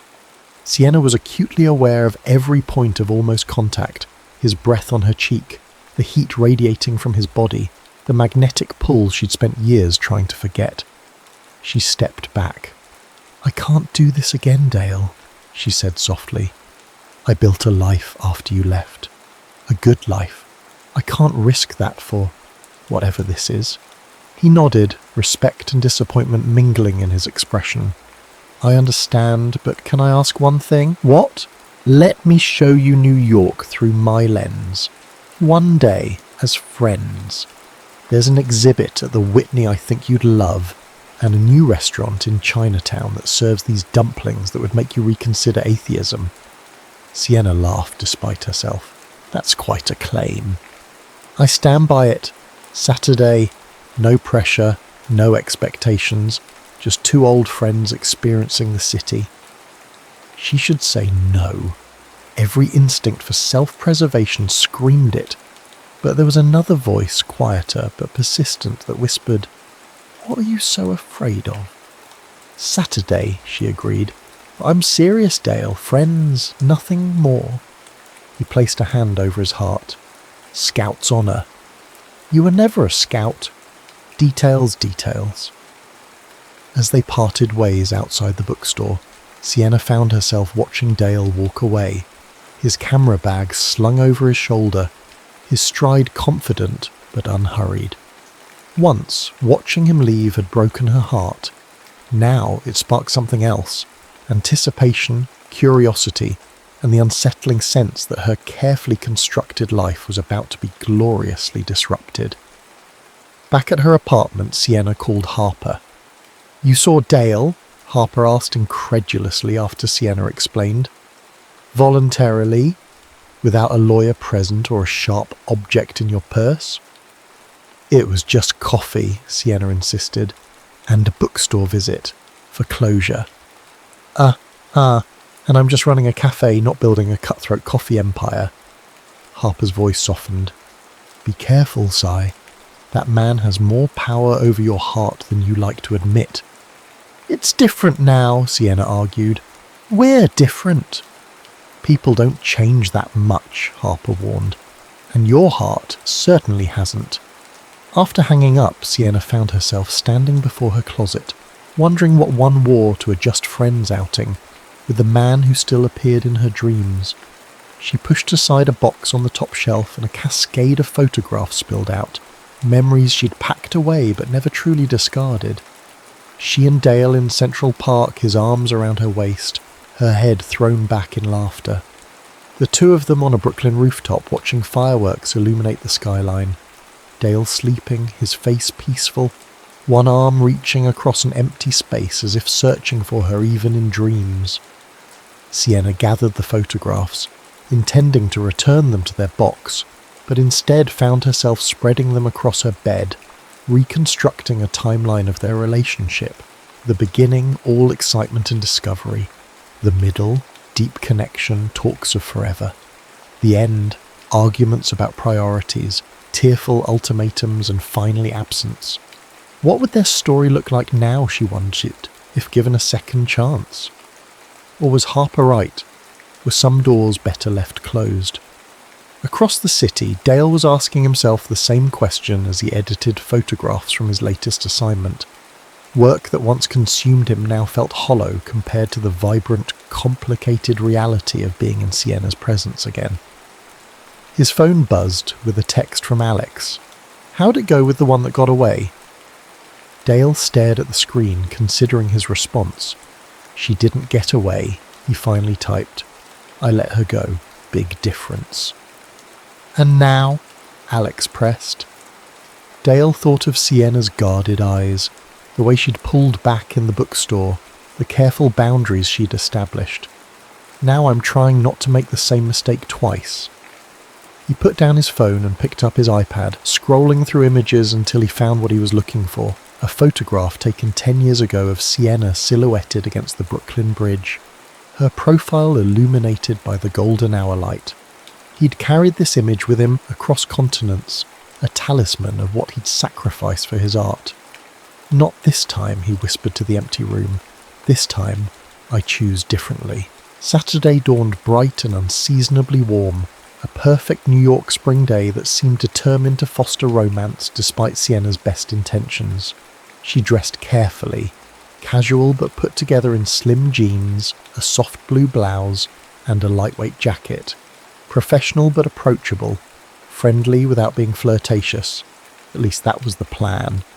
Dale waited for her outside the Whitney, looking infuriatingly handsome in dark jeans and a grey Henley that emphasised his shoulders. His face lit up when he spotted her, a genuine smile that created familiar crinkles around his eyes. You came, he said, as if he'd half expected her to cancel. I said I would, she replied, suddenly shy. The exhibit was a retrospective on American photojournalism, featuring works from the civil rights movement through the pandemic. Dale guided her through with expert commentary, his knowledge enhancing the already powerful images. This photographer, he explained, gesturing to a haunting image of a protest, was my mentor for a while. He taught me that the camera isn't a shield, it's a bridge. We don't document to separate ourselves from what's happening, but to connect others to it. Sienna studied him as he spoke, struck by the passion that still animated him when discussing his craft. Is that why you go to the dangerous places? To build bridges? Partly, he admitted, but also because I'm searching for something, the perfect image that says everything without words. I thought I needed to travel the world to find it. And have you found it? Dale's gaze met hers, steady and sincere. Not through the lens, no. The implication hung between them as they continued through the exhibit. Their conversation flowed easily from art to politics to literature, punctuated by comfortable silences and occasional brushes of hands or shoulders that sent electricity shooting through Sienna's carefully maintained composure. After the museum, they wandered through the West Village, stopping at a farmer's market where Dale insisted on buying fresh strawberries. Trust me, they're transcendent. And a tiny spice shop where Sienna introduced him to a blend she'd discovered in his absence. Sprinkle this on scrambled eggs and prepare to have your life changed. It was during lunch at the Promised Dumpling restaurant, which did in fact serve transcendent food, that their careful dance of friendly conversation veered into more dangerous territory. Do you ever wonder, Dale asked, refilling her teacup with practiced ease, what would have happened if I'd stayed? Or if you'd come with me? Sienna considered deflecting, maintaining the comfortable buffer they'd established. But the truth pressed against her chest like a physical weight. All the time, she admitted, especially when I'd see your photographs in magazines. I'd think, I could be there with him, watching him work, sharing that moment. I thought about you in every city, Dale confessed.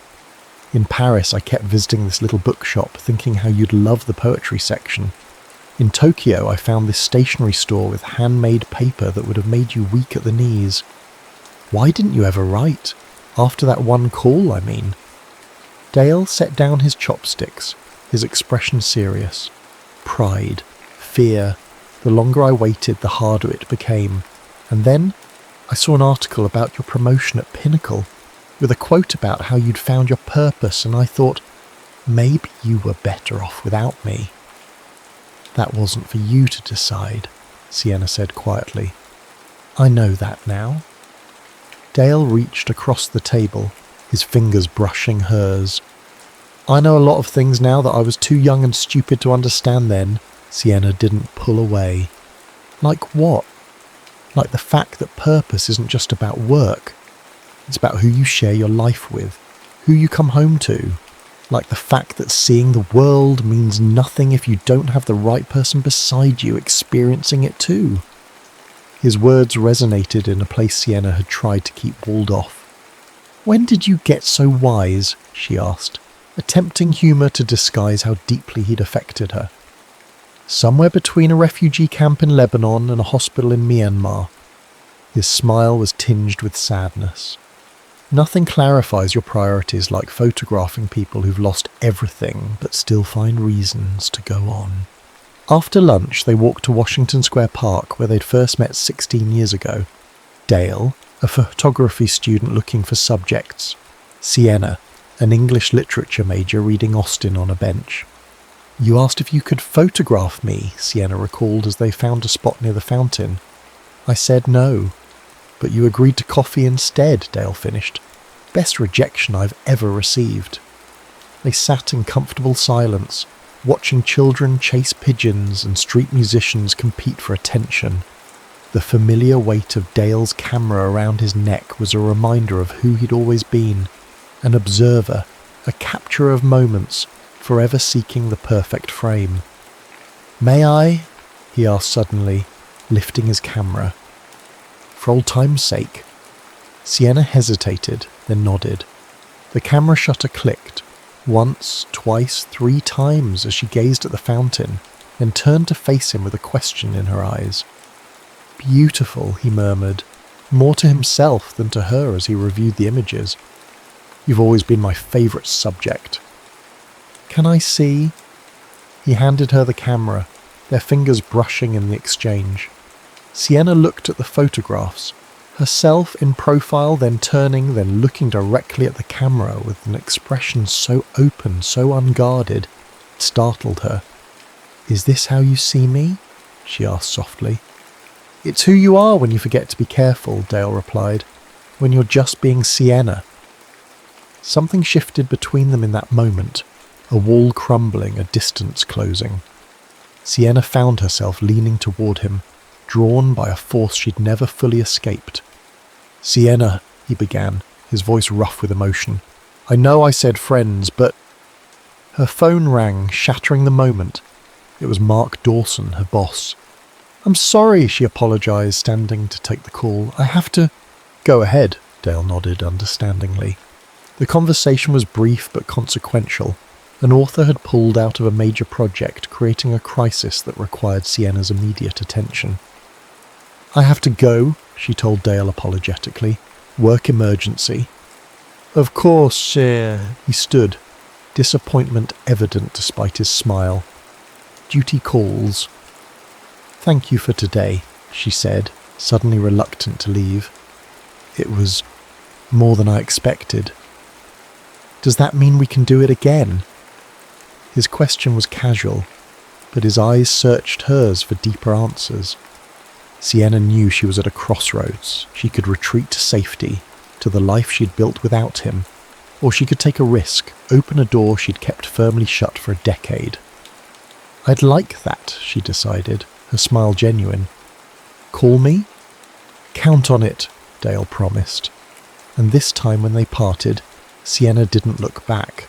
Not because she was afraid, but because she knew with certainty that this wasn't an ending. 2 weeks later, their just friends pretense was threadbare at best. They'd spent nearly every free evening together. Dinner at hidden gems Dale had discovered, readings at bookstores Sienna loved, long walks through neighbourhoods they'd once explored as a couple. Each meeting ended the same way, lingering gazes, almost touches, and the growing recognition that they were merely postponing the inevitable.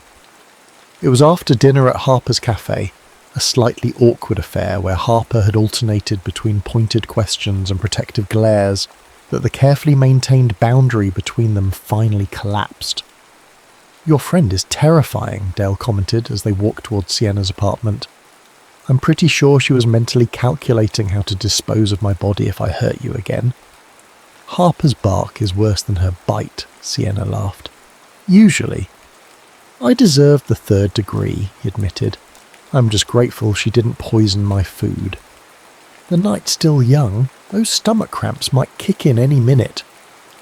They reached her building, pausing at the entrance in what had become their ritual of restraint, saying goodnight without crossing the invisible line they'd drawn. "Well," Dale began, hands in his pockets to stop himself from reaching for her. "Thank you for dinner." "Thank Harper.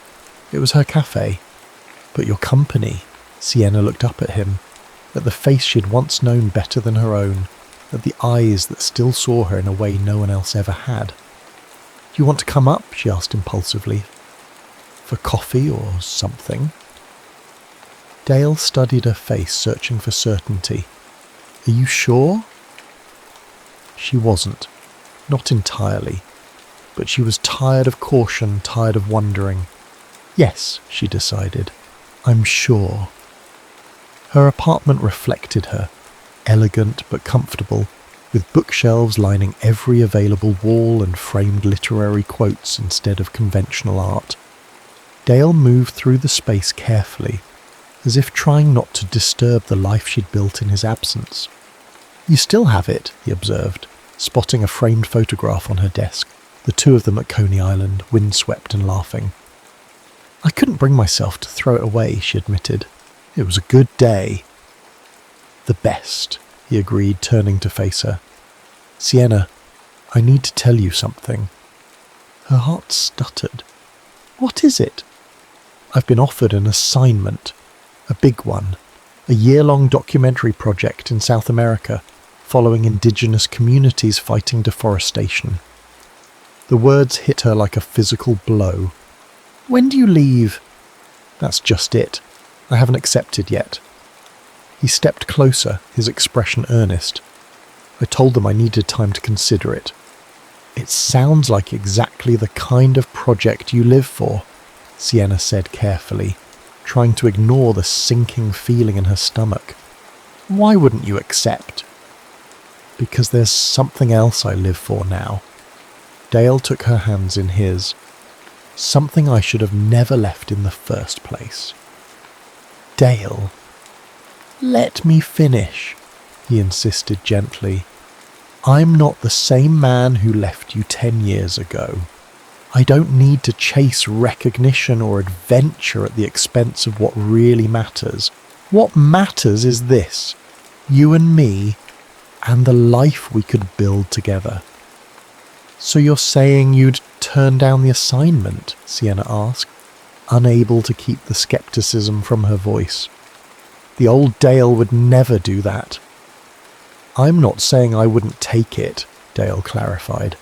"I'm saying I wouldn't take it without asking you to come with me.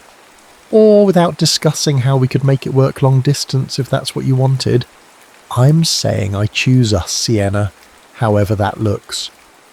The words were everything she'd once wanted to hear, and yet, "How do I know you won't change your mind? That wanderlust won't call you somewhere I can't follow." "Because I've seen the world without you, and it's empty," he said simply. "Because every amazing sight, every incredible sunset, every moment worth capturing, they all felt incomplete. I kept thinking Sienna should be here. Sienna would love this. I wish I could share this with Sienna." He cupped her face gently, his touch achingly familiar. "I'm not asking for an answer about South America tonight. I'm just asking for a chance to prove that this time is different. That I'm different." Sienna stood at the precipice of a decision that could reshape her entire life. The sensible choice would be to protect herself, to maintain the independence she'd fought so hard to build. But as she looked into Dale's eyes, she recognized a truth she'd been avoiding since that first text message. Some loves don't die. They just wait for the right moment to bloom again.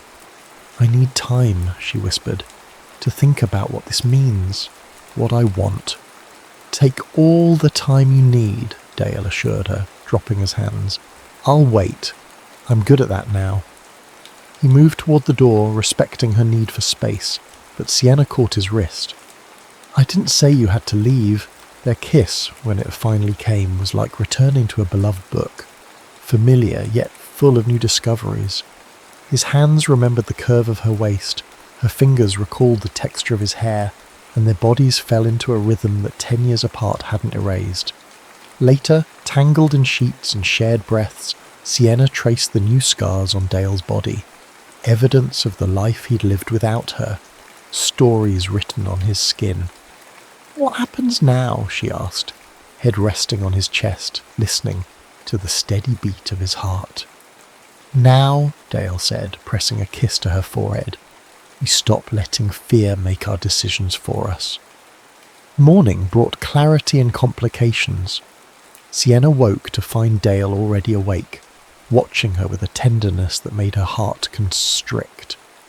"Creepy," she mumbled, stretching languidly. "Beautiful," he countered, kissing her shoulder. "I forgot how your nose scrunches when you're dreaming." The intimacy of the observation, the fact that he had once known her sleeping habits, that he remembered such a detail, was both comforting and terrifying.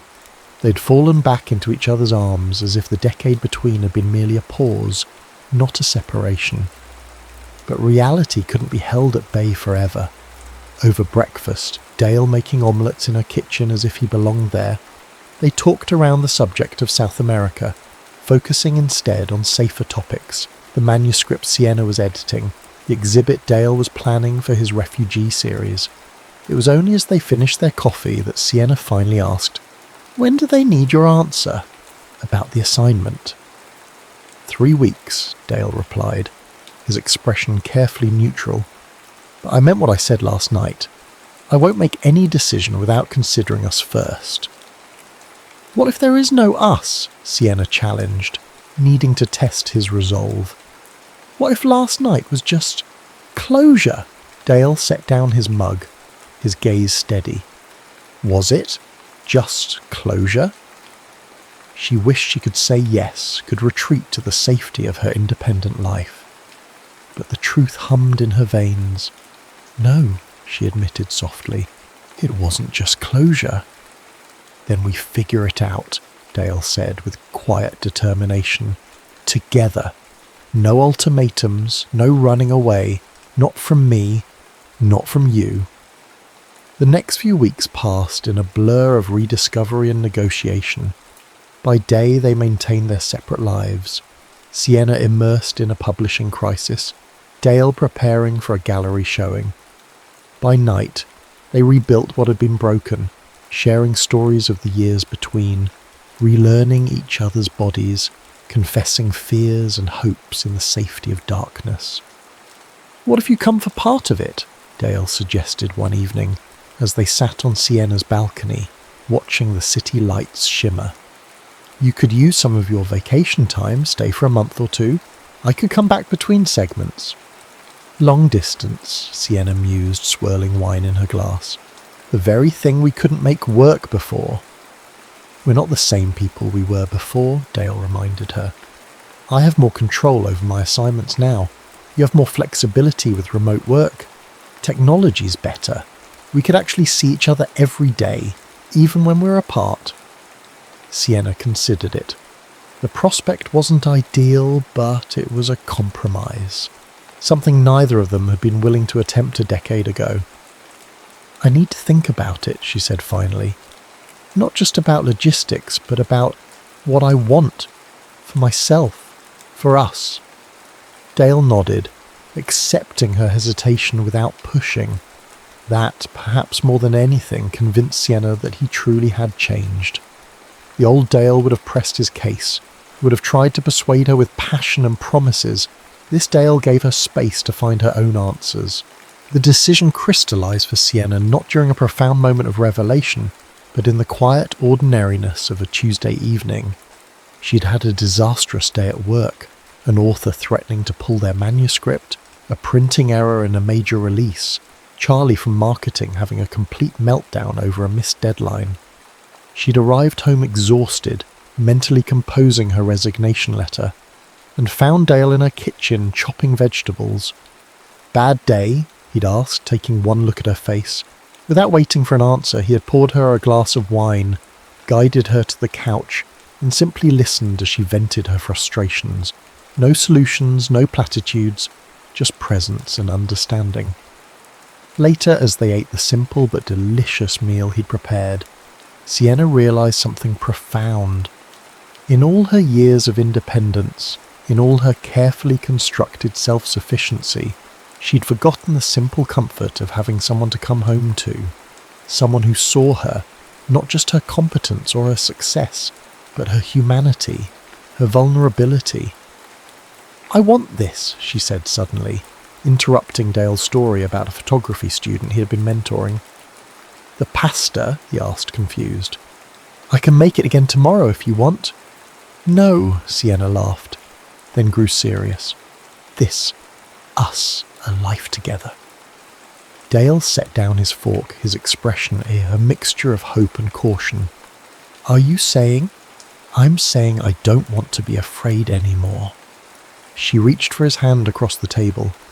"I'm saying that whatever form it takes, South America, New York, long distance, side by side, I choose us. I choose you." The smile that bloomed across Dale's face was like sunrise. "You're sure?" "I've never been more sure of anything," Sienna confirmed. "Which is terrifying, by the way. I hope you appreciate the personal growth happening here." Dale laughed, then sobered.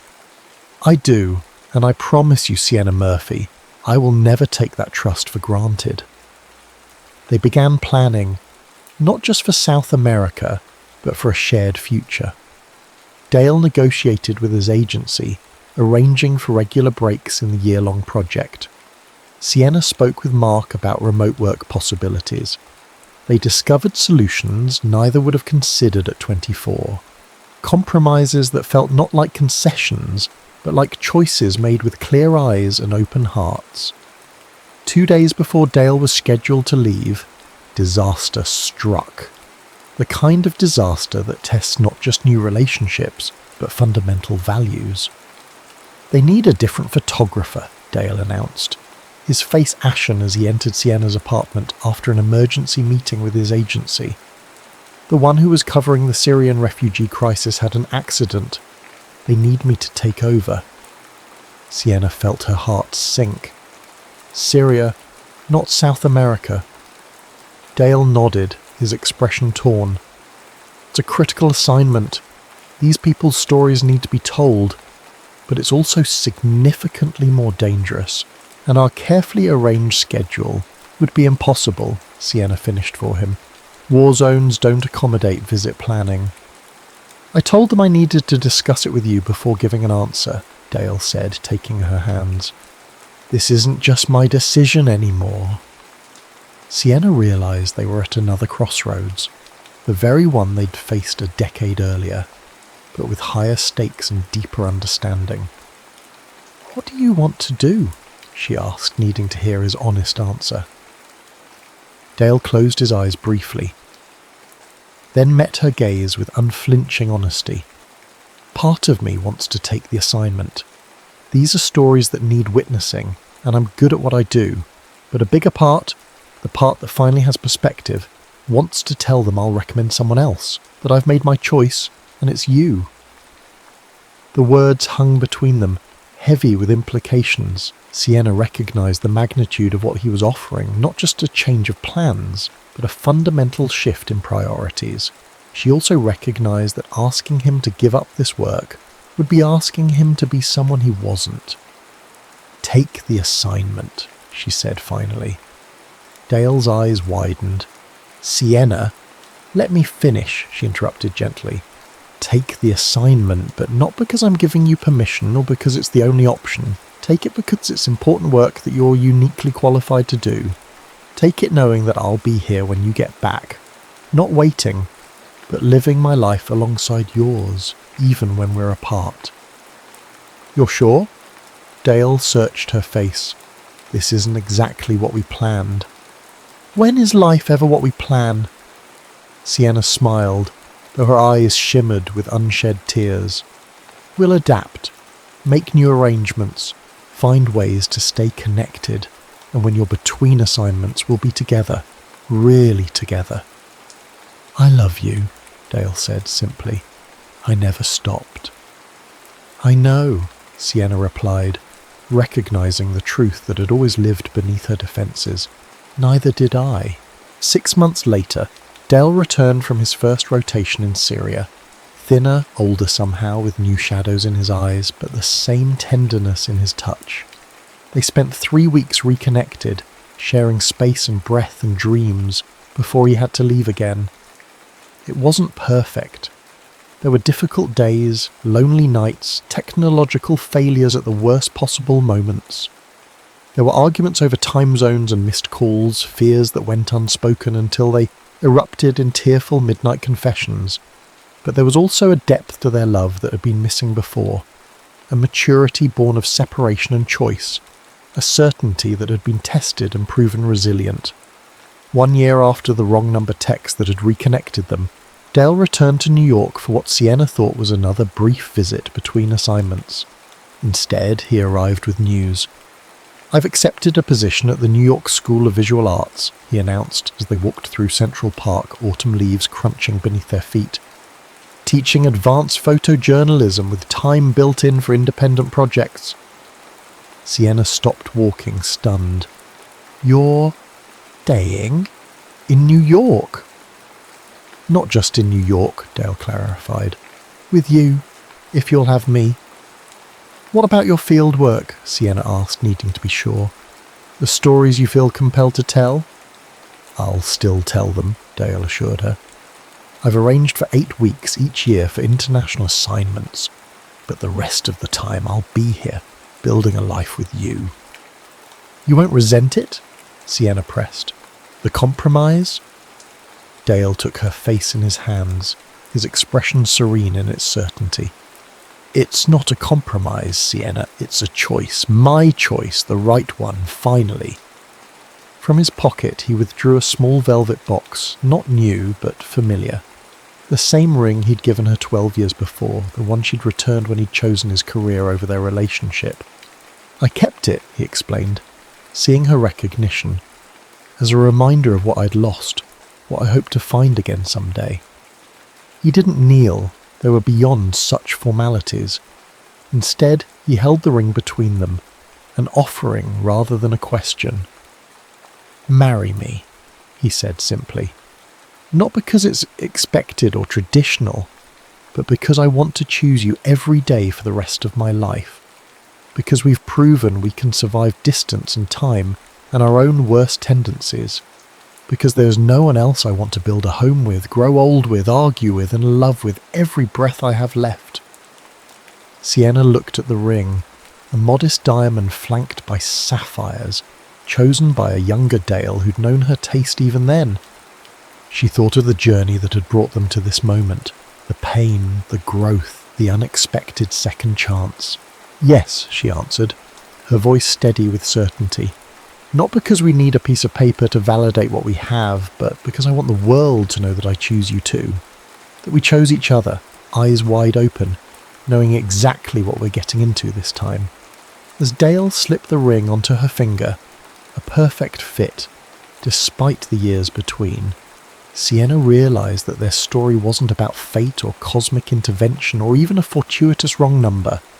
It was about two people who loved each other, enough to grow, to change, to meet in the middle of their separate paths and forge a new one together.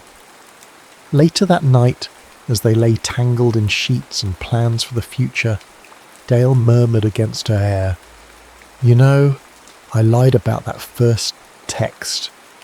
Sienna propped herself up on one elbow, curious. "What do you mean?"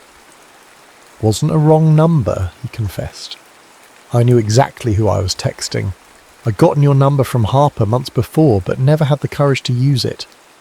"You sneaky," Sienna swatted his chest, laughing. "So much for cosmic intervention." "Oh, I still believe in fate," Dale grinned, pulling her closer. "It just needed a little help from me." "From us," Sienna corrected, kissing him softly. "It's always been about us."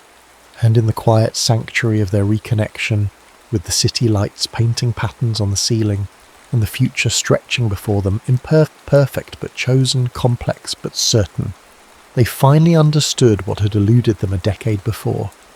That love isn't about perfect timing or dramatic gestures or even shared passion. It's about the courage to choose each other, again and again, through distance and doubt and the messy reality of two separate lives becoming one shared journey. Sometimes the right love starts with a wrong number, and sometimes it just takes a decade to get the message.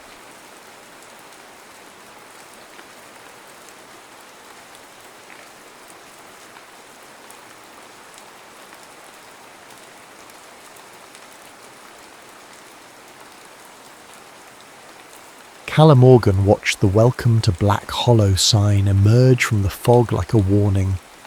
The peeling paint and weathered wood seemed to say what her mother wouldn't. This move was a mistake. "It has character," her mother said from behind the steering wheel, the forced cheerfulness in her voice painful to hear. Character wasn't the word Calla would use, haunted maybe, forgotten, the kind of place where secrets didn't just hide, they festered. The divorce had been final for exactly 27 days when her mother announced they were leaving Seattle.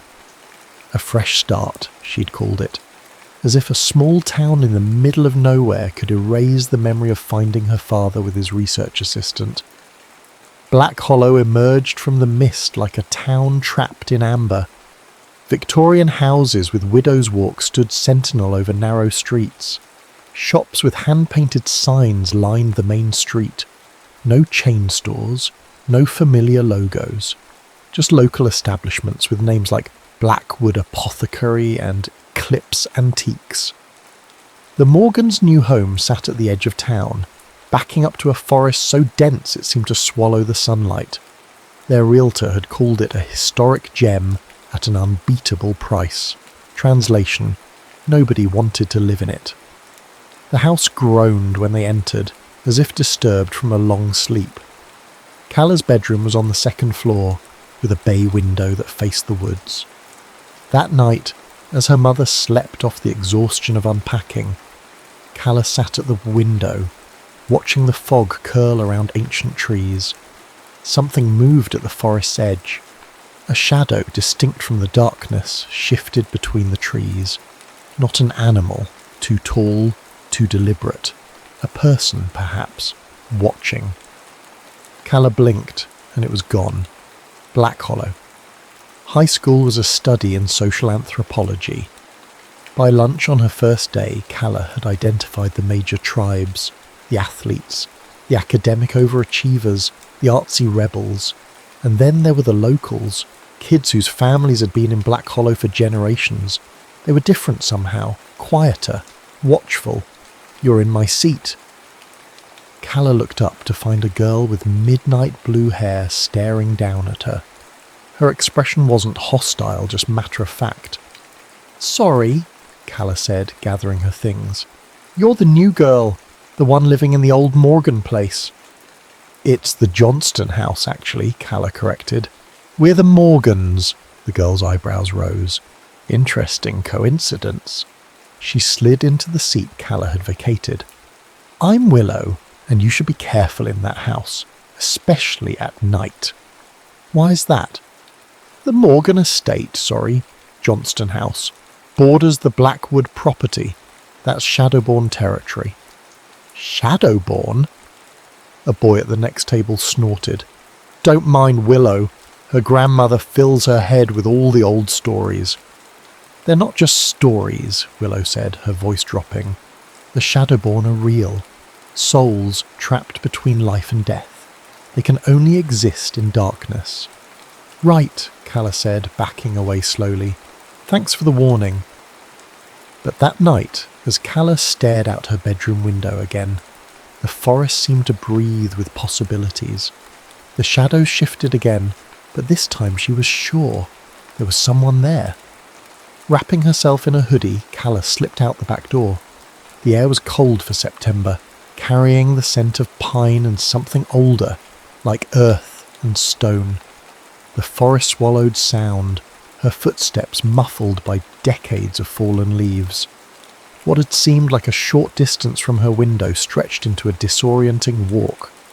Just as Calla was about to turn back, the trees opened up to reveal a clearing, and in it, the skeleton of what must have once been a grand estate.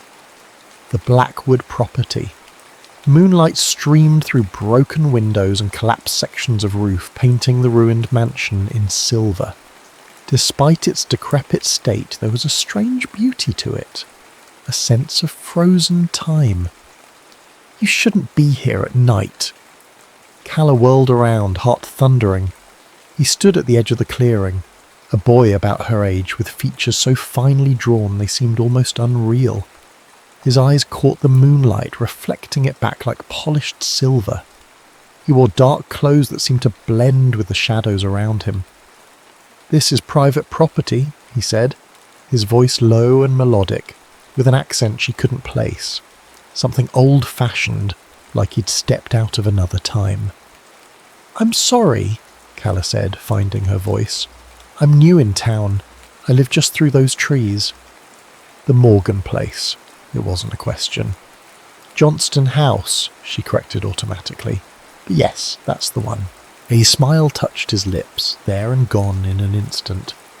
Names change. The land remembers. "I'm Calla." He hesitated, as if weighing whether to offer his name in return. "Ash," he finally said. "Do you live around here?" she asked, though something told her the answer was complicated. His smile was sad now, in a manner of speaking. He glanced at the sky. "You should go home, Calla Morgan. Night isn't safe here."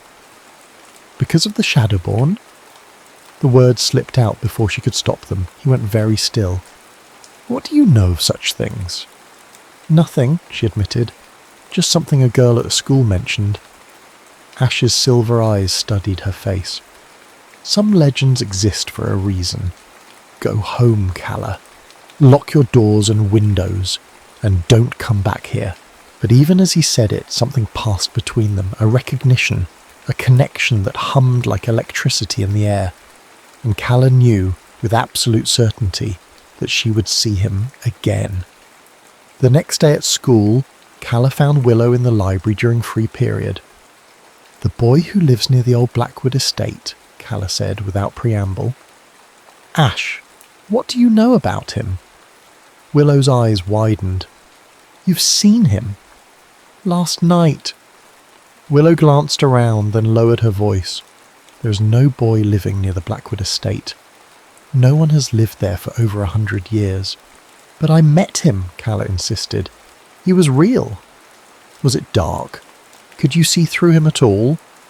"What? No. He wasn't a ghost, if that's what you're asking." Willow didn't look convinced. "What did he look like?"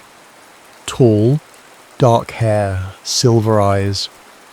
The colour drained from Willow's face. Asher Blackwood disappeared in 1873. He was said to have eyes like quicksilver.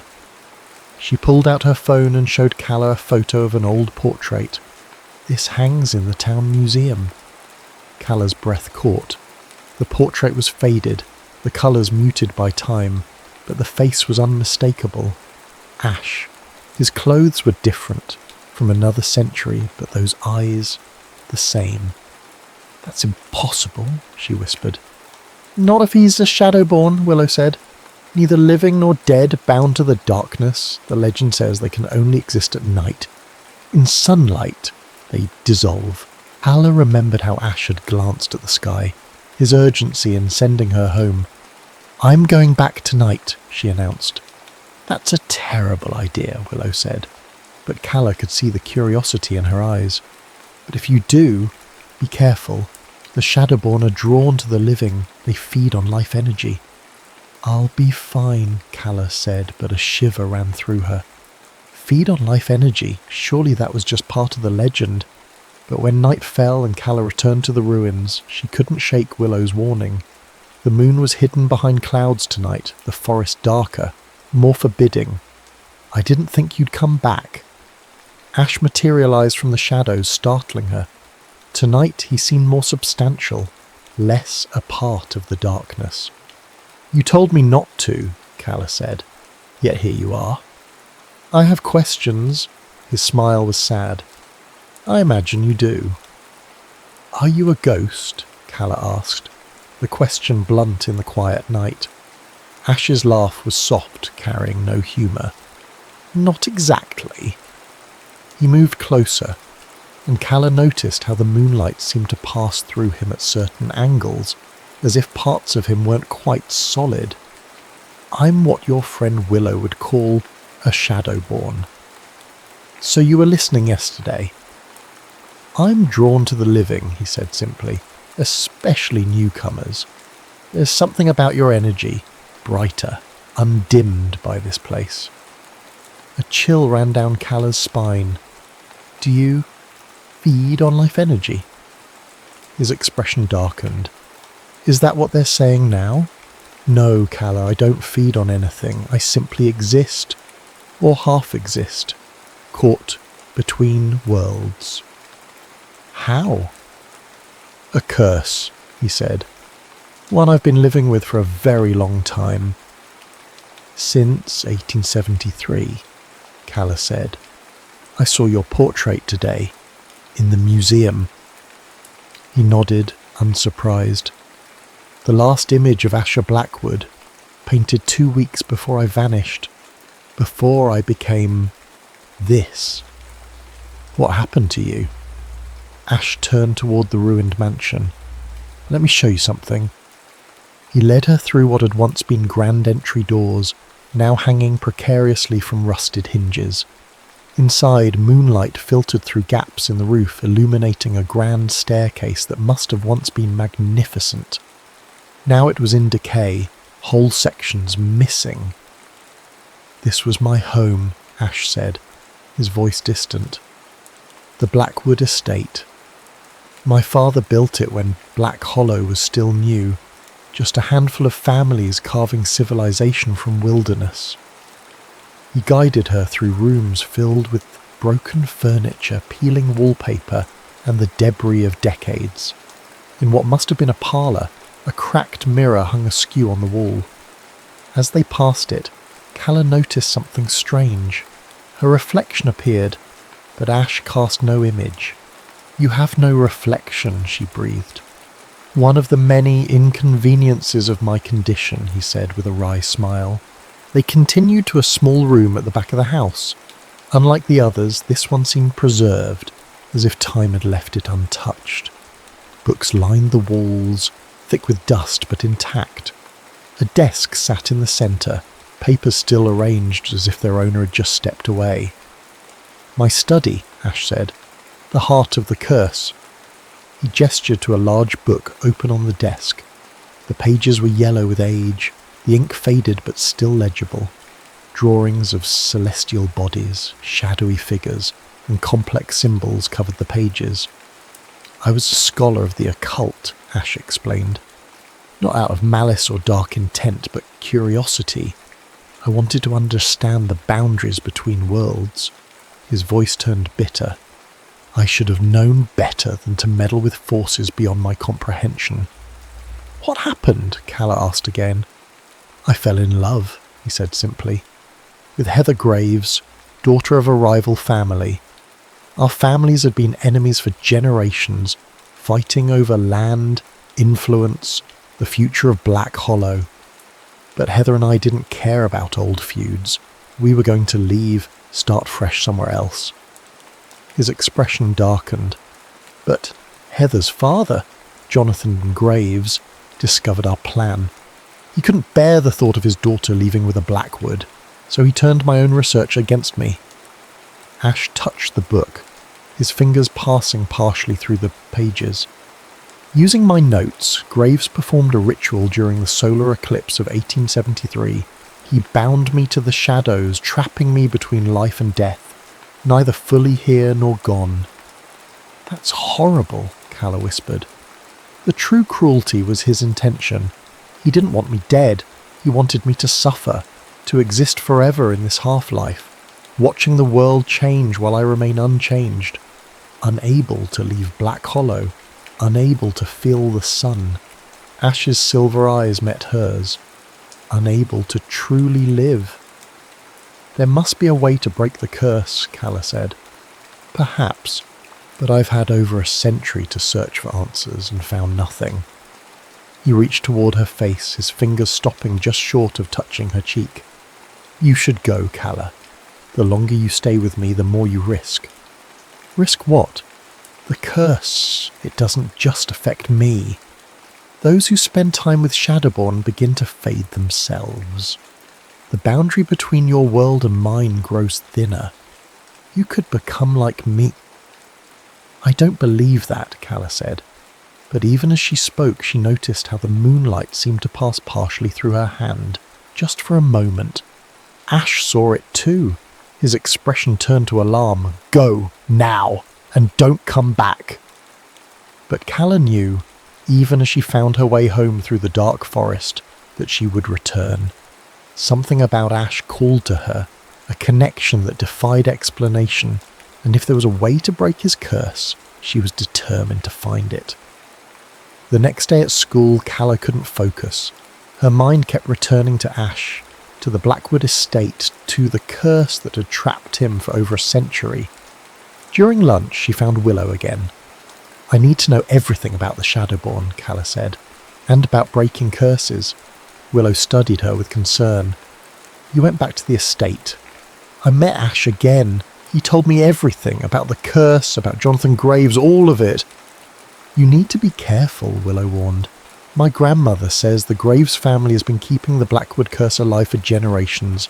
If they find out you're trying to help Ash... The Graves family is still in Black Hollow? Willow nodded. Jonathan Graves' descendants. They own half the town, including the museum where that portrait hangs. They're protective of the town's history. Including the part where their ancestor cursed an innocent man to eternal torment. Especially that part. Willow glanced over Calla's shoulder and lowered her voice. Don't look now, but that Marcus Graves at the table by the window, Jonathan's great-great-grandson. Despite the warning, Calla turned. A boy with sharp features and cold eyes stared back at her.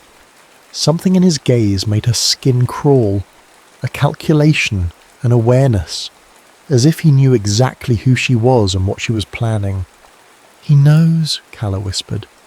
Impossible, Willow said. He can't know you've met Ash. But when Marcus Graves approached their table, his smile didn't reach his eyes. You must be Calla Morgan. I've heard you've taken an interest in local history.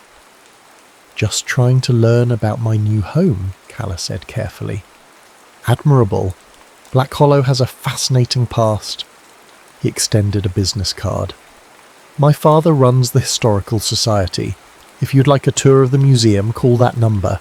We'd be happy to share our perspective on things. After he walked away, Calla studied the card. Jonathan Graves Historical Society, it read, with an emblem that looked strangely familiar, similar to one of the symbols she'd seen in Ash's book. That wasn't a friendly invitation, Willow said. That was a warning. That night, Calla waited until her mother was asleep before slipping out to the forest again. The path to the Blackwood estate seemed shorter now, as if the woods themselves were facilitating her return. Ash was waiting, his form more substantial than before, his silver eyes troubled. You shouldn't have come back. I think the Graves family knows I've met you, Calla said. Marcus Graves approached me at school today. Alarm flashed across Ash's face. Then you're in danger.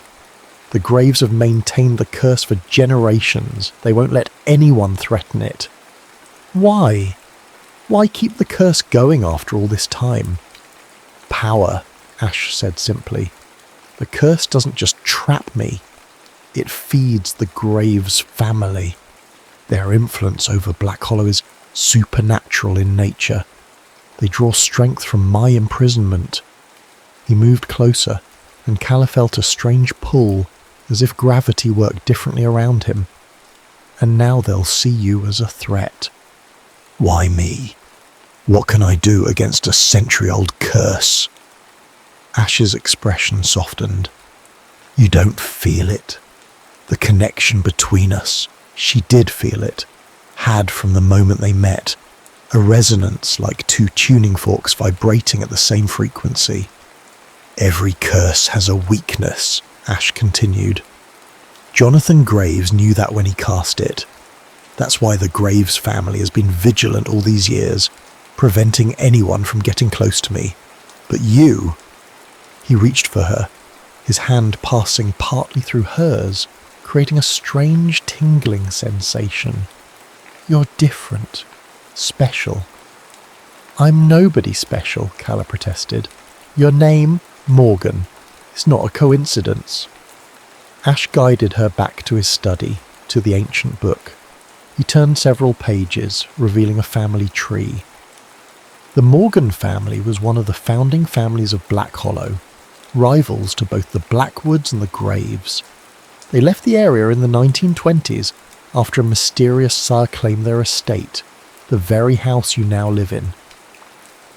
Calla stared at the family tree, tracing the branches with her finger. The last name listed was Eleanor Morgan, born 1902. "My grandmother's name was Eleanor," she whispered. "She died when I was little. Mum never talked much about her family history." The Morgans were practitioners, like the Blackwoods and the Graves, but they believed in balance, in using their knowledge to heal rather than harm. Ash's voice grew urgent. "If you're a Morgan by blood, you might be the key to breaking the curse." "How?" "There's a ritual," Ash said, turning more pages in the book. "Can only be performed during a total solar eclipse, when day becomes night, when barriers between worlds are thinnest." "When's the next eclipse?" 3 weeks from now, October 14th. Calla felt a chill. "That's my birthday." Ash's silver eyes widened. "Then it's true. You are the one." "The one what?" "The ritual requires a Morgan born under an eclipse. Someone with 1 foot in each world, just as I have. Together we could break the curse." His expression darkened. "The cost is high." "What cost?" "To break the curse there must be a sacrifice, something precious." Ash wouldn't meet her eyes. "A life for a life. My freedom would come at a terrible price." Calla spent the next week in a state of heightened awareness, feeling Marcus Graves's eyes on her in the school hallways, noticing strange figures watching her house at night. Her mother, absorbed in her new job at the local hospital, did not notice Calla's growing paranoia, or the way light sometimes passed through her daughter's hands, as if she were becoming as insubstantial as Ash. With each visit to the Blackwood estate, the connection between Calla and Ash grew stronger, and the boundary between their worlds grew thinner. Sometimes when they talked deep into the night, Calla could see the shadow realm through Ash's eyes, a twilight version of reality where lost souls wandered among twisted reflections of the living world. "You're fading," Ash said one night, his voice tight with concern. "The more time you spend with me, the more you become like me." Calla held up her hand to the moonlight, watching it turn partially transparent. "I'm not afraid." "You should be," he insisted. "This isn't a gift, Calla, it's a prison." But secretly Calla had begun to wonder if becoming a Shadowborn might not be so terrible, if it meant being with Ash. The thought terrified and thrilled her in equal measure. Willow had become Calla's confidant, her connection to the normal world as Calla drifted further from it. Together they researched the Morgan family history, the mechanics of the curse, and the approaching eclipse. "My grandmother says the eclipse will be total over Black Hollow," Willow said, showing Calla a map on her phone. "The path of totality passes right over the town. It'll be dark as night for about 3 minutes. 3 minutes to break a 150-year-old curse," Calla mused. "Not much time." "Are you sure about this?" Willow asked. "Ash said the ritual requires a sacrifice. What if it means you?" The thought had crossed Calla's mind. "And that's the price," she said quietly. "I can't leave him trapped like that, Willow. Not if I can help." "You barely know him." "That's not true," Calla protested. "I know him better than I've known anyone. When we're together, it's like I've found a piece of myself I didn't know was missing." Willow's expression was troubled. Just be careful, the Graves won't let this happen without a fight. As if conjured by her words, Marcus Graves appeared at their table, sliding into a seat uninvited. Discussing the eclipse, he asked, his smile not reaching his eyes. It's going to be quite the event. The whole town is planning a viewing party in the square. We're aware, Calla said coolly. My father is particularly interested in the astronomical significance, Marcus continued. Did you know that Black Hollow experiences a perfect total eclipse only once every 150 years? The last one was in 1873. His eyes bored into Calla's. Significant things happen during that eclipse. History has a way of repeating itself. After he left, Willow shivered. That wasn't subtle. No, Calla agreed. It was a threat. That night, Calla found Jonathan Graves waiting for her at the edge of the forest. He was older than she'd expected, in his 60s, with steel-grey hair and the same cold eyes as his son. He leaned on an ornate cane with a silver handle shaped like a raven. Miss Morgan, he said, his voice cultured, precise. I believe it's time we had a conversation about your extracurricular activities. I don't know what you mean, Calla said, heart pounding. Please, let's not insult each other's intelligence. You've been visiting the Blackwood boy. You're planning something for the eclipse. He stepped closer and Calla noticed how the shadow seemed to bend toward him, as if drawn by a magnetic force. I'm here to advise against it. Why? Because you want to keep Ash trapped? To keep feeding off his curse? Jonathan's eyebrows rose. He's been filling your head with his version of events, I see. Did he tell you why he was cursed? The real reason? He said it was because he wanted to leave Black Hollow with Heather Graves. Your ancestor couldn't bear to lose his daughter to a Blackwood. Jonathan laughed, the sound sharp in the quiet forest. A convenient narrative for a lovesick boy. The truth is far less romantic. Asher Blackwood was meddling with forces beyond his control. The ritual my ancestor performed wasn't vengeance. It was containment. Protection for the town, for everyone. I don't believe you, Calla said, but doubt crept into her mind. No. Ask him about the others then, the ones who faded before you. Jonathan's eyes flickered to Calla's hands, which had grown more transparent in the moonlight. You're not the first young woman Asher has lured into his trap. He needs life energy to sustain himself. Once he's drained you dry, he'll find another. That's not true, Calla insisted. He warned me away. He told me I was risking myself by being with him. Part of his game, Jonathan said dismissively. Creating the illusion of noble sacrifice makes the seduction more effective. He sighed, suddenly looking tired. I don't expect you to believe me, Miss Morgan. Young love is deaf to reason. But know this. If you attempt to break the Blackwood curse during the eclipse, you won't just be risking yourself. The consequences for Black Hollow would be catastrophic. After he left, Calla stood trembling at the forest's edge. Could Jonathan be telling the truth? Had Ash been manipulating her all along? She found him waiting in the ruined parlour of the Blackwood estate, silver eyes brightening when he saw her. Jonathan Graves confronted me, she said without preamble.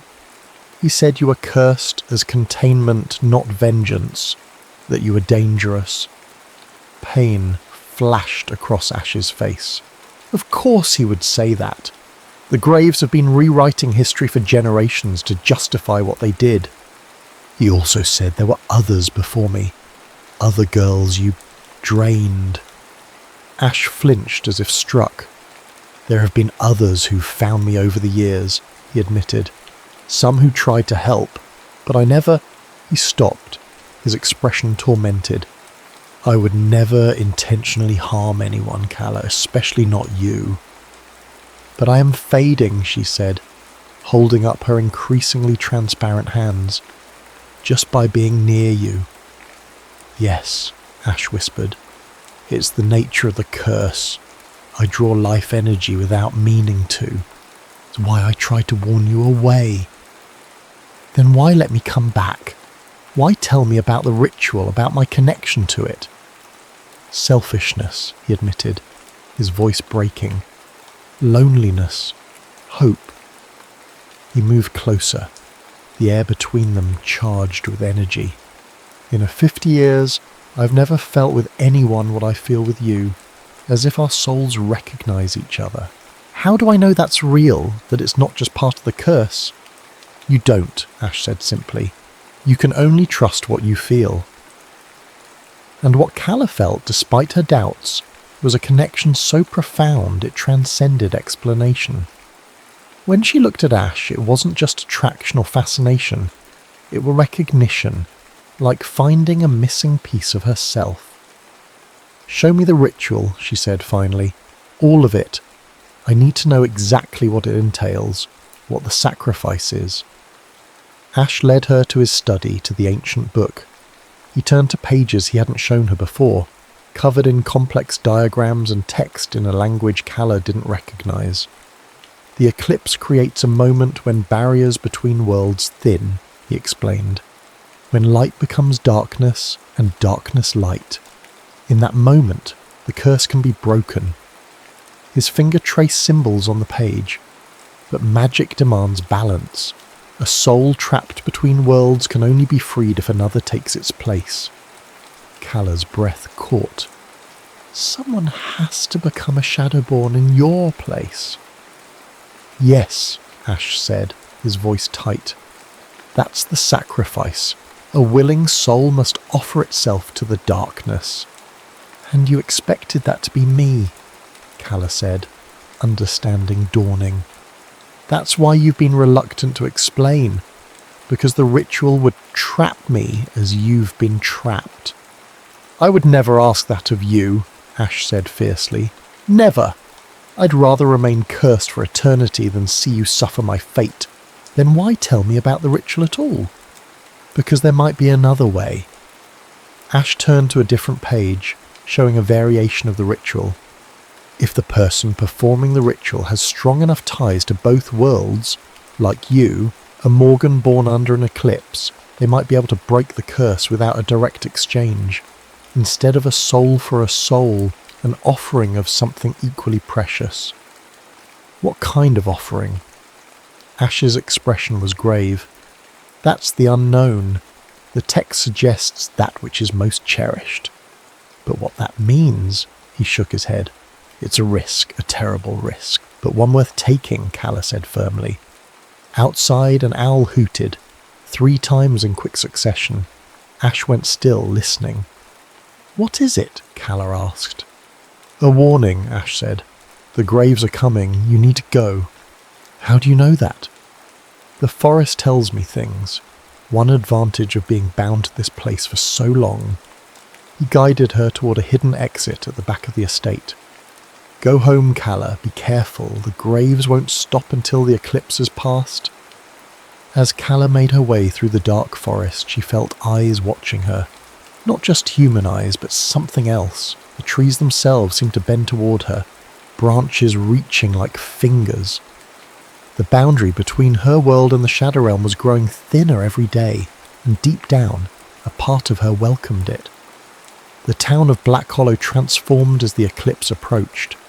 Banners appeared on Main Street announcing the Eclipse Festival. Shops displayed merchandise with celestial themes. Tourists began arriving, filling the small inn and renting rooms in local homes. Beneath the festive atmosphere, Calla sensed a current of unease. The locals, the ones whose families had been in Black Hollow for generations, watched the preparations with wary eyes. They hung protective symbols in their windows and kept their children close after dark. They know, Calla realised. They have always known about the curse, about the Shadowborn. It's part of the town's collective memory. At school, Marcus Graves had become Calla's shadow, appearing whenever she was alone, always with the same cold smile and veiled threats. My father wants to ensure you'll join us for the eclipse viewing in the town square, he said, cornering her after English class. It would be Safer that way. I haven't decided where I'll watch it, Calla replied carefully. Marcus's smile didn't waver. The Blackwood estate would be a poor choice. Structurally unsound. Dangerous. His eyes flicked to her hands, which Calla had taken to hiding in the sleeves of her sweater to conceal their increasing transparency. You're not looking well, Calla. Perhaps you should see a doctor. My uncle is an excellent physician. I'm fine, Calla said, pulling away, but she wasn't fine. The fading was accelerating. At night, looking in her bathroom mirror, Calla could see through parts of herself to the wall behind. When she stepped into sunlight, it hurt. Not like a sunburn, but deeper, as if the light passed through her and scorched something essential inside. She was becoming a Shadowborn, with or without the ritual. It's happening too fast, Ash said when she told him, his face tight with guilt. The connection between us is too strong. I'm pulling you into my world without meaning to. Then we need to break the curse now, Calla insisted. We can't wait for the eclipse. The ritual won't work without the eclipse, Ash said. The moment when day becomes night is crucial.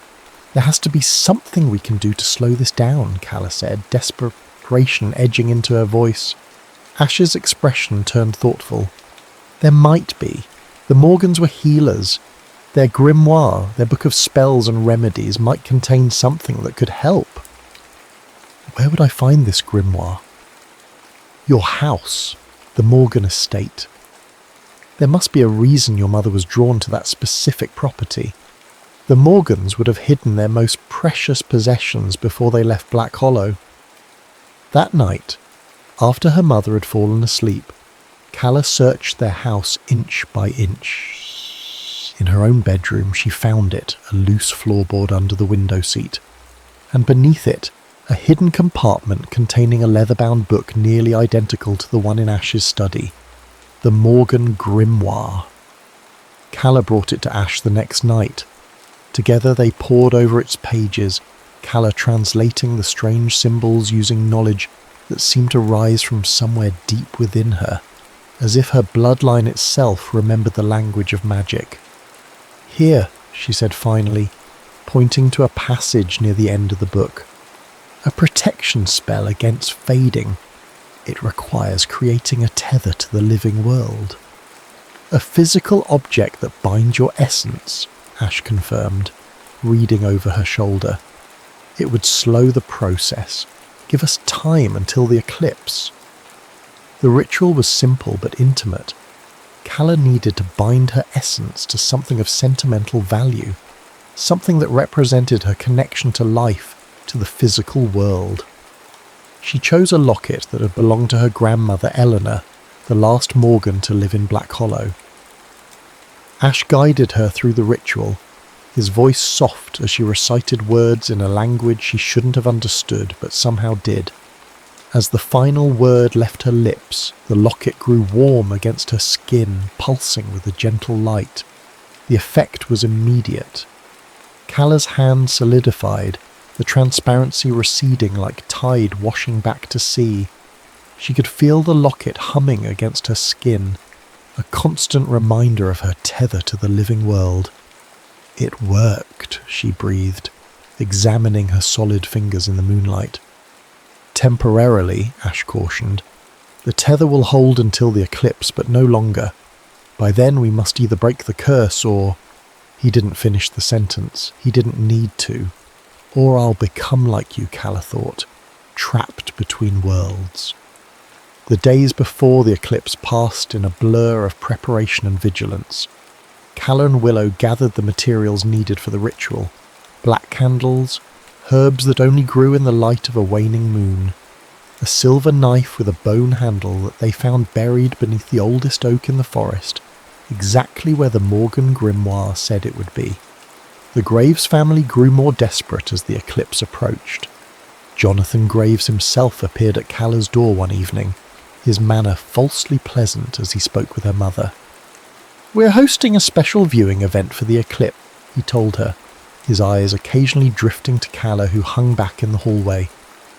As new residents, you should join us. Experience Black Hollow at its finest." "That sounds lovely," her mother said, oblivious to the tension crackling between her daughter and the town's most prominent citizen. After he left, Callah's mother turned to her with excitement. "Isn't that nice? The Historical Society is arranging telescopes in the town square. We should go together." "Actually," Callah said, thinking quickly, "Willow invited me to watch with her family. They have a perfect view from their property." It wasn't a complete lie. Willow would be with her, but at the Blackwood estate, not her family's home. The morning of October the 14th, Callah's birthday, the day of the eclipse, dawned with an unnatural stillness. Birds fell silent. The air hung heavy and expectant. Even Callah's mother sensed something different about the day, hugging her daughter a moment longer than usual before leaving for work. "Happy birthday, sweetheart," she said. 17? I can hardly believe it." She pressed a small wrapped box into Callah's hands. "This was your grandmother's. I was saving it for today." Inside the box was a ring, silver, set with a moonstone that seemed to capture and reflect light in impossible ways. "It's beautiful," Callah said, slipping it onto her finger. It felt warm, as if greeting her. "It's been passed down through the women in our family for generations," her mother said. "Gran said it was magical," she laughed, embarrassed. "Silly superstition. But she was insistent that you should have it on your 17th birthday." Callah looked at her mother with new understanding. "Did you know about our family's history in Black Hollow?" Her mother's smile faltered. "Gran had stories about the Morgans being special, having certain abilities. I never put much stock in it." She hesitated. "But when the opportunity to move here came up, it felt right somehow. Like we were supposed to be here. Or like we were called back," Callah thought. The eclipse was scheduled for 3:42 p.m. By noon, clouds had gathered over Black Hollow, turning the day prematurely dark. Callah met Willow at the edge of the forest, both of them carrying backpacks filled with ritual supplies. "The whole town feels weird," Willow said as they made their way toward the Blackwood estate. "Like it's holding its breath." "The barrier between worlds is thinning," Callah said. The knowledge came to her naturally now, rising from some ancestral memory in her blood. "During the eclipse, the shadow realm and our world will briefly overlap." They found Ash waiting in his study, more solid than Callah had ever seen him. As the eclipse approached, his power grew. "The graves will try to stop us," he warned as they set up the ritual. Black candles formed a circle around an iron brazier filled with herbs and sacred woods. The silver knife lay across the Morgan grimoire, both positioned precisely where moonlight would fall when the eclipse reached totality. "How?" Willow asked, nervously glancing toward the broken windows. "They'll have sensed the preparations, felt the shift in energy." Ash's silver eyes were troubled. "They might try to physically intervene, or they might work counter-magic." "We'll be ready," Callah said with more confidence than she felt. She touched the locket at her throat, her tether to the living world, and felt the ring on her finger pulse in response. As the time of the eclipse drew nearer, the air grew heavy with the electricity. Shadows in the corners of the room seemed to breathe, expanding and contracting like living things. Through the broken windows, Callah could see the sun being slowly devoured by darkness. "It's starting," Ash whispered. The ritual began with Callah reading from the Morgan grimoire, words of power that made the air shimmer. Willow lit the candles one by one, moving clockwise around the circle. Ash stood opposite Callah, his form flickering between solid and transparent as the light outside dimmed. The partial eclipse deepened. The forest fell utterly silent. That's when they heard it. Footsteps on the broken stairs, multiple sets moving with purpose. "They're here," Ash said, his voice tight. Jonathan Graves appeared in the doorway, Marcus behind him. They carried no weapons, but Jonathan's raven-headed cane glowed with an inner light that made Callah's skin crawl. "Stop this foolishness," Jonathan commanded. "You have no idea what forces you're meddling with." "We know exactly what we're doing," Calla replied, continuing the ritual. The words flowed from her as if she'd known them all her life. "We're breaking a curse that never should have been cast." "The curse is the only thing keeping this town safe," Jonathan insisted. "Asher Blackwood was experimenting with opening doorways between worlds. My ancestor stopped him before he could tear the veil completely." "That's a lie," Ash said, his voice echoing strangely as the Shadow Realm pressed closer. "I never sought to harm anyone.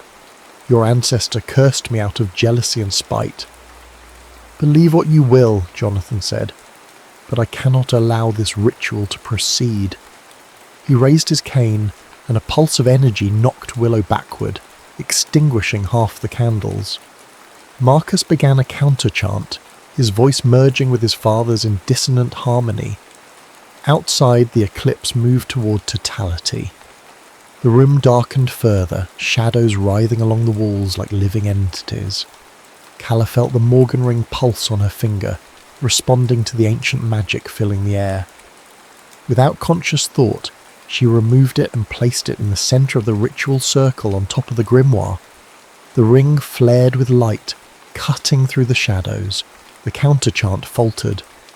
"What are you doing?" Jonathan demanded, a note of fear in his voice for the first time. "Breaking the curse," Calla said, her voice transformed, resonating with power that came from somewhere beyond herself. "Not just Ash's curse, but the one your family has kept over this town for generations." The eclipse reached totality.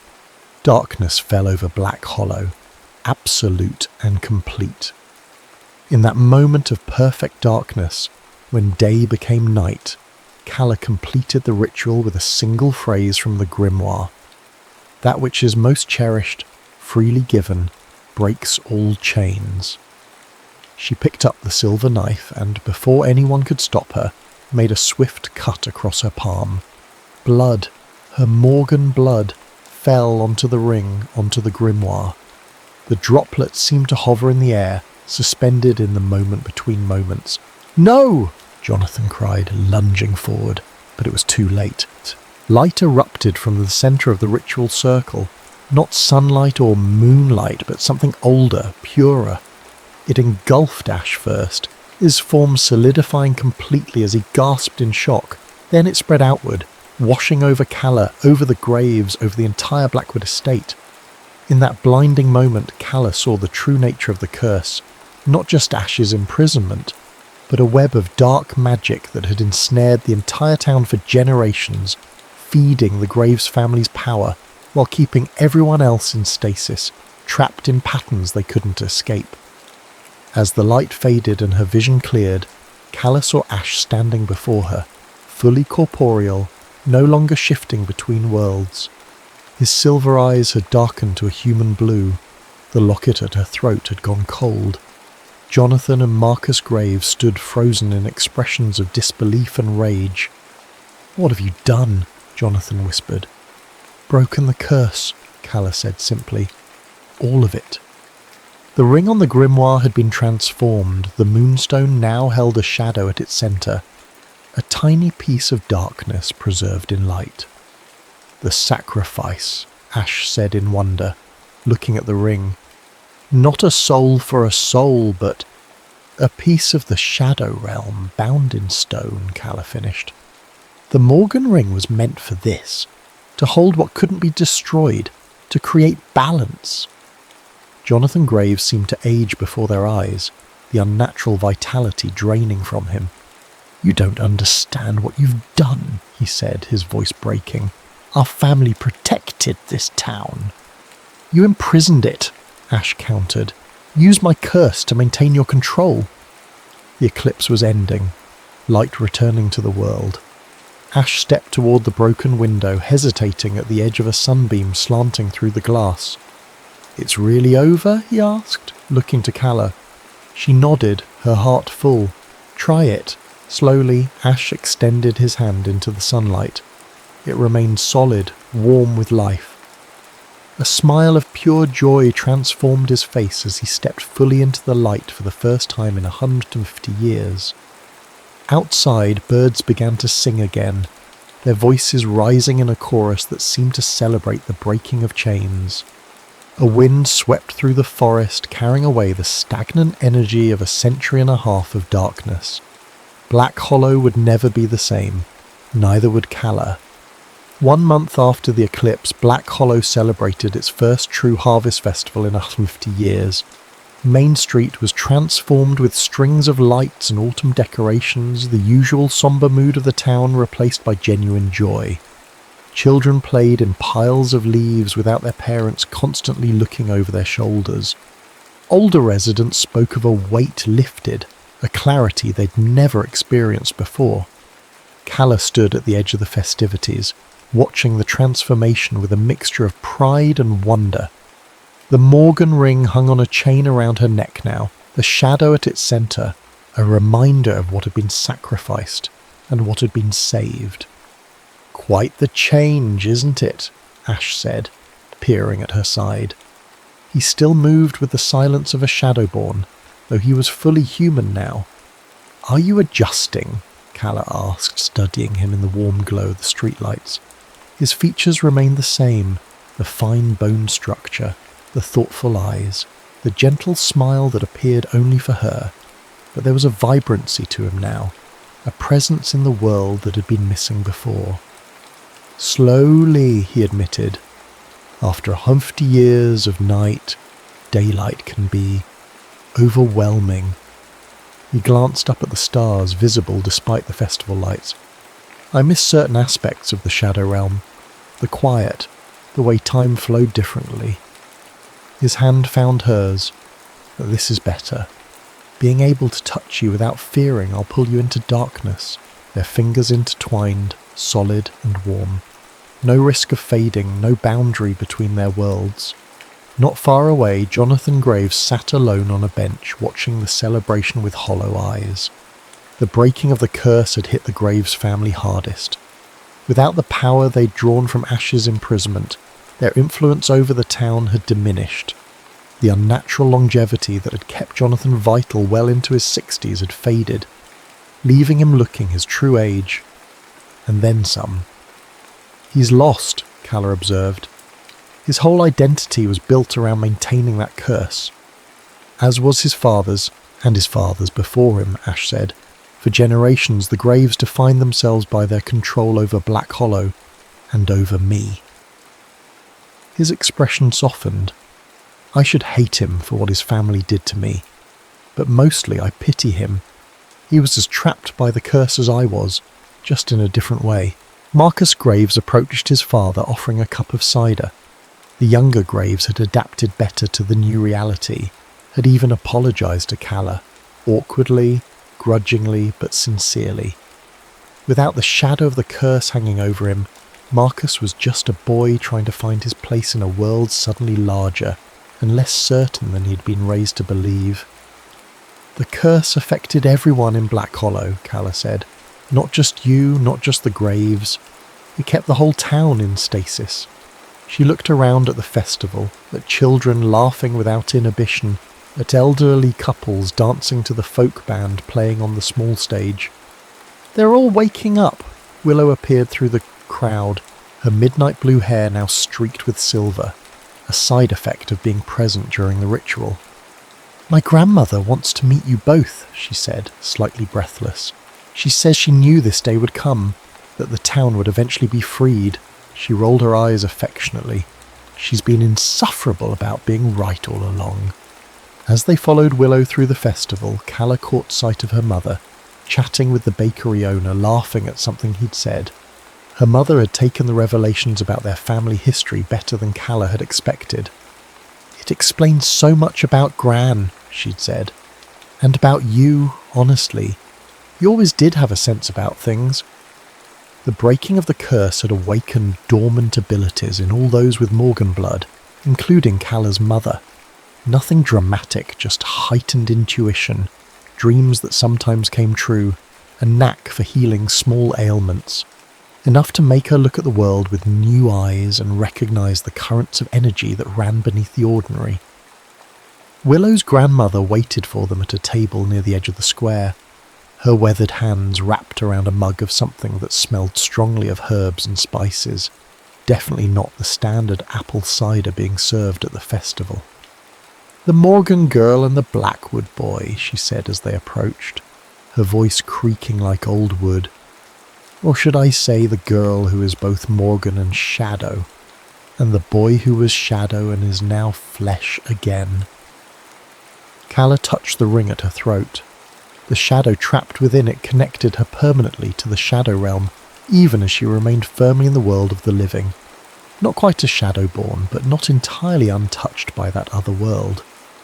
"You knew about the curse all along," Ash said to the old woman. "About me?" "I knew pieces," Willow's grandmother acknowledged. "Every family in Black Hollow kept fragments of the truth. The graves made sure no one had the whole story." Her sharp eyes assessed Calla. "Until you came along, the Morgan returned to the Hollow, born under an eclipse, the one the sign spoke of." "You believe in prophecy?" Calla asked skeptically. The old woman laughed, a sound like dry leaves. "I believe in patterns, in balance. The universe has a way of correcting itself, given time." She gestured to the festival around them. "Look at them, finally free to evolve, to change. Black Hollow was frozen in amber for over 50 years. Now it can breathe again." "What happens now?" Ash asked. "To the town, to—" He glanced at Calla, leaving the rest unspoken. "That's the beauty of it, boy," Willow's grandmother said. "For the first time in 50 years, no one knows. The future is unwritten." After saying goodnight to Willow and her grandmother, Calla and Ash walked through the quieter streets of Black Hollow, away from the festival. Fall leaves crunched beneath their feet, the moon casting dappled shadows through bare branches. "I've been thinking," Ash said after a comfortable silence, "about what to do with my life now that I have one again." "And?" Calla prompted. "The Blackwood fortune is still out there, you know. In banks, investments, property. I may be legally dead, but with the right documentation." He smiled ruefully. "I could be quite wealthy. Rebuild the estate. Travel. See everything I've missed in the last century and a half." Something twisted in Calla's chest at the thought of Ash leaving Black Hollow. Leaving her. But wasn't that the point of breaking the curse? To give him freedom? "That sounds wonderful," she said, keeping her voice light. "Where would you go first?" Ash stopped walking, turning to face her fully. In the moonlight, his eyes held echoes of their former silver gleam. "I'm not going anywhere without you, Calla Morgan." He took both her hands in his. "If you'll have me, that is." "I'm still in high school," she reminded him, though her heart raced. "And you're technically over 70 years old." He laughed. "Details. I'm physically 17, remember? Frozen in time." His expression grew serious. "I can wait, Calla. I've had a lot of practice at waiting. Finish school. Go to college if you want. Decide what you want your life to be. And if I fit somewhere in those plans..." He trailed off, suddenly uncertain. Calla reached up to touch his face, marvelling again at the solidity of him, the warmth of his skin. "You know you do." The Morgan ring pulsed gently against her collarbone, the shadow within it swirling like a tiny galaxy. A piece of the world Ash had inhabited for so long, preserved and contained. A reminder of what they'd both sacrificed and gained. "The future is unwritten," she repeated Willow's grandmother's words. "But whatever comes next, we face it together." Above them, stars wheeled in their ancient patterns, indifferent to the tiny dramas of human lives, yet somehow bearing witness to them all the same. Black Hollow continued its slow awakening, like a dreamer returning to consciousness after a long and troubled sleep. And Calla and Ash walked its moonlit streets, hand in hand, no longer divided by shadow and light, but existing together in the beautiful in-between of twilight, that magical hour when anything seems possible.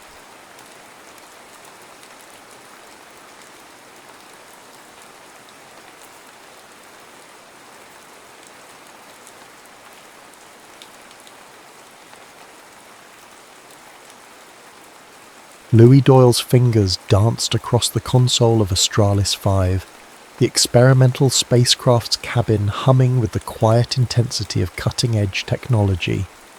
The holographic displays cast a blue glow across his features as he ran through the pre-jump checklist for the third time. At 32, he had already logged more test flights than pilots twice his age, but today's mission carried stakes that made his palms sweat beneath his flight gloves.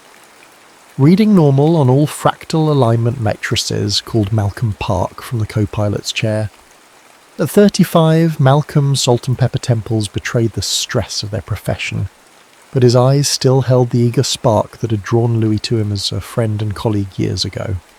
Malcolm, if these calculations are even slightly off— "They're not," Malcolm interrupted, shooting Louis a knowing look.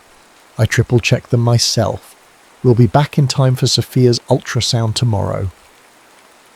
The mention of his wife and their unborn daughter brought a smile to Louis's face. The image of Sophia that morning flashed in his mind, standing in their kitchen, her honey-brown hair catching the sunlight, one hand resting on her swollen belly, while the other held their 3-year-old son Oliver on her hip. "Promise you'll be careful," she'd whispered, against his lips as they parted. "Emma and I will be waiting for you." "Initiating fractal expansion sequence," Louis announced into his comm, pushing the thought away. "Quantum space-time dynamics. This is Astralis 5. We are go for FTL jump in T-minus 60 seconds. The response from mission control was immediate. "Copy that, Astralis 5. All systems are nominal. Proceed with jump protocol." Louis exchanged a glance with Malcolm. "Ready to make history?" Malcolm grinned. Just another day at the office. But it wasn't. If successful, this would be the first human-piloted craft to achieve true faster-than-light travel, using the revolutionary fractal expansion drive. The technology promised to compress the space ahead of the vessel while expanding it behind, creating a sort of bubble that could slip between the conventional laws of physics. "Fractal field generator at maximum capacity," Louis reported, watching the readings climb. "Initiating jump in 3, 2, 1. He pressed the activation sequence, and the universe seemed to hold its breath. For a heartbeat, nothing happened. Then reality itself appeared to fold around them, stars stretching into impossible lines of light, the blackness of space rippling like disturbed water. "Field stabilization holding at 98%, Malcolm called out, his voice strained with concentration. "We're—" "Wait, Louis, I'm getting anomalous readings in the navigation array." Louis's fingers flew across the controls. What kind of anomalous? "The fractal pattern is destabilizing. It's like something's pulling at the edges of our field." A warning klaxon blared through the cabin as red indicators flooded the displays. Louis felt his stomach drop as he recognized what was happening. "Gravitational interference," he muttered, then louder. "Malcolm, we're being pulled off course. There's a massive gravity well directly in our modified path." Malcolm's face paled as he pulled up the stellar charts. "Bayer BH1, we're being drawn toward a black hole." The next moments were chaos as they fought to regain control of their trajectory. The ship's engines whined in protest as Louis pushed them beyond their design limits, attempting to break free from the inexorable pull. "Thrusters failing," Malcolm shouted over the growing cacophony of alarms. "Field integrity dropping below 60%. Louis made a desperate decision. "We need to shut down the fractal drive and attempt a conventional emergency jump out of here." As his fingers moved to execute the command, a strange calm settled over him. Time seemed to slow, each second stretching into minutes. Through the viewport he could see the terrible beauty of Bayer BH1, a perfect circle of absolute darkness rimmed with the ghostly light of dying stars being consumed. "Louis," Malcolm's voice seemed to come from very far away. "Something's happening to our chronometric readings. The time dilation effect is—" Before Malcolm could finish, a blinding flash of light engulfed the cabin. When Louis could see again, a new presence appeared on their sensors, an unknown vessel, its design unlike anything in Earth's registry. It moved with impossible grace, positioning itself between Australis 5 and the black hole. "Are they helping us?" Malcolm whispered. As if in answer, their communications array lit up with an incoming data packet. Not words or images, but pure mathematics, equations of such complexity and elegance that Louis felt a chill run down his spine. "It's a correction to our fractal field formula," he realised with sudden clarity. "They're showing us how to compensate for the gravitational distortion." Working with frantic precision, Louis integrated the new calculations into their navigation system. The alien vessel maintained its position, seemingly holding back the full force of the black hole's pull. "Field reforming," Malcolm reported, wonder in his voice. "Fractal integrity at 105%, how is that even possible?" Louis didn't answer, focusing entirely on executing their escape. With the alien mathematics guiding their path, Australis 5 slipped free of the gravitational well and made the jump back toward Earth. The return journey seemed deceptively normal. Their instruments showed they had been gone for less than 6 hours, enough time for some concern at mission control, but nothing catastrophic. It wasn't until they approached Earth orbital space that the truth became clear. "Louis," Malcolm's voice cracked as he stared at the dating display. "According to mission control, we've been gone for 52 years. Louis felt the world fall away beneath him. 52 years. Sophia would be 78 now, Oliver 55, and Emma, his unborn daughter, would be 52 years old, older than he was. As Australis 5 docked with the gleaming orbital station that hadn't existed when they left, Louis stared out at an Earth that looked both familiar and alien. The blue-green marble still spun serenely below, but new orbital structures and unfamiliar spacecraft patterns told of decades of advancement. "What do we do now?" Malcolm asked quietly. Louis unbuckled his harness with numb fingers. "We go home," he said, "whatever's left of it." The descent to Earth felt surreal.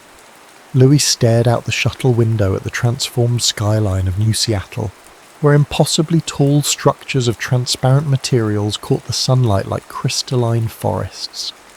Air traffic moved in precise three-dimensional patterns that would have been chaos in his time, but now seemed to follow some intricate dance only these future pilots understood.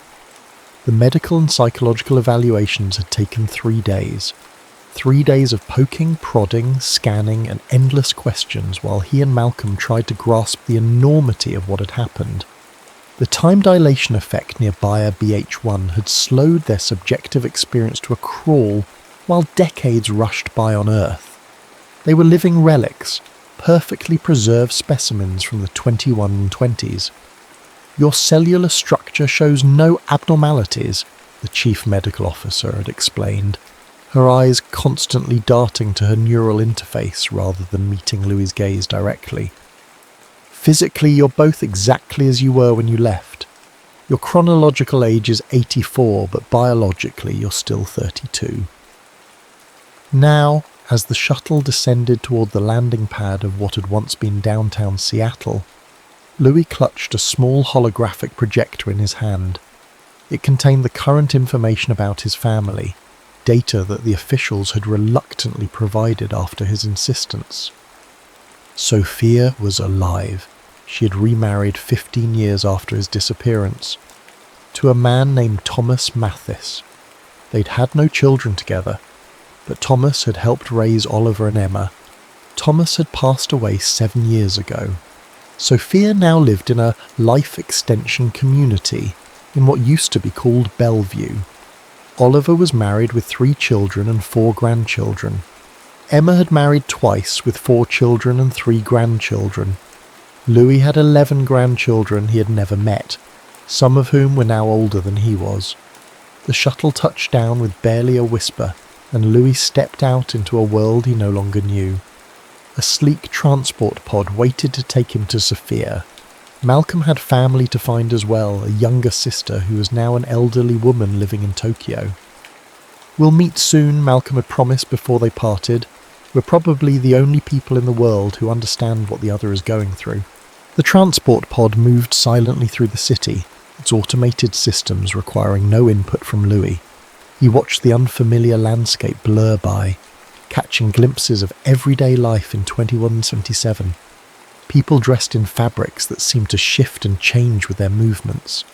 Many had visible tech integrated into their bodies, subtle glowing lines beneath the skin, eyes with pupils that adjusted mechanically, hands with extra digits that looked both natural and artificial. When the pod finally stopped, Louis found himself before a sprawling complex of elegant buildings integrated with the natural landscape. Trees grew through and around structures in a harmony of design that would have been impossible in his time. A young woman, perhaps in her 20s, waited at the entrance.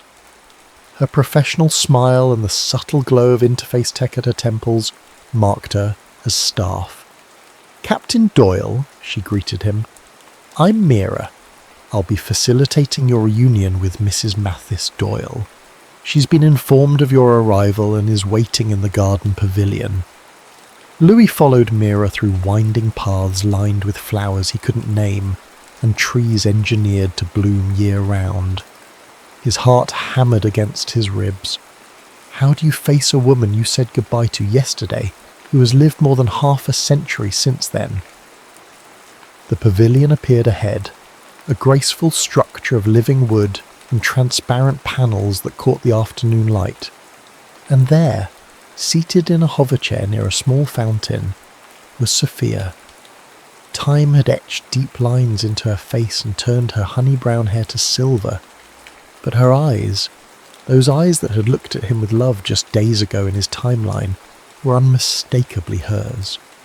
They widened as he approached, her weathered hand lifting to cover her mouth. "Louis," she whispered, the single word carrying 5 decades of grief, acceptance and shock. Louis dropped to his knees beside her chair, words failing him entirely. His wife, yet not his wife anymore, reached out with trembling fingers to touch his face. "They told me, but I couldn't believe it," she said, her voice stronger than he had expected. "You haven't changed at all." "Sophia, Louis began. But what could he possibly say? "Sorry I disappeared for 52 years. I still love you as if I saw you yesterday." Instead, tears came, hot and unexpected. Sophia's hand cupped his cheek, her touch both familiar and strange. "Oh, my dear Louis, what a cruel trick time has played on us both." They talked for hours as the sun moved across the sky. Sophia told him of the years after his disappearance, the grief, the long wait, the eventual acceptance. She spoke of raising their children alone until meeting Thomas, a kind man who never tried to replace Louis, but instead honoured his memory. "Oliver was so angry when I decided to marry again," she recalled with a sad smile. "He was 8 by then, and he had convinced himself you were coming back any day. Emma was easier. She only knew you from stories and pictures." Louis listened, trying to piece together the lives that had continued without him. Will they see me?" Sophia nodded. "Emma is coming tomorrow. She's been the most open to this. Oliver," she hesitated. "Oliver needs more time. This is difficult for him in ways I think neither of us can fully understand." As evening approached, Sophia grew tired. Her caretaker, a man with subtle mechanical augmentations, appeared to take her back to her residence. "We've prepared accommodations for you here in the community," Mira informed Louis. "Mrs. Mathis Doyle requested you stay close." That night, alone in a room designed for comfort but feeling utterly alien, Louis stared out at the unfamiliar stars. Light pollution had been nearly eliminated, and the sky was clearer than he remembered. Even the constellations seemed slightly shifted, or perhaps it was just his perception that had changed. The next morning brought Emma. His daughter, the child he had never held, stood before him as a woman of 52, her eyes Sophia's but her jawline unmistakably his own. She approached cautiously, studying him with an intensity that made him want to look away. My whole life, she said finally. I've seen your pictures, heard stories about you, but they never said how young you'd be. Her voice caught. You're younger than my youngest son. Louis stood awkwardly, unsure if he should embrace her or keep his distance. I don't know what to say, Emma. In my mind, you're still... He gestured vaguely toward her midsection. A smile broke through her reserve. Still unborn? Well, I did turn out rather well, if I do say so myself. She stepped forward and after a moment's hesitation wrapped her arms around him. Welcome home, Dad, even if it's not the home you left. Over the next weeks, Louis met most of his grandchildren. Some approached him with curiosity, others with wariness. To them, he was both family and stranger, a figure from history books suddenly animated and walking among them. Ethan, Emma's youngest at 24, showed the most interest. It's like meeting a time traveller, he enthused during one visit, peppering Louis with questions about life in the 2120s that made Louis realise just how much had changed. Olive remained distant, agreeing only to a brief video call where tension radiated through the connection. I need more time, he said stiffly. 52 years wasn't enough to get over losing you. I can't just flip a switch because you've returned. As the weeks passed, Louis felt increasingly displaced. Sophia was kind, but the romantic love they had shared had transformed into something else. A gentle affection tinged with melancholy for what might have been. His children had lives fully formed without him. His grandchildren viewed him more as a curiosity than a grandfather. He had no place in this future. No job. His piloting skills, once cutting edge, were now hopelessly outdated. No purpose beyond being a living reminder of a past most had forgotten. It was during this time of growing despair that Ethan arrived one day with a colleague. Grandpa Louis, this is Dr. Jasmine Patterson, Ethan said, introducing a striking woman with dark curls and keen, intelligent eyes. She's a geneticist at the New Pacific Research Institute. She's been working on the longevity programs that keep Grandma Sophia and others so healthy into their later years. Jasmine extended her hand, her grip firm and confident. Captain Doyle, your grandson hasn't stopped talking about you since your return. From a scientific perspective, your case is fascinating. Louis shook her hand, noting the lack of visible tech enhancements that had become so common. Just Louis, please. I'm not sure Captain applies anymore. Well, just Louis, she replied, with a smile that transformed her serious demeanour. I have about 1,000 questions for you, if you don't mind. Your unique temporal situation presents implications for my research that I never anticipated having the opportunity to explore. There was something refreshing about Jasmine's directness. Unlike others who tiptoed around him as if he might shatter, she looked at him with clear-eyed curiosity and, to his surprise, genuine interest in who he was rather than what had happened to him. Ask away, De Patterson, he found himself saying. It's not like I have a busy social calendar these days. She laughed, a warm, genuine sound that seemed to brighten the room. Call me Jasmine, and don't worry, I won't subject you to all 1,000 questions today, maybe just the first 100 or so. As they talked, something inside Louis began to stir, a feeling he had thought lost in the void of Bayer BH1. For the first time since his return, someone was looking at him not as a relic of the past, but as a man with a future. You're avoiding the gravitational constant question, Jasmine accused, pointing her fork at Louis across the table of the small cafe that had become their regular meeting spot over the past month. Louis couldn't help but smile. I'm not avoiding it. I'm just not convinced your theory about chronometric entropy makes sense. That's because you're thinking in linear terms, she countered, her eyes bright with the thrill of intellectual challenge. The mathematics we've developed since your departure suggest time isn't as straightforward as we once believed. Their debates had become the highlight of Louis's weeks. What had begun as research interviews had evolved into something more. Conversations that ranged from the technical aspects of time dilation to philosophy, art, and the small details of daily life that revealed the true character of a changing world. Jasmine, at 25, represented the best of this new era, brilliant and forward-thinking, yet with a respect for history that many of her peers lacked. Her work in longevity genetics had given her a unique perspective on time and aging that resonated with Louis's unusual situation. "Maybe I am stuck thinking linearly," Louis admitted, watching the way the afternoon light played across her features. "In my mind, it still feels like 2125 was just a few months ago." Jasmine's expression softened. "How are things with your family? Has Oliver agreed to meet in person yet?" Louis shook his head. "Baby steps. He's agreed to bring his wife for a visit next month. His children, my grandchildren, are still keeping their distance. And Sophia? She's..." Louis paused, searching for the right words. "She's been wonderful, more understanding than I have any right to expect. But we both know we can't go back to what we were. Too much life has happened for her." Jasmine nodded thoughtfully. "Time creates different kinds of distance. Physical distance can be bridged, but temporal distance..." She trailed off, then reached across the table to touch his hand briefly. "I can't imagine how difficult this is for you." The simple gesture of comfort sent an unexpected warmth through Louis.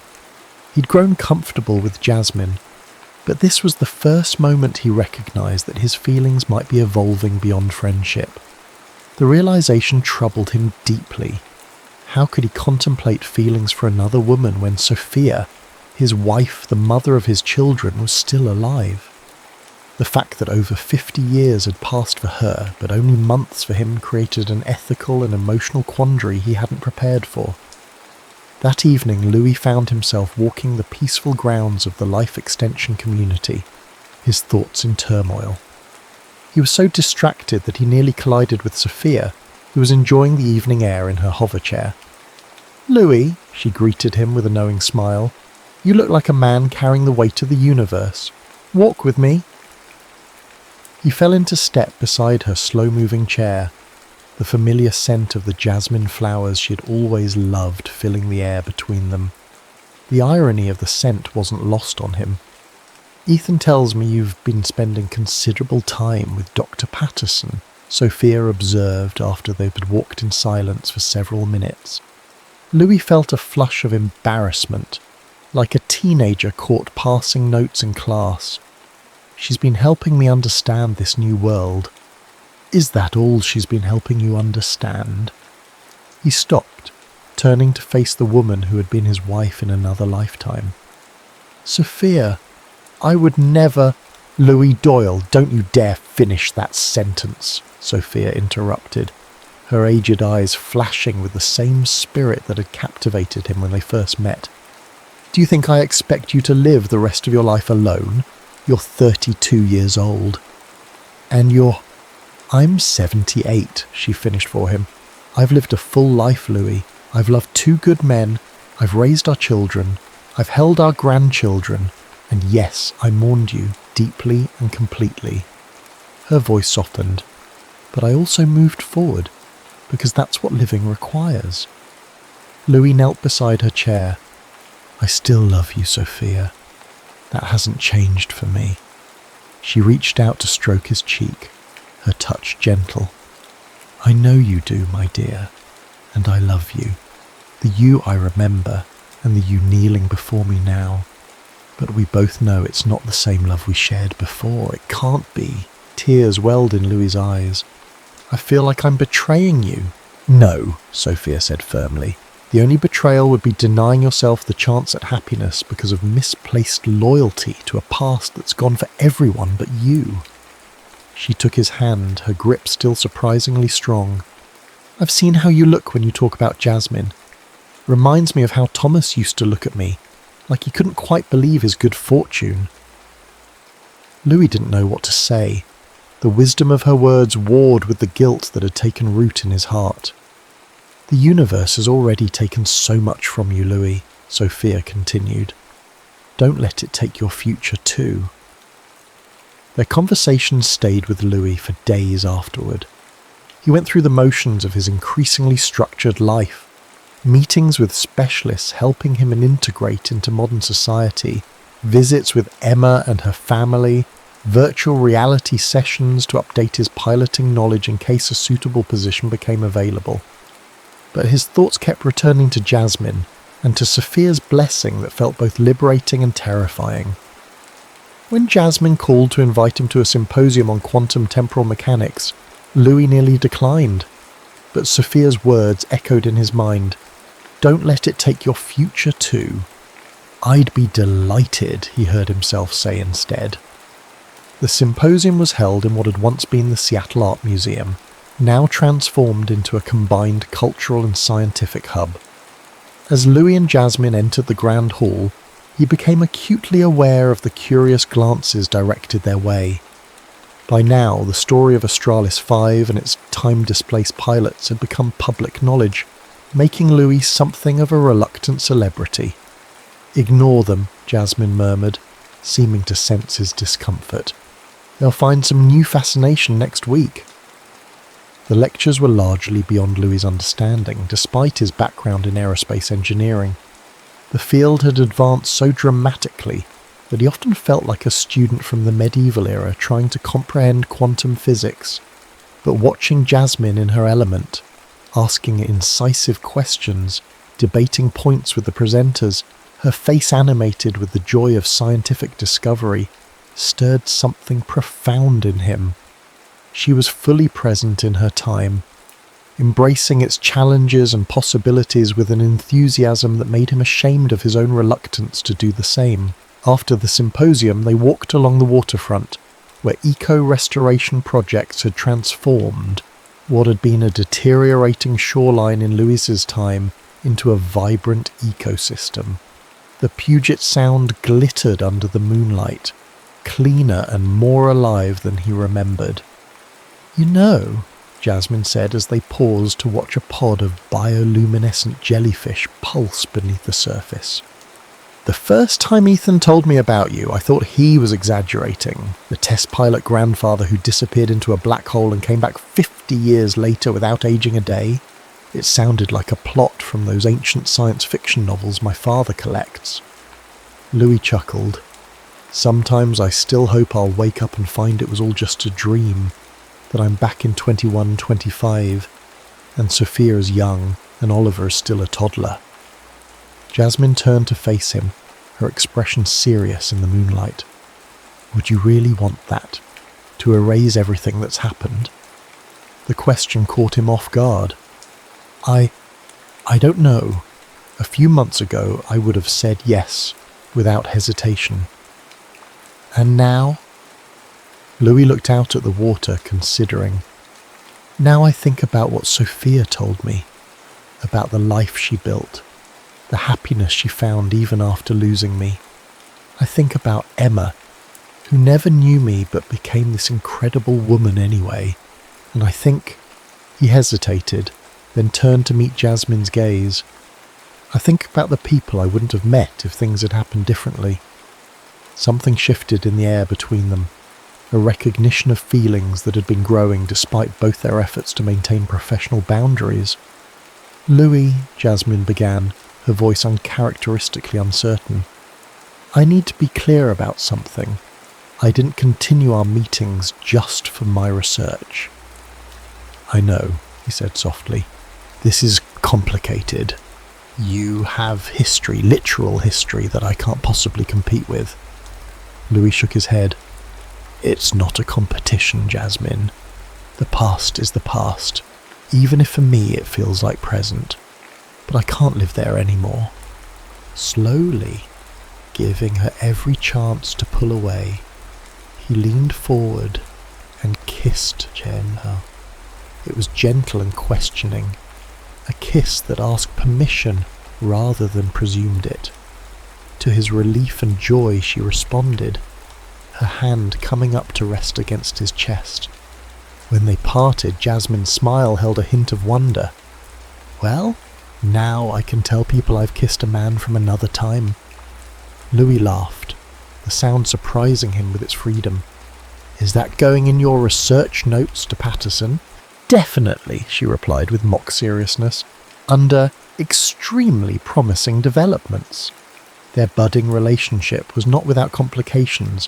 When news reached Louis's family, reactions were mixed. Emma expressed cautious support, while Oliver, during their long-awaited in-person meeting, reacted with stunned disbelief. "She's younger than I am," he pointed out during their tense lunch. "She's younger than your grandchildren." "Chronologically, yes," Louis acknowledged. "But Oliver, I'm not the father you remember. I'm not even the man who would have been your father if I'd stayed. I am..." He struggled for the words. "I'm someone new, trying to find my place in this time." Oliver's wife, Jana, placed a gentle hand on her husband's arm. "Oliver, remember what we discussed. Your father didn't choose this."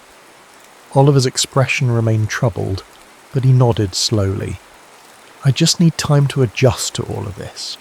First you returned from the dead, and now you're dating someone barely out of university." "She has 2 PhDs, Louis felt compelled to point out, then added more gently, "and she makes me happy, son. After everything, don't you think we all deserve a little happiness?" The question seemed to reach something in Oliver that Louis's other attempts had not. His son's rigid posture softened slightly. "I suppose we do," he conceded. "Just be patient with me, okay? I'm still trying to reconcile the father from my childhood memories with the man sitting across from me." "I can do patient," Louis promised. "I've got time." The irony of his statement made them both smile, breaking the tension. Jasmine faced her own challenges. Her parents, while welcoming to Louis, worried their daughter was setting herself up for heartbreak. "He's still processing a massive trauma," her mother pointed out during a family dinner.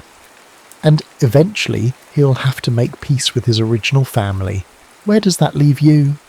"I don't know," Jasmine admitted honestly. "But I'm not asking for certainty. I'm just following what feels right." As winter turned to spring, Louis and Jasmine settled into a relationship that defied conventional categorization. They were partners in exploring, he learning a new world, she seeing her familiar one through fresh eyes. The gap in their chronological ages became less relevant than their shared curiosity and growing affection. One afternoon, as they picnicked in a floating garden that drifted above Lake Washington, one of the marvels of 2177's architectural innovations, Jasmine broached a subject they'd been circling for weeks.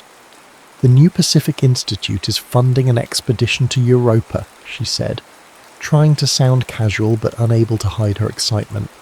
"They're looking for specialists in extreme environment adaptation, which is basically what I've been studying for the past 3 years." Louis set down his glass of synthesized wine, another modern innovation he'd grown to appreciate. "Europa? Jupiter's moon?" She nodded. "The subsurface ocean has shown remarkable potential for supporting modified human habitation. We're talking about establishing the first permanent research base." The implications were clear. "How long would you be gone?" 3 years, Earth time," she replied, watching his reaction carefully. "But here's the thing, they need a pilot with experience in gravitational anomalies. The Jupiter system is tricky to navigate, even with AI assistance. Your experience with Bayer BH1 makes you uniquely qualified." Louis stared at her, stunned. "Are you saying—" "I'm saying," Jasmine continued, taking his hand, "that if you wanted to apply, I have it on good authority that the mission director would be very interested." The prospect was dizzying. To return to space, to have purpose again, using the very skills that had once torn him from his time, felt like a gift he hadn't dared hope for. "What about your research here? What about—" He hesitated. "What about my family?" Jasmine squeezed his hand. "My research can continue there. Better, in fact, with access to completely new environments. As for your family," she looked at him with understanding, "that's a decision only you can make. But Louis, they've built lives that will continue with or without your daily presence. The question is, what life are you going to build?" As Louis considered her words, He gazed out at the Seattle skyline, at once familiar in its geography and utterly transformed in its details. In that moment, he realized something profound. He had been given not just a second chance at life, but at love, at purpose, at future. Whatever he decided about Europa, he would no longer be merely a visitor from the past. He would be a participant in the present, with all its complications and possibilities. Jasmine watched the shift in his expression, recognizing the moment when something fundamental changed. She leaned forward to kiss him, not caring who might see. "Welcome to tomorrow, Captain Doyle," she whispered against his lips.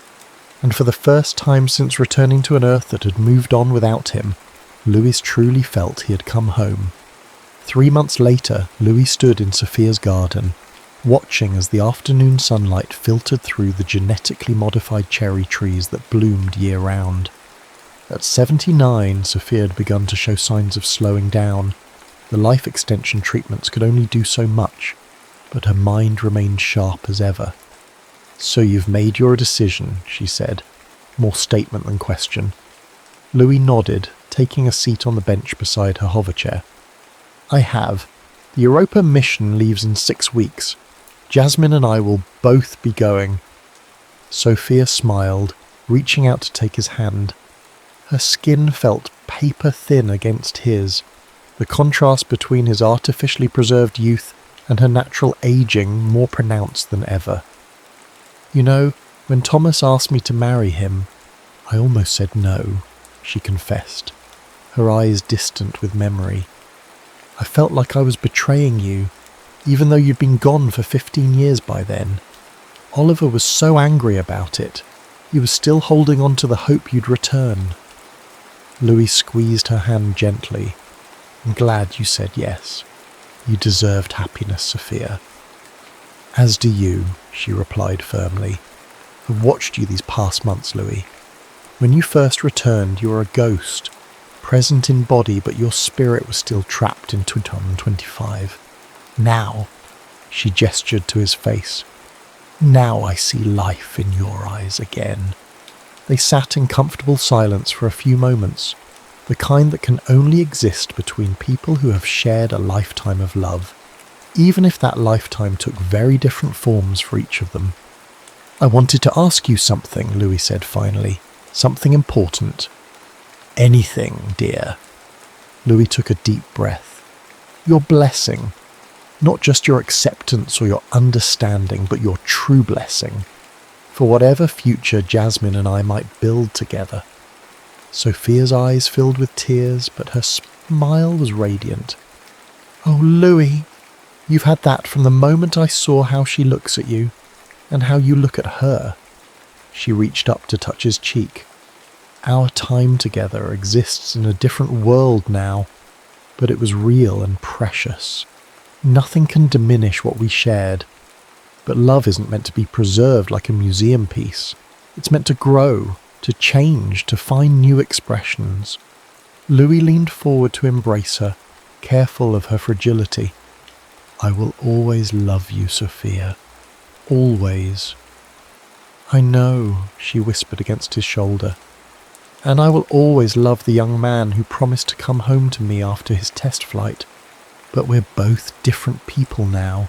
You have centuries ahead of you, Louise. Live them fully." As they parted, Louis felt a weight lifting. The last lingering threads of guilt that had bound him to a past he could never reclaim. The weeks that followed were a whirlwind of preparation. The Europa mission required extensive training, even for someone with Louis' experience. The technology had advanced considerably, and while his intuitive understanding of spaceflight principles remained valuable, the practical applications had transformed. Jasmine threw herself into final research preparations, her excitement infectious as she described the studies she hoped to conduct in Europa's unique environment. They spent long evenings discussing the possibilities, her scientific vision complementing his practical experience in ways that made them ideal mission partners. Oliver finally began to thaw. especially after Louis made it clear that his departure for Europa wasn't an abandonment but an opportunity for both of them to move forward. "I missed your childhood," Louis told his son during a rare moment alone. "I can never get that back, but I can be present for whatever time we have now, and when I return from Europa, I want to know the man you've become, not just the memory of the boy I left behind." Something in those words seemed to reach Oliver in a way nothing else had. "I've spent most of my life angry at you for leaving," he admitted, "even knowing it wasn't your choice. I think I need to finally let that go." Their reconciliation wasn't instantaneous or complete, but it was a beginning. Oliver even brought his children, Louis's grandchildren, to the farewell dinner Emma organised 2 weeks before the mission launch. The gathering was held at Emma's home, a beautiful structure nestled in the mountains outside the city. Nearly the entire extended family attended, creating a chaotic blend of generations that left Louis both overwhelmed and deeply moved. "To think," Emma mused as they stood watching the family mingle, "all of this came from you and Mum. All these lives that wouldn't exist if not for you too." Louis felt a profound sense of wonder at her words. Whatever had been lost in his displacement through time, this legacy, these people, had been gained. Jasmine fit seamlessly into the gathering, her natural warmth and genuine interest in each family member earning her acceptance even from the initially sceptical. Louis watched with pride as she engaged Oliver's oldest grandson in a spirited debate about the ethics of genetic enhancement, a topic that would have been purely theoretical in Louis's original time. As the evening wound down, Louis found himself on the terrace with Malcolm, who had travelled from Tokyo for the occasion. In the months since their return, they'd kept in regular contact, but the demands of building new lives had limited their time together. "So," Malcolm said, leaning against the railing, "Europa, never thought we'd get back out there, did you?" Louis shook his head. "After everything that happened with Astralis 5, I assumed my flying days were over." "Funny how things work out," Malcolm mused. "You know, I've been offered a position too, consulting on the Ganymede project. Different moon, same neighbourhood." Louis turned to his old friend in surprise. "You didn't mention this before," Malcolm shrugged, a smile playing at his lips. "Just finalised yesterday. Seems the Jupiter system is the place to be for time-displaced pilots." They laughed together, the sound carrying out over the valley below. For a moment, Louis could almost imagine they were back in flight training, young and certain of their invincibility, the future stretching endlessly before them. "Do you ever regret it?" Louis asked suddenly. "The test flight?" Malcolm considered the question seriously. "Sometimes. I missed watching my niece grow up. I missed my sister's middle age. I came back to find many of my friends gone." He paused, looking out at the stars appearing in the darkening sky. "Then I think, how many people get to see the future? Really see it, not just imagine it? We've been given something extraordinary, Louis. Not just longevity, but perspective." Louis nodded, understanding exactly what his friend meant. "To new horizons, then?" Malcolm raised his glass. To new horizons. The night before the launch, Louis took Jasmine to watch the sunset from Kerry Park, a spot that had somehow survived the decades of urban transformation. The view of the city was dramatically different, with buildings that seemed to defy gravity and transport systems that wove through the air like luminous rivers, but the fundamental geography remained unchanged. "My father proposed to my mother here," Jasmine said as they looked out over the bay. "It's funny how some traditions persist, isn't it?" Louis glanced at her, catching the hint of something in her voice.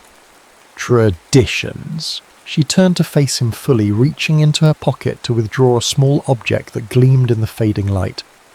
Not a ring, as might have been traditional in Louis's time, but a delicate bracelet crafted from a material he didn't recognise. "In my family, this is the bonding gift," she explained, her voice steady but her eyes revealing her nervousness. "It's designed to be worn by both partners. It splits into 2 complementary pieces. She demonstrated, separating the bracelet into 2 identical bands. The material is quantum linked. No matter how far apart we are, they'll always respond to each other's presence. Louis stared at the bands, understanding the significance of what she was offering. Jasmine, are you asking you to be my partner? Yes, she said simply. Not necessarily in the traditional married sense. That feels too bound to old conventions for what we are to each other. But as my chosen one, the person I want beside me as we explore worlds neither of us has seen before. Louis felt his heart swell with emotion. This woman, who had seen him not as a relic or a curiosity, but as a man worthy of a future, was offering him exactly that, a future unconstrained by the past. I can think of no greater honour, he said, taking one of the bands and slipping it onto his wrist. It adjusted automatically to fit perfectly, glowing with a soft inner light. No greater joy than discovering new worlds with you, both out there and within ourselves. As Jasmine placed the companion band on her own wrist, both bracelets pulsed in unison, their lights synchronizing in a dance of quantum connection. She stepped into his embrace, and as they kissed beneath the stars, Louis felt the final piece of his new life click into place. The launch day dawned clear and bright. The spaceport, located on what had once been an island in the Puget Sound, hummed with activity as the Europa mission prepared for departure.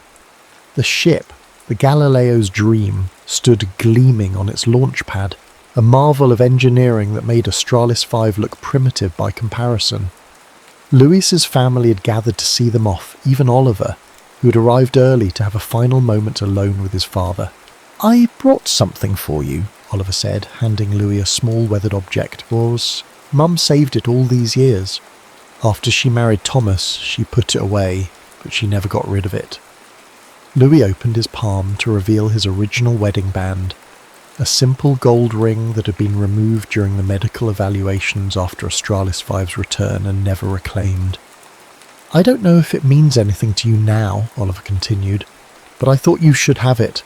Not to wear," he added quickly, glancing at the quantum bracelet on Louis's wrist, "but to remember." Louis closed his fingers around the ring, deeply moved by the gesture. "Thank you, son. It means everything to me." They embraced, and for the first time since his return, Louis felt like he was truly holding his son, not just the stranger who had grown from the boy he remembered. The final goodbyes were emotional but not devastating. There was a sense of rightness to this departure that had been absent from his unintentional one 52 years earlier. Promises were made to communicate regularly. The quantum entanglement networks allowed near real-time communication even across the vast distances of the solar system. As Louis and Jasmine boarded the Galileo's Dream, Sophia raised her hand in a final farewell. Their eyes met across the distance, and volumes were spoken in that silent exchange, acknowledgement of a love that had endured across time, even as it transformed into something new. In the cockpit, Louis took his position as lead pilot, the familiar sensation of pre-flight anticipation flooding his system.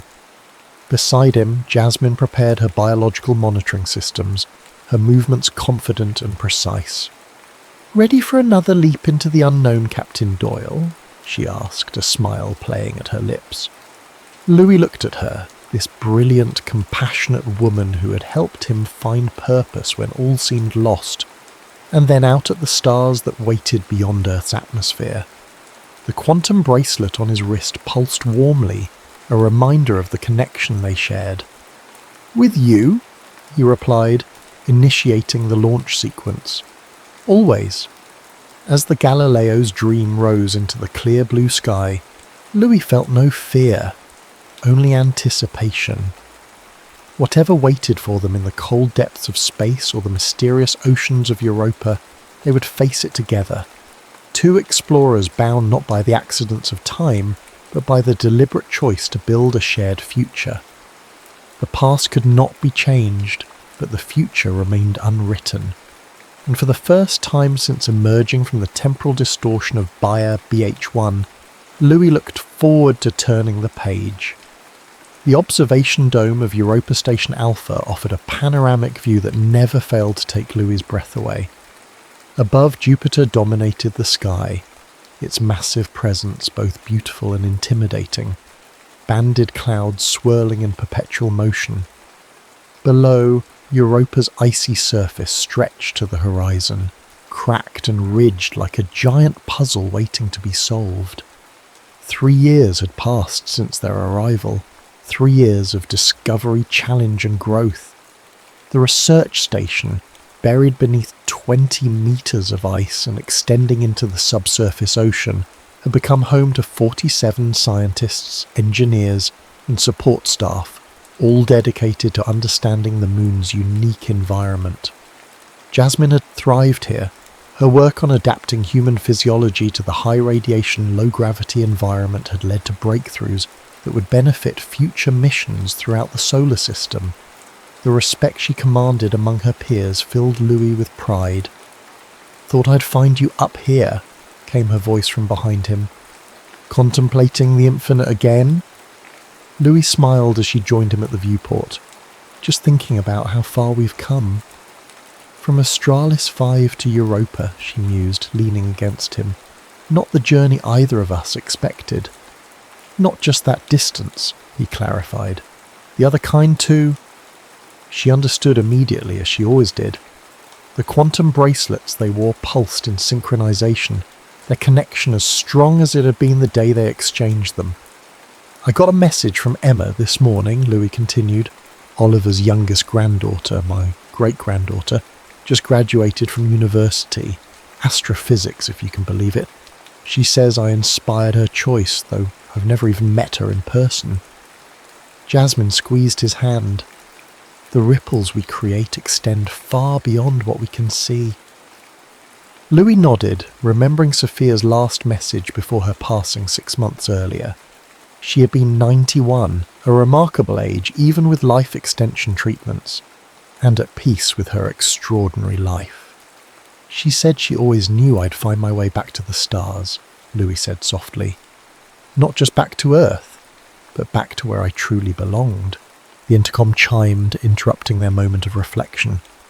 "Captain Doyle, Dr. Patterson, your presence is requested in Subsurface Lab 3. Dr. Dorsey believes they have identified a new form of extremophile bacterium in today's samples." "Duty calls," Jasmine said with a smile. "Race you there?" As they made their way through the station's corridors, Louis marvelled at how seamlessly they had integrated into this community. Here, his unusual temporal displacement was just another interesting fact about him, not the defining characteristic that had overshadowed everything on Earth. The lab was buzzing with excitement when they arrived. Dr. Leon Dorsey, the expedition's chief biologist, looked up from her microscope with barely contained enthusiasm. "You're going to want to see this," she said, gesturing them over. "The new extremophile isn't just surviving in Europa's ocean, it's manipulating its environment in ways that suggest rudimentary intelligence." As Jasmine bent over the microscope, her face lighting up with scientific curiosity, Louis felt a surge of gratitude for the strange, twisted path that had brought him here. The black hole that had stolen his original future had, in its way, given him this one instead. Later that evening, as they prepared for bed in their shared quarters, Louis retrieved a small box from his desk drawer.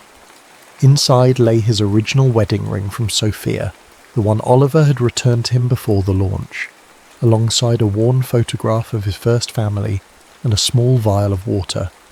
"What's that?" Jasmine asked, noticing the vial. "Malcolm brought it back from Earth on the last supply run," Louis explained.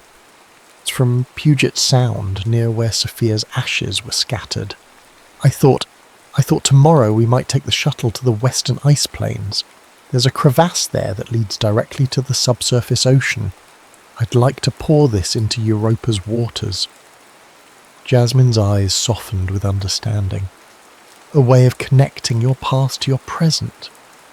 Louis nodded. "Is that strange?" "Not at all," she said, wrapping her arms around him. "It's one of the things I love most about you, your ability to honour what was while still embracing what is." They stood together by the small viewport in their quarters, Jupiter's reflected light casting a gentle glow across the room. At 55, chronologically 87, Louis had noticed the first subtle signs of aging since arriving on Europa. The preserved youth gifted by the time dilation was finally giving way to the natural progression of life. Strangely, he welcomed these changes. They connected him to the normal flow of time, to the rhythm of existence that all living things shared. Jasmine, now 28, had committed to aging alongside him, declining the more aggressive longevity treatments that might have maintained her youth far beyond his lifespan. "Do you ever wonder what happened to them?" Louis asked suddenly. "The aliens who saved us from Bayer BH1? Jasmine considered the question. "Sometimes. The mathematical formulas they shared have revolutionized our understanding of space-time, but we've never encountered anything like their vessel again." "I like to think they're still out there," Louis mused. "Maybe they make a habit of rescuing foolish explorers who venture too close to black holes." "Perhaps we'll meet them again someday," Jasmine suggested. "Space is vast, but time is longer."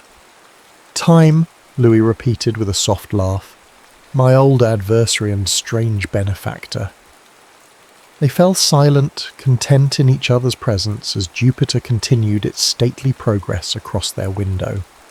Tomorrow would bring new discoveries, new challenges, new wonders. The day after might bring something entirely unexpected, perhaps the decision to extend their mission, or to return to Earth to finally meet the great-granddaughter following in Louis's footsteps. Whatever came next, Louis knew with bone-deep certainty that he would face it without regret. The universe had given him not one life but two, each with its own joys and sorrows, its own unique forms of love. As if reading his thoughts, Jasmine turned in his arms to face him, her eyes reflecting the light of a world neither of them could have imagined in their separate pasts. "To borrow time," she said softly, echoing the toast they had shared on their first anniversary. Louis smiled, his heart full, and to making every moment count. Outside their window, Europa continued its eternal dance around Jupiter, carrying them forward into a future limited only by their courage to embrace it. And in that moment, Louis understood the final lesson of his extraordinary journey through time, that love, in all its forms, was the one force capable of transcending even its relentless passage. For love, unlike time, knew no horizons it could not cross. The end.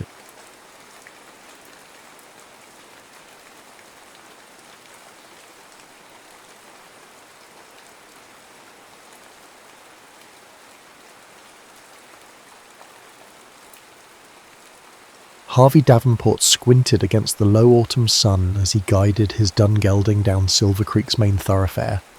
The small Montana settlement had the distinct smell of a town caught between civilization and wilderness, sawdust and manure, whiskey and wood smoke. His back ached from 3 days in the saddle, tracking a man who'd ultimately proven not worth the trouble. The bounty for Carl Weber had barely covered expenses. 15 years of hunting men had taught Harvey one immutable truth. The price on a man's head rarely matched the cost of bringing him in. Mayor Julian Collier's telegram had been cryptic but promising. Urgent matter requiring discretion and experience. Compensation generous. Harvey had learned to read between the lines of such messages, usually a wealthy man wanting revenge without legal entanglements. The mayor's office occupied the upper floor of the general store, announced by a weather-worn sign. Harvey secured his horse and climbed the exterior staircase, boots leaving imprints in a thin layer of dust. "Davenport," Collier greeted him, rising from behind a desk cluttered with papers. The mayor was a slight man with spectacles and thinning hair, the kind who'd never skinned a knuckle in a fight. "Grateful you came so quickly." Harvey removed his hat but remained standing. Your telegram mentioned generous compensation. Indeed, $500 for 3 months' work. Harvey raised an eyebrow. That's steep for a small town. Who needs killing? The mayor blanched. Good heavens, no! I'm not hiring you to hunt anyone. I need protection. For yourself? For our new school teacher, Miss Florence Hart. Harvey stared at the man, certain he'd misheard. A school teacher. She arrived last week from Boston, brilliant young woman educated at Mount Holyoke Female Seminary. The mayor paused, looking uncomfortable. Silver Creek has been under William Tate's thumb for too long. His gang controls everything from cattle to mining claims. Miss Hart represents something Tate can't abide: progress, education, civilization. And you think a schoolmarm can change that? I think education changes everything, Mr. Davenport. But first she needs to survive long enough to teach. Harvey paced to the window, looking down at the street where a group of children chased a rolling hoop. I'm not a nursemaid. No, you're a man with a reputation for staying alive in situations where others don't. Collier opened a desk drawer and removed an envelope. Half now, half when her term ends in December. Harvey weighed the envelope in his palm. It was heavy with coin. Where do I find her? The schoolhouse at the edge of town. You can't miss it. Indeed, he couldn't. The one-room schoolhouse stood alone on a gentle rise, painfully new against the weathered landscape. Fresh-cut lumber still leaked sap from its seams, and someone had planted flowers along the walkway, a futile gesture in the Montana autumn. Through the open door he heard a woman's voice, melodic and clear. Now, who can tell me where we might find the Rocky Mountains on our map? Harvey leaned against the doorframe, observing without announcing himself. The schoolteacher stood before a dozen children of various ages, gesturing to a large cloth map hung on the wall. She wore a practical blue dress, her honey-brown hair swept into a loose knot at her nape. "They're right here," piped a small boy. "Excellent, Thomas." She beamed as if the child had solved complex mathematics instead of identifying the most obvious geographical feature in their territory. Harvey cleared his throat, and 26 eyes swiveled toward him, 12 pairs belonging to children, 1 to the teacher, and the last his own reflection in the small mirror by the door. "May I help you, sir?" Her smile remained, but caution entered her eyes. "Harvey Davenport, Mayor Collier hired me." Understanding dawned on her face. She turned to her students. "Children, please practice your letters while I speak with Mr. Davenport." She approached with an extended hand. "Florence Hart, I've been expecting you, though I did express to the mayor that this arrangement seems unnecessary." Her grip was firm, her palm slightly chalked from the blackboard. Up close he noticed her eyes, amber flecked with green, direct and unflinching. "Mayor's money, mayor's worries," Harvey replied, removing his hat. "I'll be staying close, keeping watch. Mr. Davenport, I appreciate the concern, but I've come to teach, not cower. These children need education more than I need protection. With respect, Miss Hart, you don't know William Tate. I know men like him exist everywhere, just wearing different clothes. In Boston they wore fine suits and called themselves businessmen, while exploiting immigrant children in factories." Her chin lifted slightly. "I didn't bend to them, and I won't bend to Mr. Tate." Harvey almost smiled at her naivety. Almost. Those Boston men probably didn't gut people for sport. Colour drained from her face, but her posture remained straight. "I see. Well, I won't be frightened away, Mr. Davenport. These children deserve better." "Most folks deserve better than they get, Miss Hart. Doesn't change how things are." "Perhaps not," she replied, her voice soft but steel-edged. "But it absolutely changes how things will be." Harvey watched her return to her students, marvelling at the peculiar mixture of innocence and determination. 3 months suddenly seemed interminable. He'd met her type before, idealists who believed goodness would triumph simply because it should. They were always the first to fall when reality came knocking with blood-stained knuckles. She wouldn't last a week. That night, as he secured the schoolhouse, Harvey noticed a figure watching from the tree line. He drew his Colt but made no move toward the shadow. A warning shot would only confirm the watcher's suspicions about the schoolteacher's importance.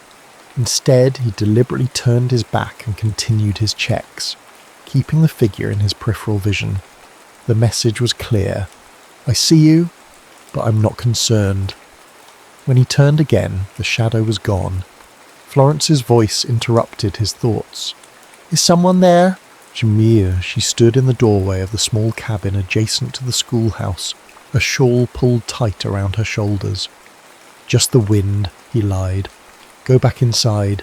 She studied him for a moment, those amber eyes too perceptive. You're not a very convincing liar, Mr. Davenport. And you're not very good at following directions, Miss Hart. A smile ghosted across her face, a failing my own teachers often noted. Good night, Mr. Davenport. As her door closed, Harvey settled on the porch steps, rifle across his knees. The Montana night unfurled around him, stars pricking the velvet darkness. An owl called from somewhere distant, a lonely sound that echoed his own hollow spaces. 3 months of protecting a woman who believed kindness could overcome cruelty. It was like being hired to shield a candle from a hurricane. The irony wasn't lost on him. Once he'd been the one with faith in humanity's better nature. Once he'd believed in things like justice and hope. Once, before Bitter Creek, the schoolhouse door displayed a fresh-burned message by morning. Leave or bleed. Florence traced the charred letters with her fingertips, leaving sooty smudges on her skin. Well, they certainly lack subtlety. Harvey, who had been inspecting the surrounding ground for tracks, straightened with a scowl. This isn't a joke, Miss Hart. Do I appear to be laughing? She met his gaze steadily. Intimidation tactics are the weapons of small men, Mr. Davenport. I won't dignify them with fear. With that, she retrieved a bucket of whitewash from the supply shed and began coating the damaged door. Her methodical brushstrokes revealed nothing of her thoughts, but Harvey noticed the slight tremor in her hands. You should consider returning to Boston, he said, leaning against the schoolhouse wall. Florence continued painting, not sparing him a glance. I should consider many things, Mr. Davenport. The migration patterns of monarch butterflies, the mathematical principles behind cathedral architecture, the proper preservation of wild berries for winter consumption. She paused, finally looking at him. Abandoning these children isn't among those considerations. The arrival of her students ended their conversation. Harvey watched as Florence transformed, her apprehension tucked away behind genuine warmth as she greeted each child by name. He positioned himself by the window, scanning the tree line while the lesson progressed inside. Mr. Davenport? A small voice interrupted his surveillance. A girl of perhaps 7 stood beside him, clutching a slate. Miss Hart says you might help me with my numbers. Harvey frowned. I'm not a teacher. She says you're good at calculating distances and angles, for shooting. The child spoke matter-of-factly. I don't understand fractions. He glanced at Florence, who was helping another student. She gave no indication of having orchestrated this interaction. Let me see, he said gruffly, taking the slate. 20 minutes later, Florence dismissed the children for their midday meal. She approached Harvey, who was still working with the girl. 3/4 of a pie and you eat 1/3 of that amount. What do you have left? He was asking. The child's face scrunched in concentration. Half a pie? How'd you figure that? 3/4 times 1/3 is 1/4, so 3/4 minus 1/4 is half. That's right, you're quick. The girl beamed and hurried off to join her friends outside. Sarah struggles with arithmetic, Florence said, sitting beside him on the bench. Her father's a trapper, rarely home. She helps her mother manage their supplies, so fractions are essential for her. Harvey grunted, uncomfortable with her approving gaze. Shooting requires math. Nothing special about it. Florence gathered papers from a nearby desk. You know, Mr. Davenport, for a man so determined to appear heartless. You have remarkable patience with children. Children are different, he said after a moment. They haven't had time to become monsters yet. And adults have? Most. He stood, eager to escape her scrutiny. I'm going to patrol the perimeter. Over the following weeks, an uneasy routine developed. Harvey kept watch while Florence taught. Occasionally, despite his resistance, he found himself drawn into lessons, explaining tracking methods for geography, demonstrating how to calculate a horse's travelled distance for mathematics. The children, initially wary of his scarred face and taciturn manner, gradually began greeting him each morning. One boy even presented him with a whittled wooden horse, crudely carved but recognisable. Mr. Davenport, might I ask a favour? Florence approached him one afternoon as the children departed. Depends on the favour. I need to visit Miller's Crossing tomorrow. There's a shipment of books arriving by stage, and supplies I ordered for our harvest celebration. Harvey frowned. This crossing is 15 miles. Indeed, which is why I've arranged to borrow Mr. Peterson's wagon. We could depart after breakfast and return before dark. We? Unless you plan to abandon your duties for the day, she challenged, a hint of mischief in her eyes. The journey began in awkward silence. Florence attempted conversation several times, only to receive grunts or one-word answers from Harvey. After an hour, she sighed dramatically. This will be a tedious journey if you're determined to remain mute, Mr. Davenport. Not much worth saying. I disagree. For instance, you might tell me how a man with your education, and don't deny it. I've seen you correct grammar in the children's work when you thought I wasn't looking, became a bounty hunter.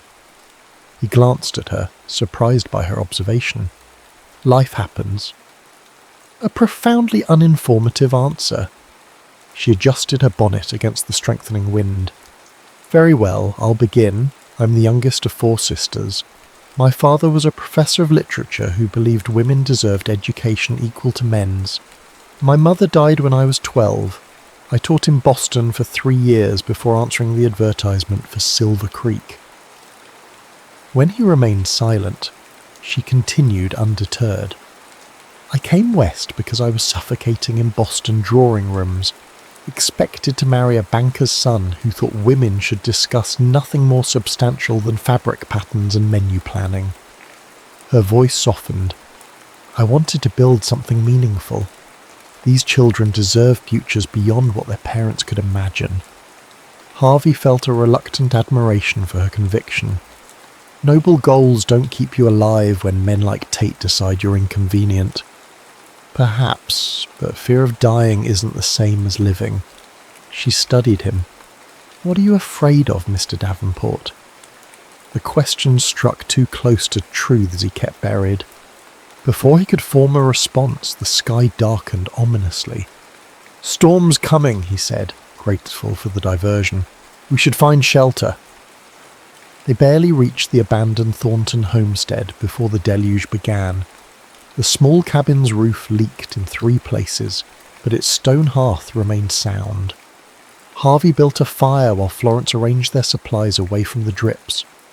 Will it pass quickly? She asked, watching sheets of rain obscure the landscape. No, it's settling in.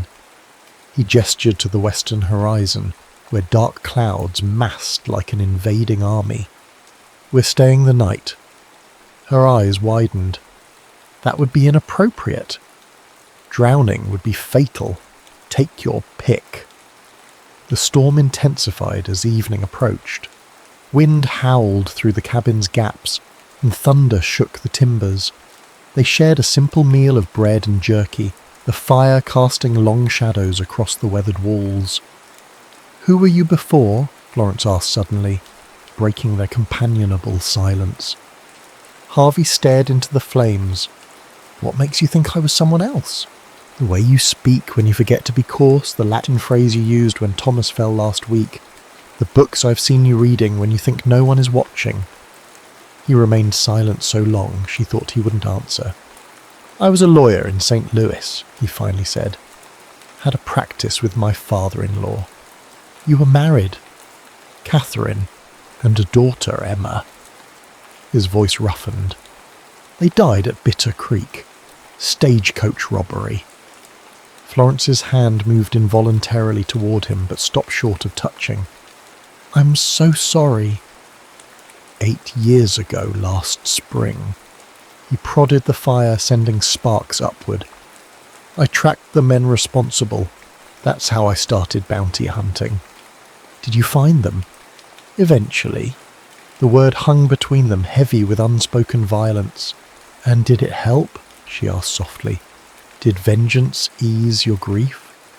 Harvey met her gaze, his eyes reflecting firelight and old pain. No. But it gave me somewhere to put the rage. And now? Now I exist. It's enough. He stood abruptly. You should sleep. I'll keep watch. There's room enough for both of us to rest, she offered, gesturing to the cabin's small space. I don't sleep much anyway. Florence studied him for a long moment. Do you even believe in anything anymore? The question wasn't accusatory, but genuinely curious, which somehow made it harder to deflect. I believe people show their true nature when tested, he answered finally. I believe comfort breeds illusion, and suffering strips it away. That's a lonely philosophy. It's a realistic one. She shook her head. Grief doesn't have to define you, Harvey. It can transform you, certainly, but the direction of that transformation remains your choice. It was the first time she'd used his given name, and the intimacy of it disturbed him more than her words. Get some sleep, Miss Hart? Outside, the storm continued its assault, mirroring the turbulence he felt within. Florence's presence was becoming dangerous, not because she needed his protection, but because she made him question the walls he'd built around himself. The rain didn't let up until dawn, and they returned to Silver Creek by mid-afternoon. News of their overnight absence had preceded them, generating knowing looks from townspeople as they passed. Reputation is a luxury I can't afford to lose, Florence murmured, as they approached the schoolhouse. The children's parents must trust me. I'll speak to Reverend Kane, Harvey offered. He can quell the gossip. She smiled gratefully. Thank you. As she unlocked the schoolhouse door, Harvey noticed a folded paper nailed to the frame. He snatched it before she could see. The teacher or the children, your choice. The threat was clear. Tate was escalating. Harvey crumpled the note, his decision immediate. It was time to confront Tate directly. Florence Hart might be willing to risk herself for her principles, but he wouldn't let her risk the children. Some lessons came at too high a price. The Silver Creek saloon reeked of unwashed bodies and spilled whiskey. Harvey entered at dusk, scanning the crowded room for his target. William Tate held court at a corner table, a mountain of a man with a beard like iron filings and eyes that calculated profit from others' misfortune. Harvey approached without preamble, stopping just beyond arm's reach. Tate. Conversation died as heads turned. Tate looked up lazily, a reptilian smile spreading beneath his moustache. The schoolmarm's watchdog, he drawled. Come to beg for scraps. Come to deliver a message, Harvey's voice carried in the sudden silence. The teacher and the children are off limits. Tate leaned back, amusement dancing in his cold eyes. Is that, sir? What exactly are you offering in exchange for my generosity? Nothing. I'm telling you how it's going to be. A dangerous stillness settled over Tate. Nobody tells me anything, bounty hunter. Then consider it friendly advice. The schoolhouse isn't worth the trouble I'll bring you. Tate's men shifted, hands hovering near weapons.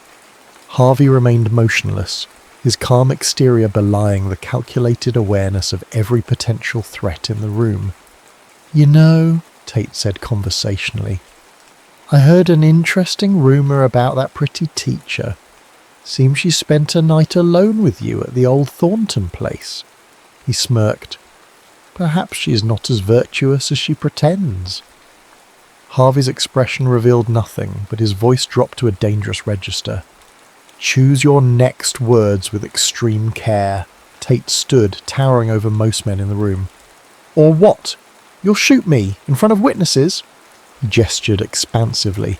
Every man here works for me. You'd be dead before you cleared leather. Probably, Harvey agreed, but you'd still die first.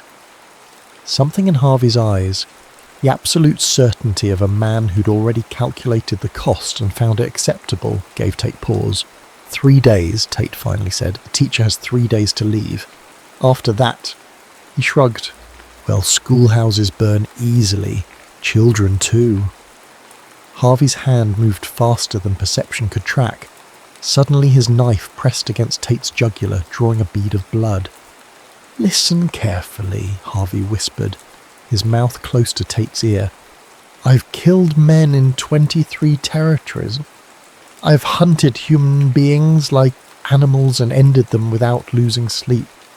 If anything happens to Miss Hart or those children, anything at all, I will dedicate whatever remains of my life to finding new ways to make you suffer. He stepped back, sheathing his knife with fluid grace. Sleep well, Tate. The saloon remained centered as he departed, the batwing doors swinging in his wake. Outside, Harvey exhaled slowly, adrenaline ebbing. He'd bought time, but also accelerated the inevitable confrontation. Tate wouldn't tolerate such a public challenge. The only question was whether he'd come for Harvey first or strike at Florence to prove his dominance. Harvey found her still at the schoolhouse, arranging books on newly built shelves. You should go home, he said from the doorway. It's late. Florence looked up, a smudge of dust on her cheek. There's so much to organise before tomorrow's lesson. Tomorrow might not come if you exhaust yourself tonight. She smiled.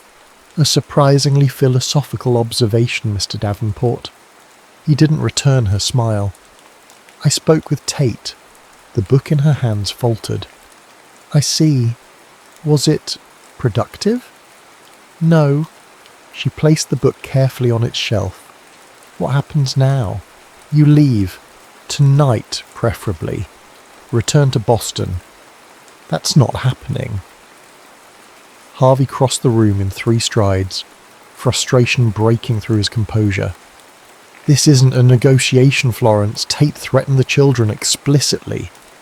All the more reason I can't abandon them. Colour rose in her cheeks. If I leave, Tate wins. He'll ensure no teacher ever comes again. These children will grow up under his shadow, believing might makes right. They'll grow up, Harvey emphasised. Alive. Existing isn't living, she echoed his words from the cabin.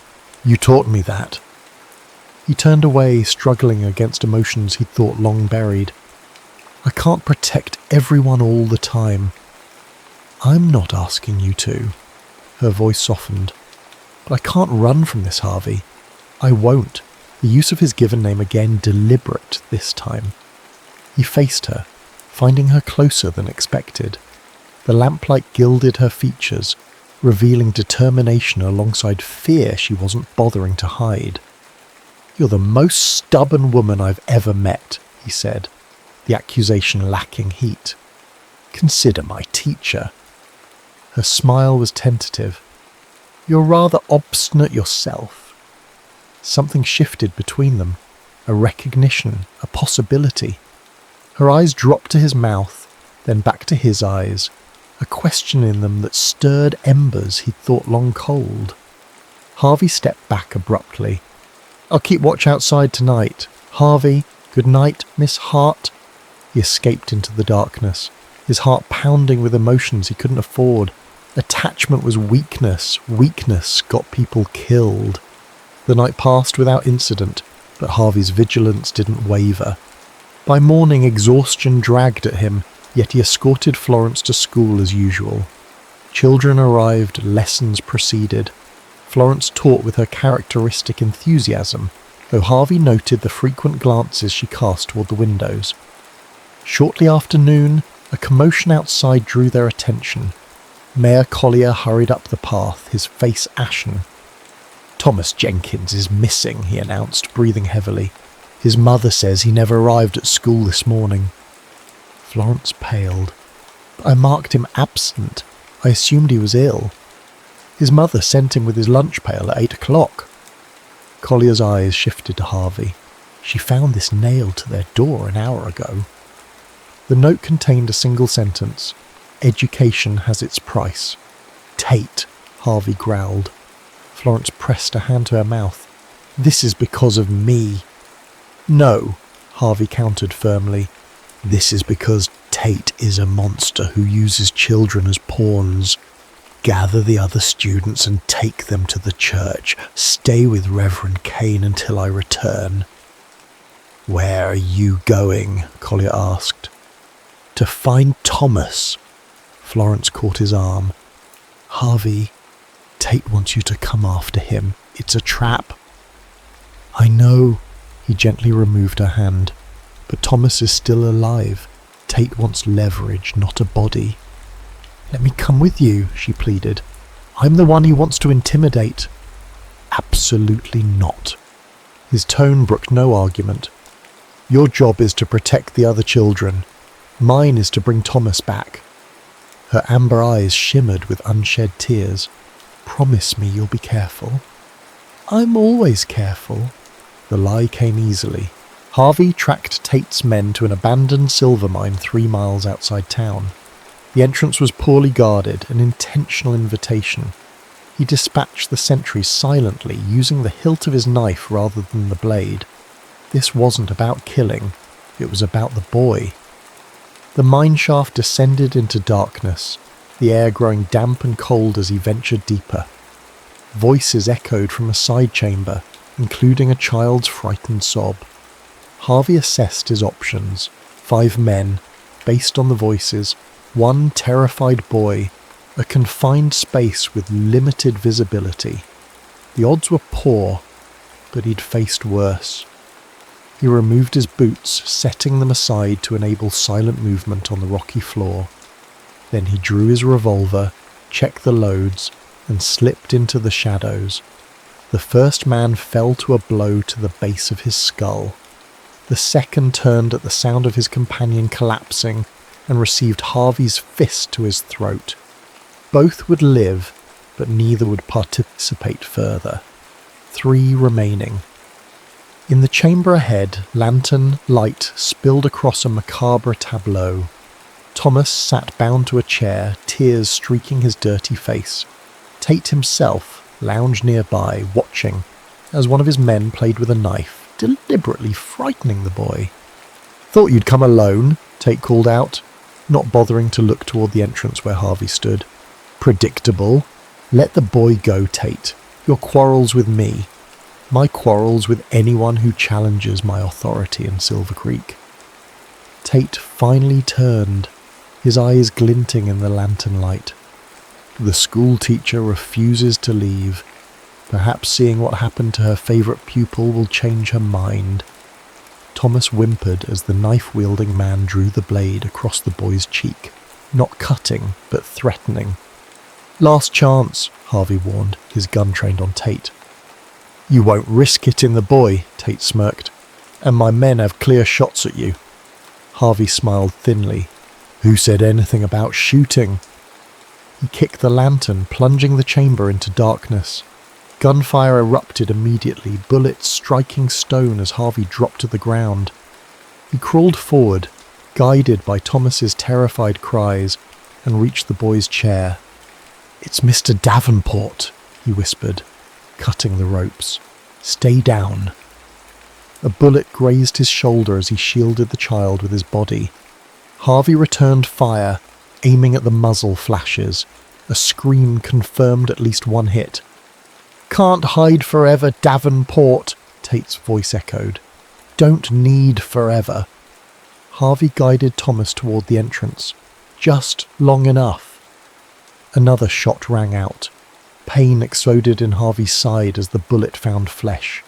He staggered, but remained upright, pushing Thomas ahead of him. "Run," he commanded, turning back to cover their retreat. Harvey fired 3 rapid shots, forcing Tate and his remaining man into cover. Then he backed away, following Thomas up the shaft toward daylight. They nearly reached the entrance when Harvey stumbled, the blood loss taking its toll. He fell to one knee, vision swimming. "Mr. Davenport, Thomas cried, turning back. "Keep going," Harvey gasped. "Get help."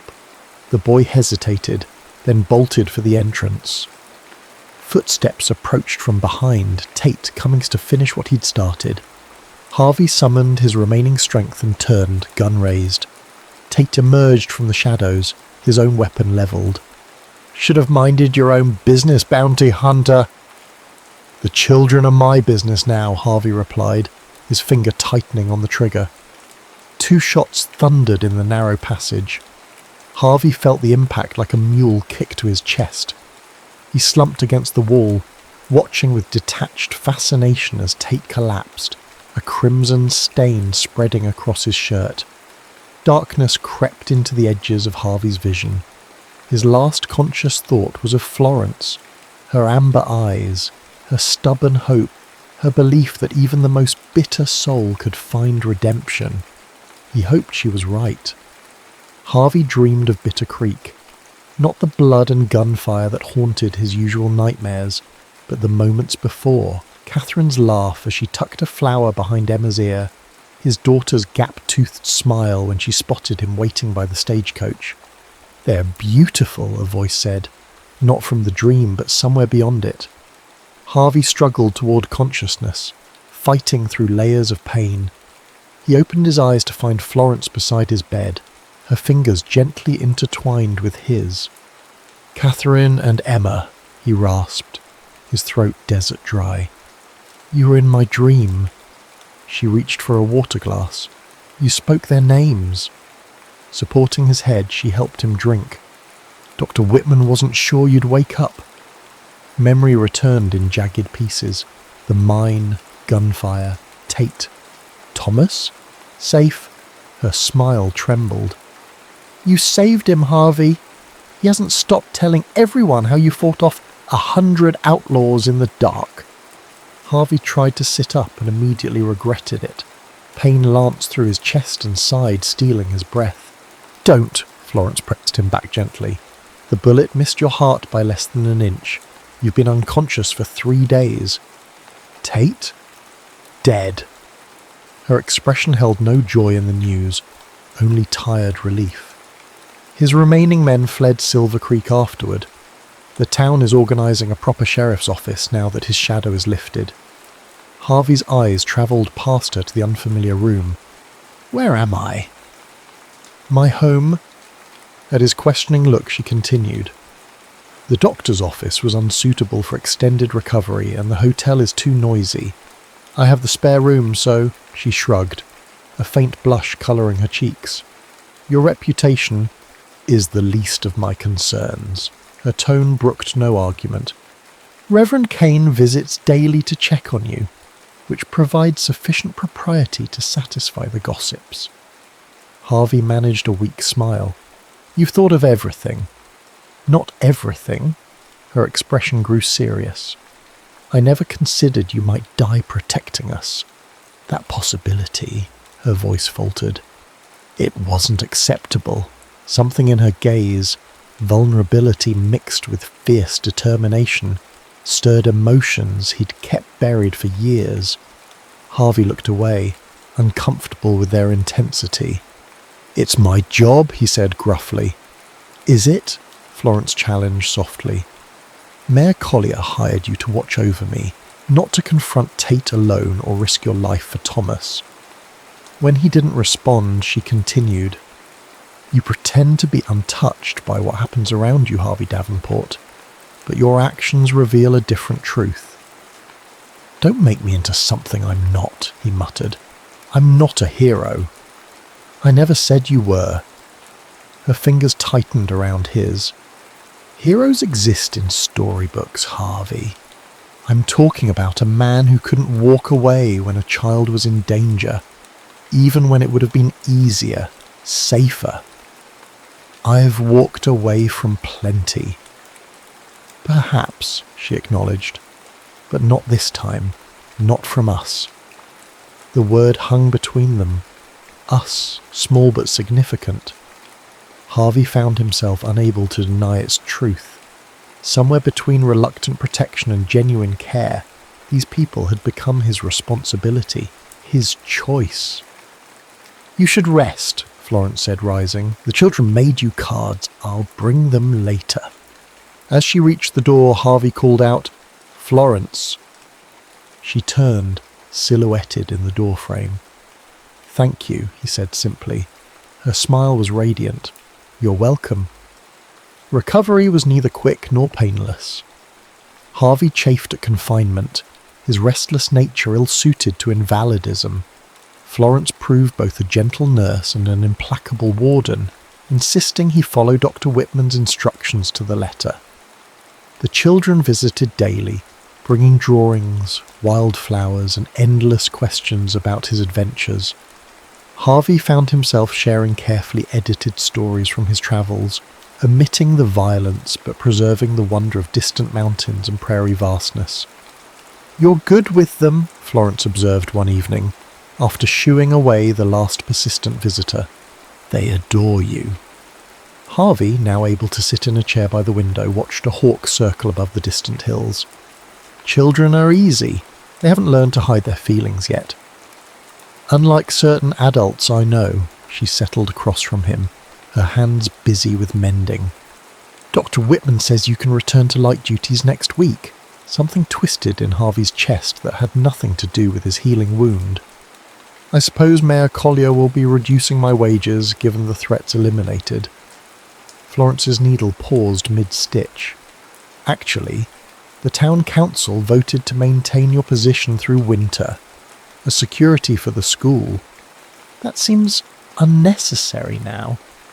Perhaps, she resumed sewing, not meeting his eyes, or perhaps they recognise the value of your presence beyond mere protection. And you? The question escaped before he could reconsider. What do you think? Now she looked up, her expression unguarded. I think you belong here, Harvey. I think you've been wandering long enough. He turned back to the window, unwilling to let her see how deeply her words affected him. I'm not suited for settled life. Aren't you? Her voice held gentle challenge. These past weeks, despite your injuries, you've seemed more at peace than when you arrived. Pain has a clarifying effect, he deflected. So does purpose. She set aside her sewing and moved to stand beside him at the window. You've been running from happiness because losing it once nearly destroyed you. Her insight was too accurate, too raw. Florence, I know about loss, Harvey. Her voice softened. Not like yours, but enough to understand that grief changes us, doesn't have to diminish us. And if I can't be what you need? The question revealed more than he intended. I'm not asking you to be anything other than who you are. She touched his shoulder lightly. I'm asking you to stop pretending you don't care. Their gazes held, the moments stretching between them like a tightrope. Harvey found himself leaning toward her, drawn by something he'd thought long dead within him. A knock at the door shattered the moment. Florence stepped back, colour rising in her cheeks. That will be Reverend Kane for his evening visit. As she went to answer the door, Harvey remained at the window, his heart pounding with emotions both familiar and terrifying. What Florence offered wasn't just connection, but possibility. A future he'd convinced himself was forever closed to him. But wanting something and deserving it were different matters entirely. By the following week, Harvey had moved back to his room at the hotel, though he took his meals with Florence most evenings. The school thrived, with 3 new families enrolling children, now that Tate's shadow no longer loomed over the town. One crisp October afternoon, Harvey sat on the schoolhouse steps, whittling a small wooden bird while waiting for Florence to finish organising her classroom.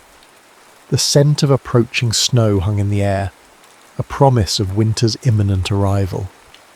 Mayor Collier approached, his breath fogging in the chill.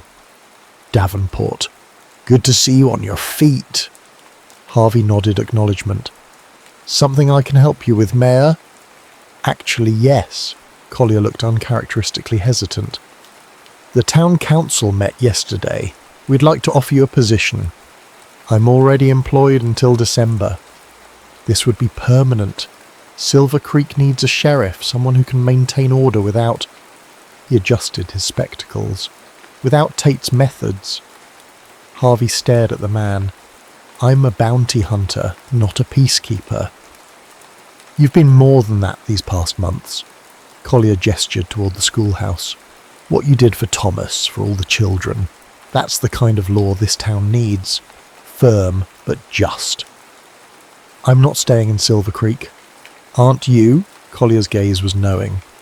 "Miss Hart seems to think otherwise." Heat rose in Harvey's neck. "Florence doesn't speak for me."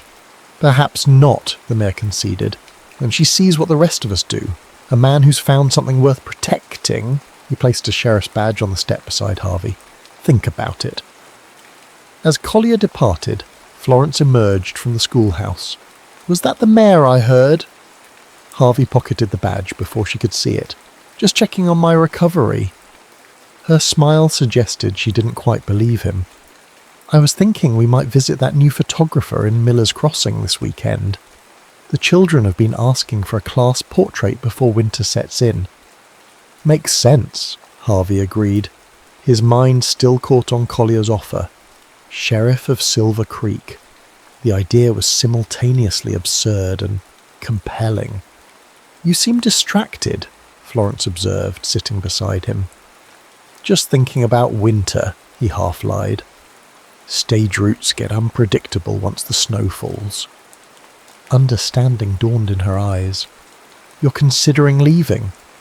"My work here is finished." The words felt hollow even as he spoke them. "Is it?" Her voice remained steady, but he caught the slight tremble in her hands as she adjusted her shawl. "Tate may be gone, but Silver Creek still needs good men." "I'm not. If you say you're not a good man one more time, Harvey Davenport, I may be forced to take drastic measures." Despite her light tone, her eyes held intensity. "I've watched you with the children. I've seen how this town responds to you now with respect, not fear. Don't tell me who you think you are. I know who you've shown yourself to be." Her conviction staggered him. In her eyes he glimpsed not the man he'd been, but the man he could become, if he had the courage to claim that future. "I've been alone a long time, Florence," he said finally. "I'm not sure I remember how to be anything else." "You're not alone anymore." She covered his scarred hand with her own. "Unless you choose to be." The simplicity of her statement belied its profound challenge.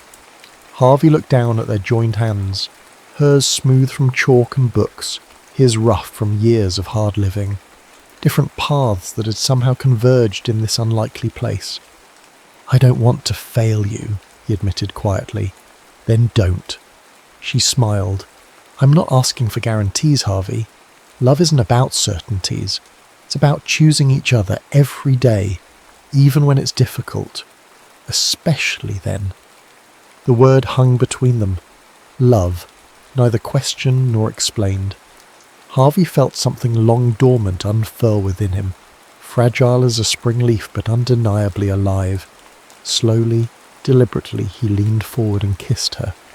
Not the desperate, confused kiss they had almost shared weeks ago, but a conscious choice, a beginning rather than an escape. When they parted, Florence's eyes shimmered with emotion. "Does this mean you're staying?" Harvey reached into his pocket, removing the sheriff's badge. "Collier offered me a job." "And?" Her breath caught. "And I'm considering it." He traced the badge's edges thoughtfully. "If I took it, I'd be committed to Silver Creek, to building something here. With me? The vulnerability in her question pierced him. Only with you, he confirmed, the last of his defences crumbling. I can't promise I'll be good at any of it, but I want to try. Florence's smile rivaled the setting sun for brilliance. That's all anyone can ask, Harvey. She leaned against him, her head finding the hollow of his shoulder, as if it belonged there. That's all I'm asking. They remained on the schoolhouse steps as twilight deepened around them, speaking quietly of practical matters. The sheriff's lodgings, winter preparations, the Christmas pageant Florence planned for her students, ordinary conversations, everyday concerns, the building blocks of a shared life. For the first time in 8 years, Harvey allowed himself to imagine a future beyond the next bounty, the next town. A future with roots and purpose, with love. He knew there would be challenges ahead. His nightmares wouldn't vanish overnight. His past would follow him even in this new beginning. But as Florence's hand remained steady in his, Harvey felt something he'd abandoned at Bitter Creek finally return. Hope. 1 year later. December 1886. Snow-blanketed Silver Creek in hushed white, transforming the frontier town into a scene from a Christmas card. Garlands of pine-decorated storefronts, and lanterns cast golden pools across fresh-fallen snow as townsfolk hurried through the early evening darkness. In the newly expanded schoolhouse, excitement buzzed like electricity. Children in their Sunday best practiced songs and recitations while parents arranged benches and hung paper stars from the rafters. The Christmas pageant, Florence's ambitious vision, brought to life through weeks of preparation, would begin in less than an hour.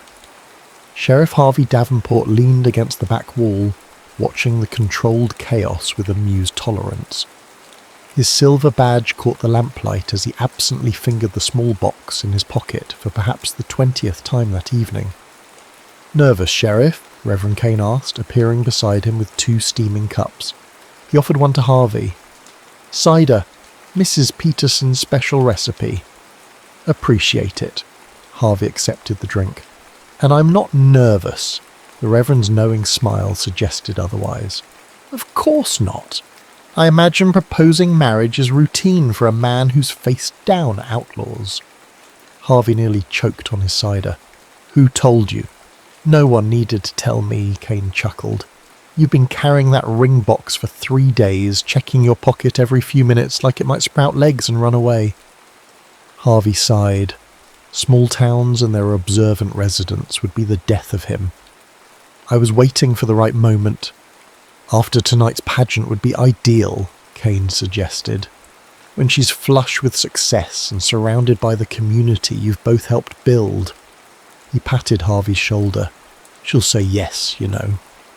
Before Harvey could respond, a crash from the front of the room drew their attention. One of the larger paper stars had fallen, taking a garland down with it.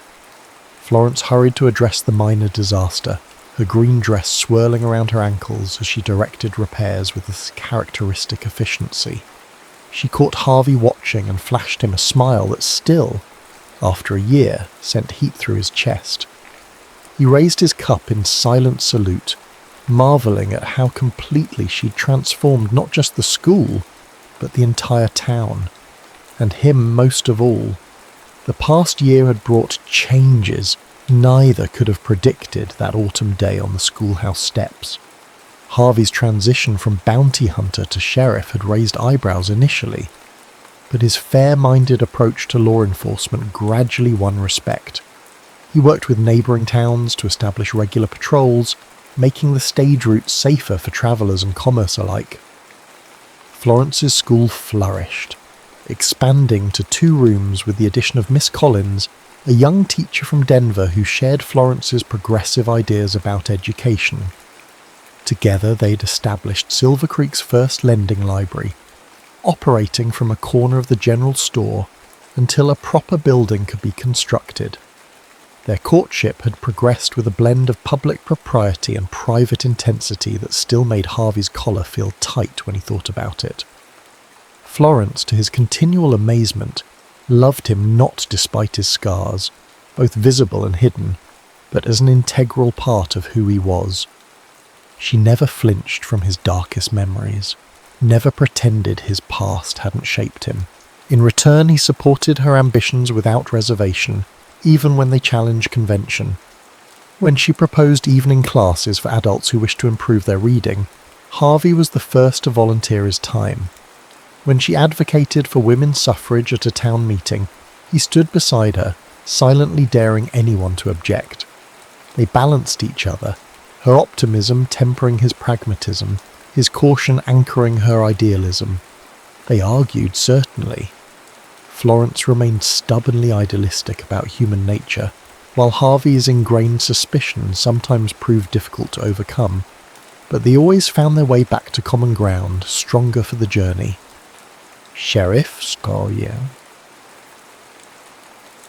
Thomas Jenkins, now 11, and sporting his first proper suit, interrupted Harvey's reflections. "Miss Hart says we need more chairs. There's folks coming from Peterson's Ridge and Miller's Crossing." "I'll handle it," Harvey assured him, handing his empty cup to Reverend Kane. "Tell Miss Hart not to worry." As he organised a group of men to bring additional seating from the church, Harvey marvelled at the change in Thomas. The terrified boy from the mine had grown into a confident young man who excelled in mathematics and talked of becoming an engineer. Harvey had begun teaching him to track and shoot, skills still necessary in Montana territory. But Thomas's true passion was for building and design. He'd sketched plans for the schoolhouse expansion that had impressed even the professional carpenter brought in from Helena. Florence predicted Thomas would design bridges or buildings in Chicago someday, and Harvey didn't doubt it. The boy had a future limited only by opportunity, not circumstance. Exactly what Florence had envisioned for her students. By the time the pageant began, the schoolhouse overflowed with attendees. Harvey stood at the back, preferring to maintain a view of both the performance and the crowd. Old habits died hard, even in times of celebration. Florence took centre stage, her smile radiant as she welcomed families from 3 communities. Tonight, we celebrate not just the Christmas season, but the power of education to unite us across differences and distances.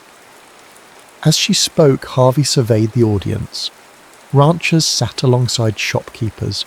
A Chinese family who'd opened Silver Creek's laundry occupied front row seats, their daughter playing Mary in the nativity scene. Former adversaries who'd stood on opposite sides during Tate's reign now exchanged friendly nods. The community Florence had envisioned was taking shape, imperfect but striving, diverse but finding common purpose. The performances proceeded with the charming imperfection of children's pageants everywhere. Lines were forgotten, songs occasionally veered off key, and the cardboard star of Bethlehem briefly caught fire from a nearby candle before Harvey swiftly extinguished it.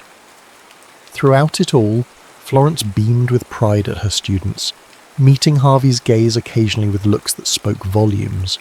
This moment, this place, these people, was what they'd built together. After the final carol, as families mingled and enjoyed refreshments, Florence made her way to Harvey's side. Her cheeks were flushed with excitement, a few strands of honey-brown hair escaping her careful arrangement.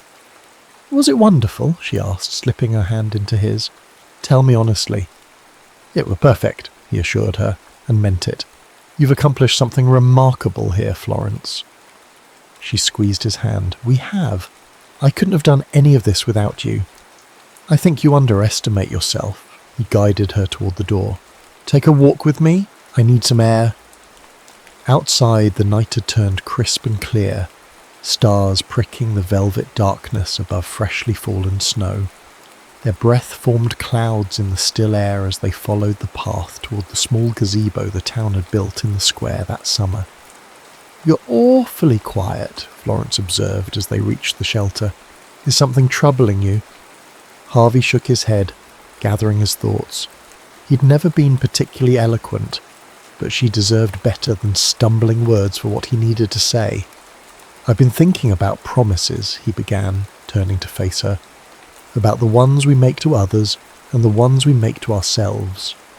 Florence's expression softened as she recognised his serious tone. What promises are on your mind tonight? 8 years ago, I promised myself I'd never risk loving anyone again.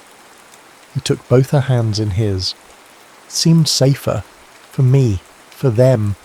Loss had nearly destroyed me once. She remained silent, allowing him space to continue. But then you arrived with your books and your stubborn belief in possibility.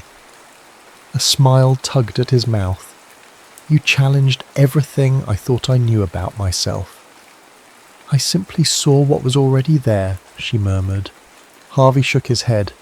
You saw what could be there, and somehow, impossibly, you made me see it too.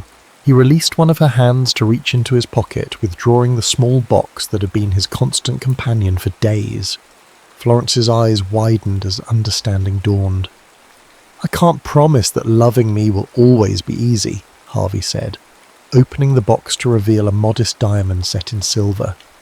I'm still learning how to do this, how to build a life instead of just surviving one. But I can promise that I'll choose you, Florence Hart, every day, through whatever comes. Tears spilled onto her cheeks, catching the starlight. Harvey Davenport, are you asking me to marry you? I believe I am, he confirmed, sudden nervousness making his voice rougher than intended, though apparently I'm making a mess of it. No, she whispered, touching his face with gentle fingers.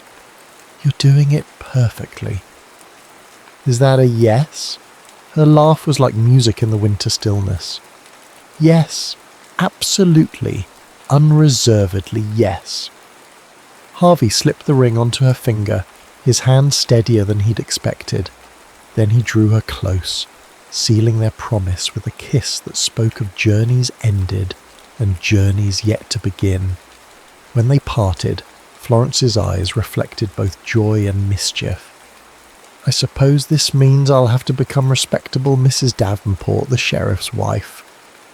Heaven forbid, Harvey replied with a mock horror. I fell in love with Florence Hart, the woman who stands her ground against any challenge. I expect her to continue causing the occasional uproar. Only occasional, she raised an eyebrow. I have plans for a women's literary society that will positively scandalise Mrs. Peterson. Harvey laughed, the sound startling a nearby crow from its perch. I wouldn't have it any other way. They walked back toward the schoolhouse, arm in arm beneath the winter stars. Behind them, their footprints marked a shared path across the snow.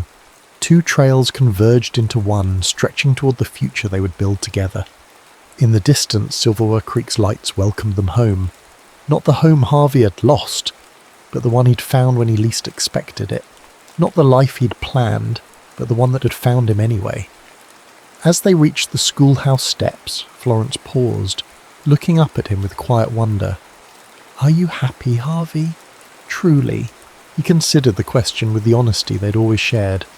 The grief of Bitter Creek would never fully leave him. Catherine and Emma would remain in his heart, cherished memories rather than open wounds.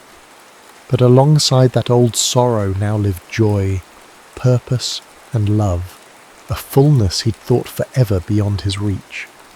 Yes, he said simply, I am. And in that moment, beneath a bright winter moon that no longer seemed bitter at all, Harvey Davenport knew it was the truest thing he'd ever said.